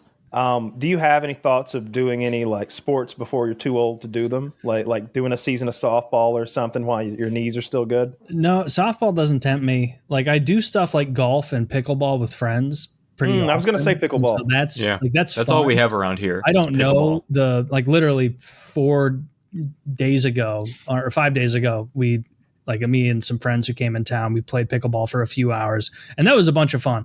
And I was able to pick it up decently because I'd played it twice before, and I played tennis in high school a small bit. And so if you can kind of, it's a way easier tennis. But the only like men's league I'd ever want to do would be hockey. But, and Woody knows this, because everyone who's played men's league does, if you are a goalie, they want goalies. And Yes. you cannot be a goalie and say, I would love to play forward or I would love to play defense, because they know they're just going to get a really bad forward or a really bad defenseman, because you literally like the way my skates were cut is different than a forward skates. Like it's a different blade shape. And so you skate differently over time. And so I have kind of sworn off men's league hockey, despite how many people I get asking me, because I never want to play goalie again. That shit was stressful.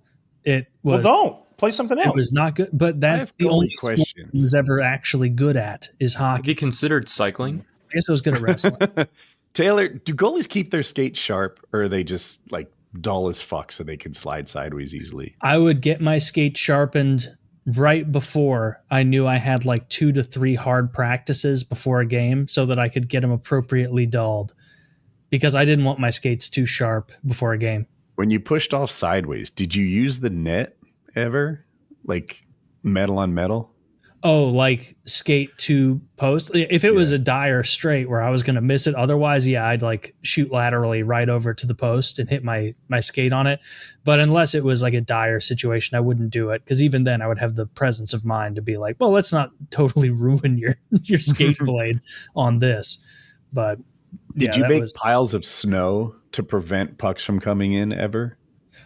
No, it never seemed like that would work. I would do the like rough up the crease thing, and I would, push the snow to the side, but I would rough it up a good bit, sometimes more than other goalies because I liked it slower. But I don't even see what Kyle's writing or showing here. What are you showing you the blocks and blocks that Chiz has replied about the NBA because Woody sent him a fucking bait question. Chiz, my God. Like Chiz had already done like a couple paragraphs and some bullshit, and Woody goes, "Which NBA team do you think has the worst future? Who's bad and can't turn things around?" And in response, you get this. All of this. Oh my God, that is, dude, Woody, swish. That's great. I want to see it though. I am curious. And on top of that, I've got the feature on WhatsApp where it auto downloads photos turned on. And I'll have to go in and just delete so many NBA stat things and flow charts and like the standings and stuff. And I'm like, my God, what the fuck? I've got 40 NBA photographs in here. You got Does WhatsApp do the thing that I know Facebook and Instagram does, where you can like, if someone sends you a bunch of bullshit, you can hit like the AI summarize thing, and it'll be like essentially what your fuck ass friend just said was, and it puts like bullet points, and you're like, okay, thank you. I cannot critically think Woody. anymore.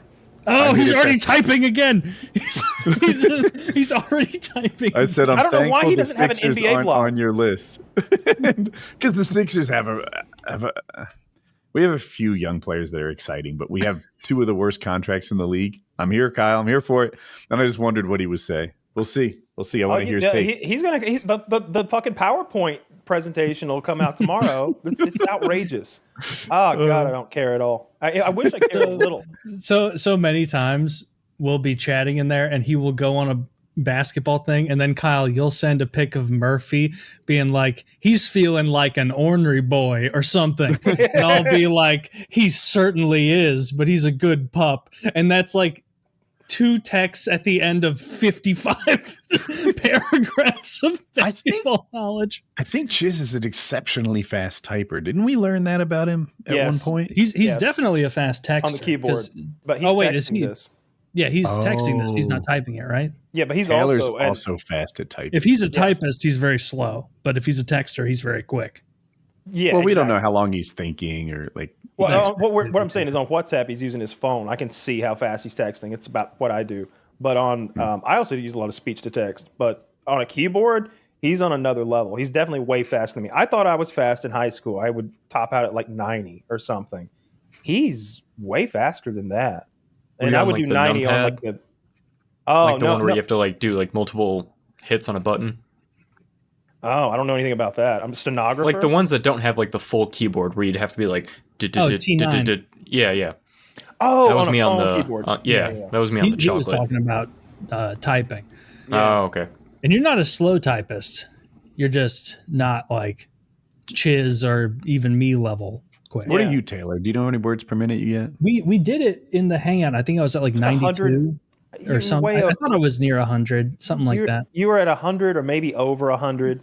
I can do 90 if I'm typing like something I know, but if I'm reading it and typing it, I absolutely cannot. I don't know if that makes any sense. I probably type around 60.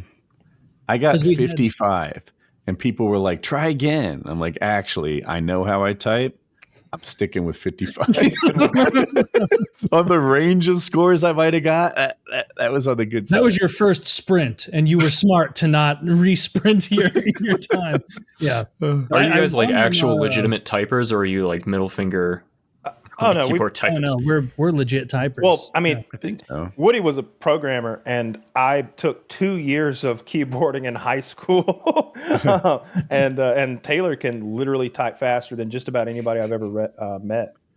I'm sure I used to be faster, but I don't think I was ever as fast as Taylor. I'm fast, but I'm not like, I don't do it right, but it's fast.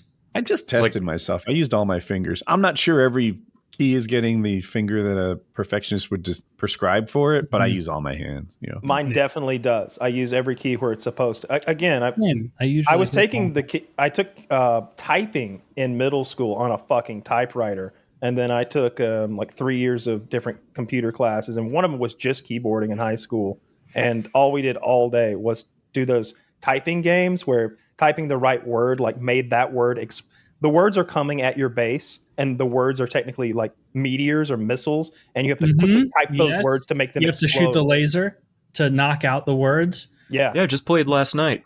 It was. I did like we had computer class, and then they had like a typing like lesson at some point, and I was like, okay, that's not how I've been doing it. But, yeah. Typing is something they've got on point. Like the home row makes sense. Like I pretty much never leave that. That's why like I've got my fingers on like QWD, like for gaming, for AOE and stuff, instead of some people do like AWD. And all of my, like I send messages so fast if I do talk in that game, because it's all text based, that it's all misspelled because I'm not on home row. And I'm like, fuck, I gotta delete that whole thing and then go back to home row and then type it again. You just game home row. There is no advantage to not gaming home row. I'm just not used to it. I don't think it helps me. I have a cheat for finding home row. I just replaced them too. I have these keys and they're pretty rubber keyboard. And they have like textile. They're like sort of knurling texture. Yeah, knurling. Perfect. Thank you. Like there's rubber knurling on them. So like if I'm keyboard gaming, which I haven't done in a little bit, as I'm not playing shooters, if my hand doesn't feel the knurling, I know I've made a mistake. So what'll happen is I'm playing and then I need to like throw a grenade or lean forward. So I leave the WASD. It helps me get back. My F and J do, of course. I wish I had maybe the A and the L, because sometimes if I'm really, I can't think of what game does it to me, but Tarkov. And Tarkov, you're all over the place getting bendy sometimes, especially if you're doing something specific. If you're trying to like lean jiggle peek somebody while like flashing your light at them, it can Tarkov get wonky. Has more commands than any other game I've played. Why it's the best game? Like you're playing a shooter, you're like, right, my shooter has lean too, right? How many commands does yours have to check the ammo? Right? There's 2 or 3 in Tarkov. There's a special one where you can clear the round after you've moved the magazine and catch it with your hand. I don't know how to do it. I watched streamers. Shift L. Does Shift L do anything in your shooter?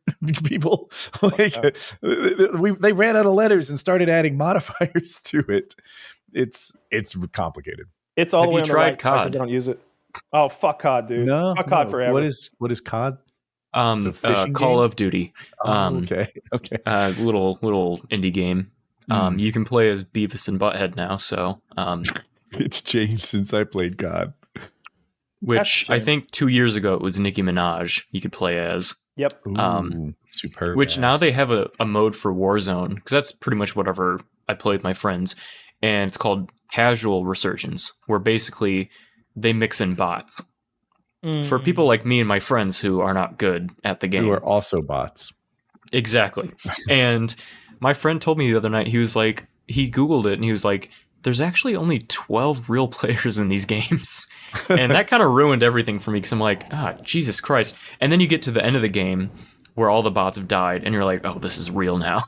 And then you lose. Can you obviously tell if they're bots?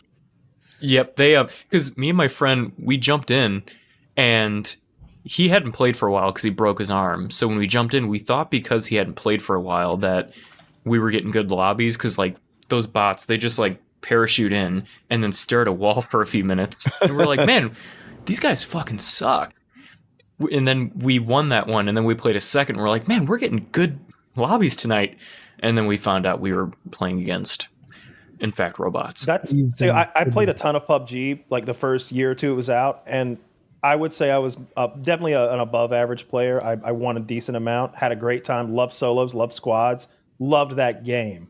And then I came back to it after what must have been 5-6 years, and I was like, holy shit, still got it. I'm embarrassing people, and I'm talking smack. Get fucked, you bot. It was bots. It was bots.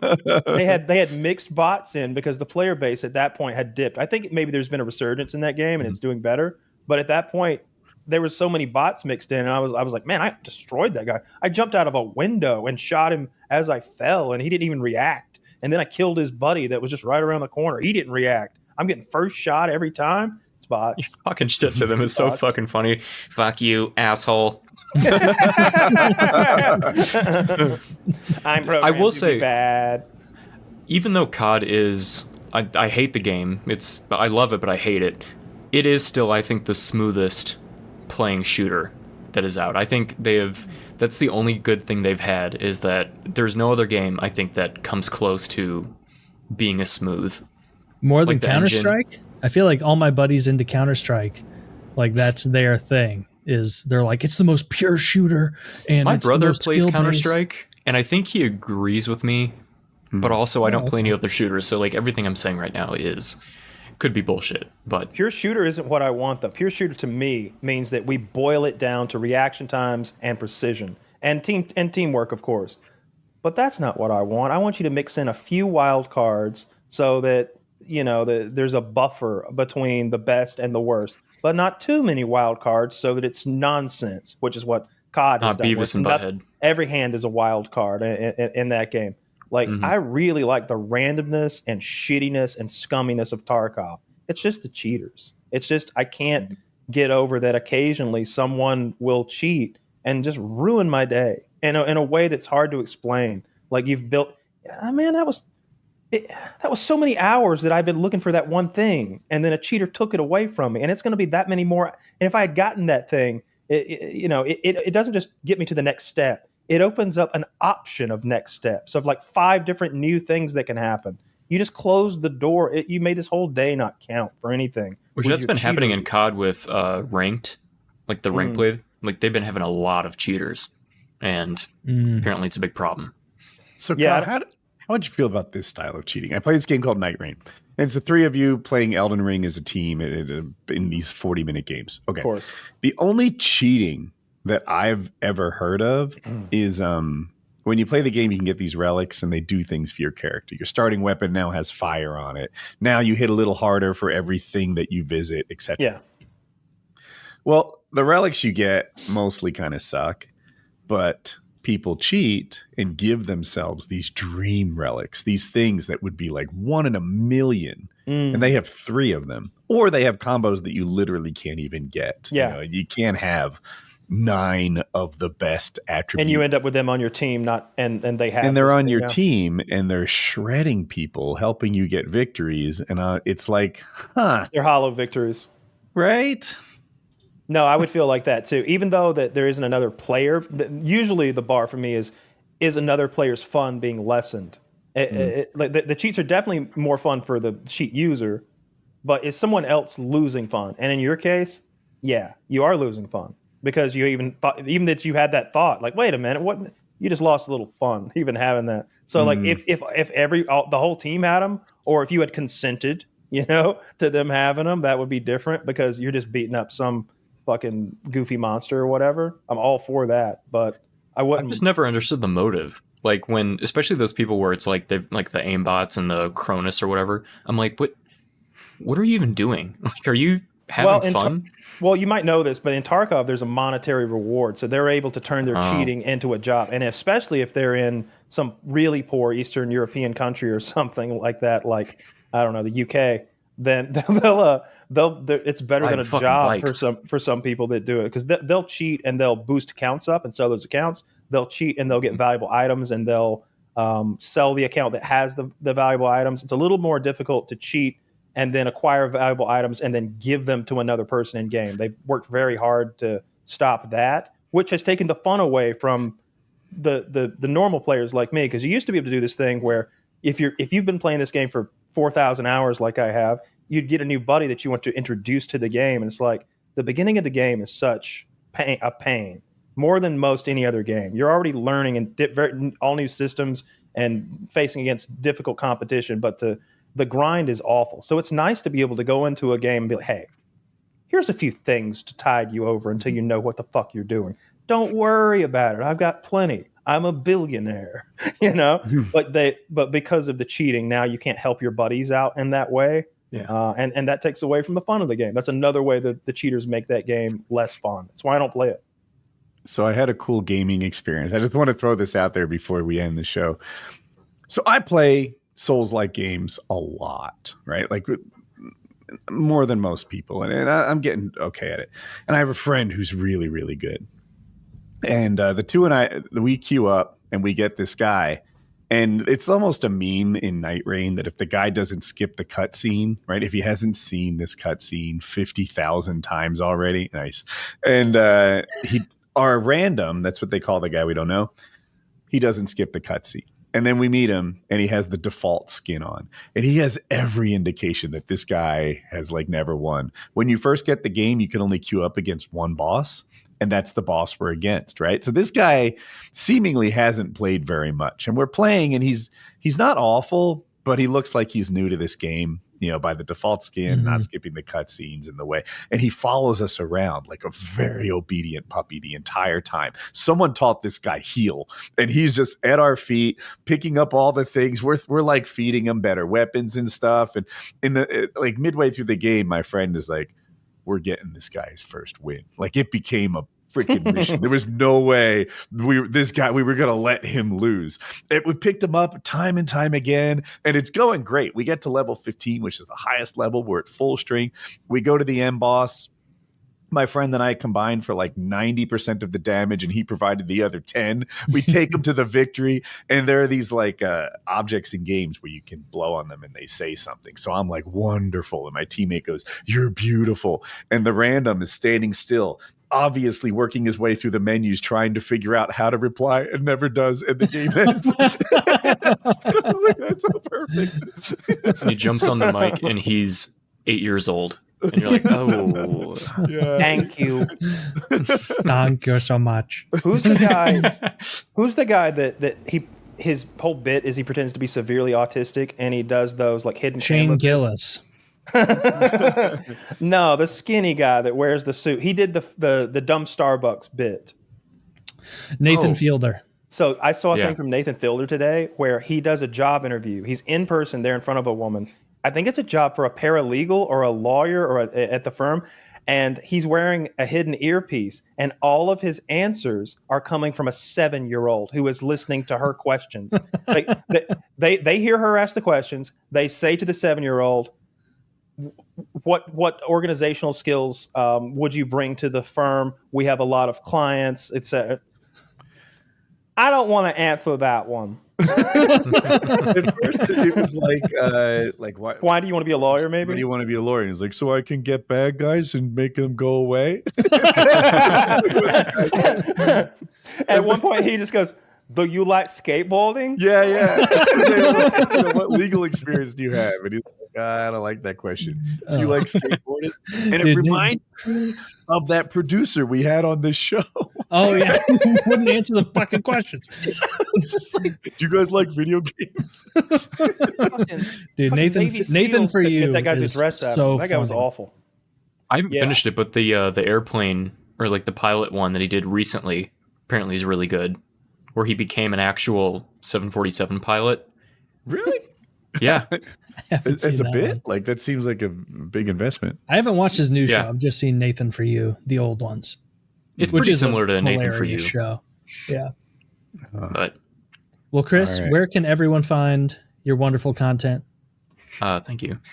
Chris James TV on YouTube and Chris the James everywhere else. Check him out. Well, thank you for coming. I know it was a little late notice. We shuffled a few things around. No problem. And you guys stay tuned. Conspiracy Theory next week. Make sure you show up for that. And, of course, our wonderful sponsors down below. And join the Patreon if you want to watch some UFC with me and Woody. You'll get to see our incredible takes. We do color commentary. It's pretty good. I have the DC role. It's astute. And also check out Hutch. He was here the first. Yes, absolutely. Check out Hutch. I'm sure he's streaming somewhere. We'll get all those links, hopefully. Hutch was a goat, too. Love Hutch. Love Hutch. I liked his look. He looks like Lex Luthor now. I like that, too. It's killing it. PKA 761.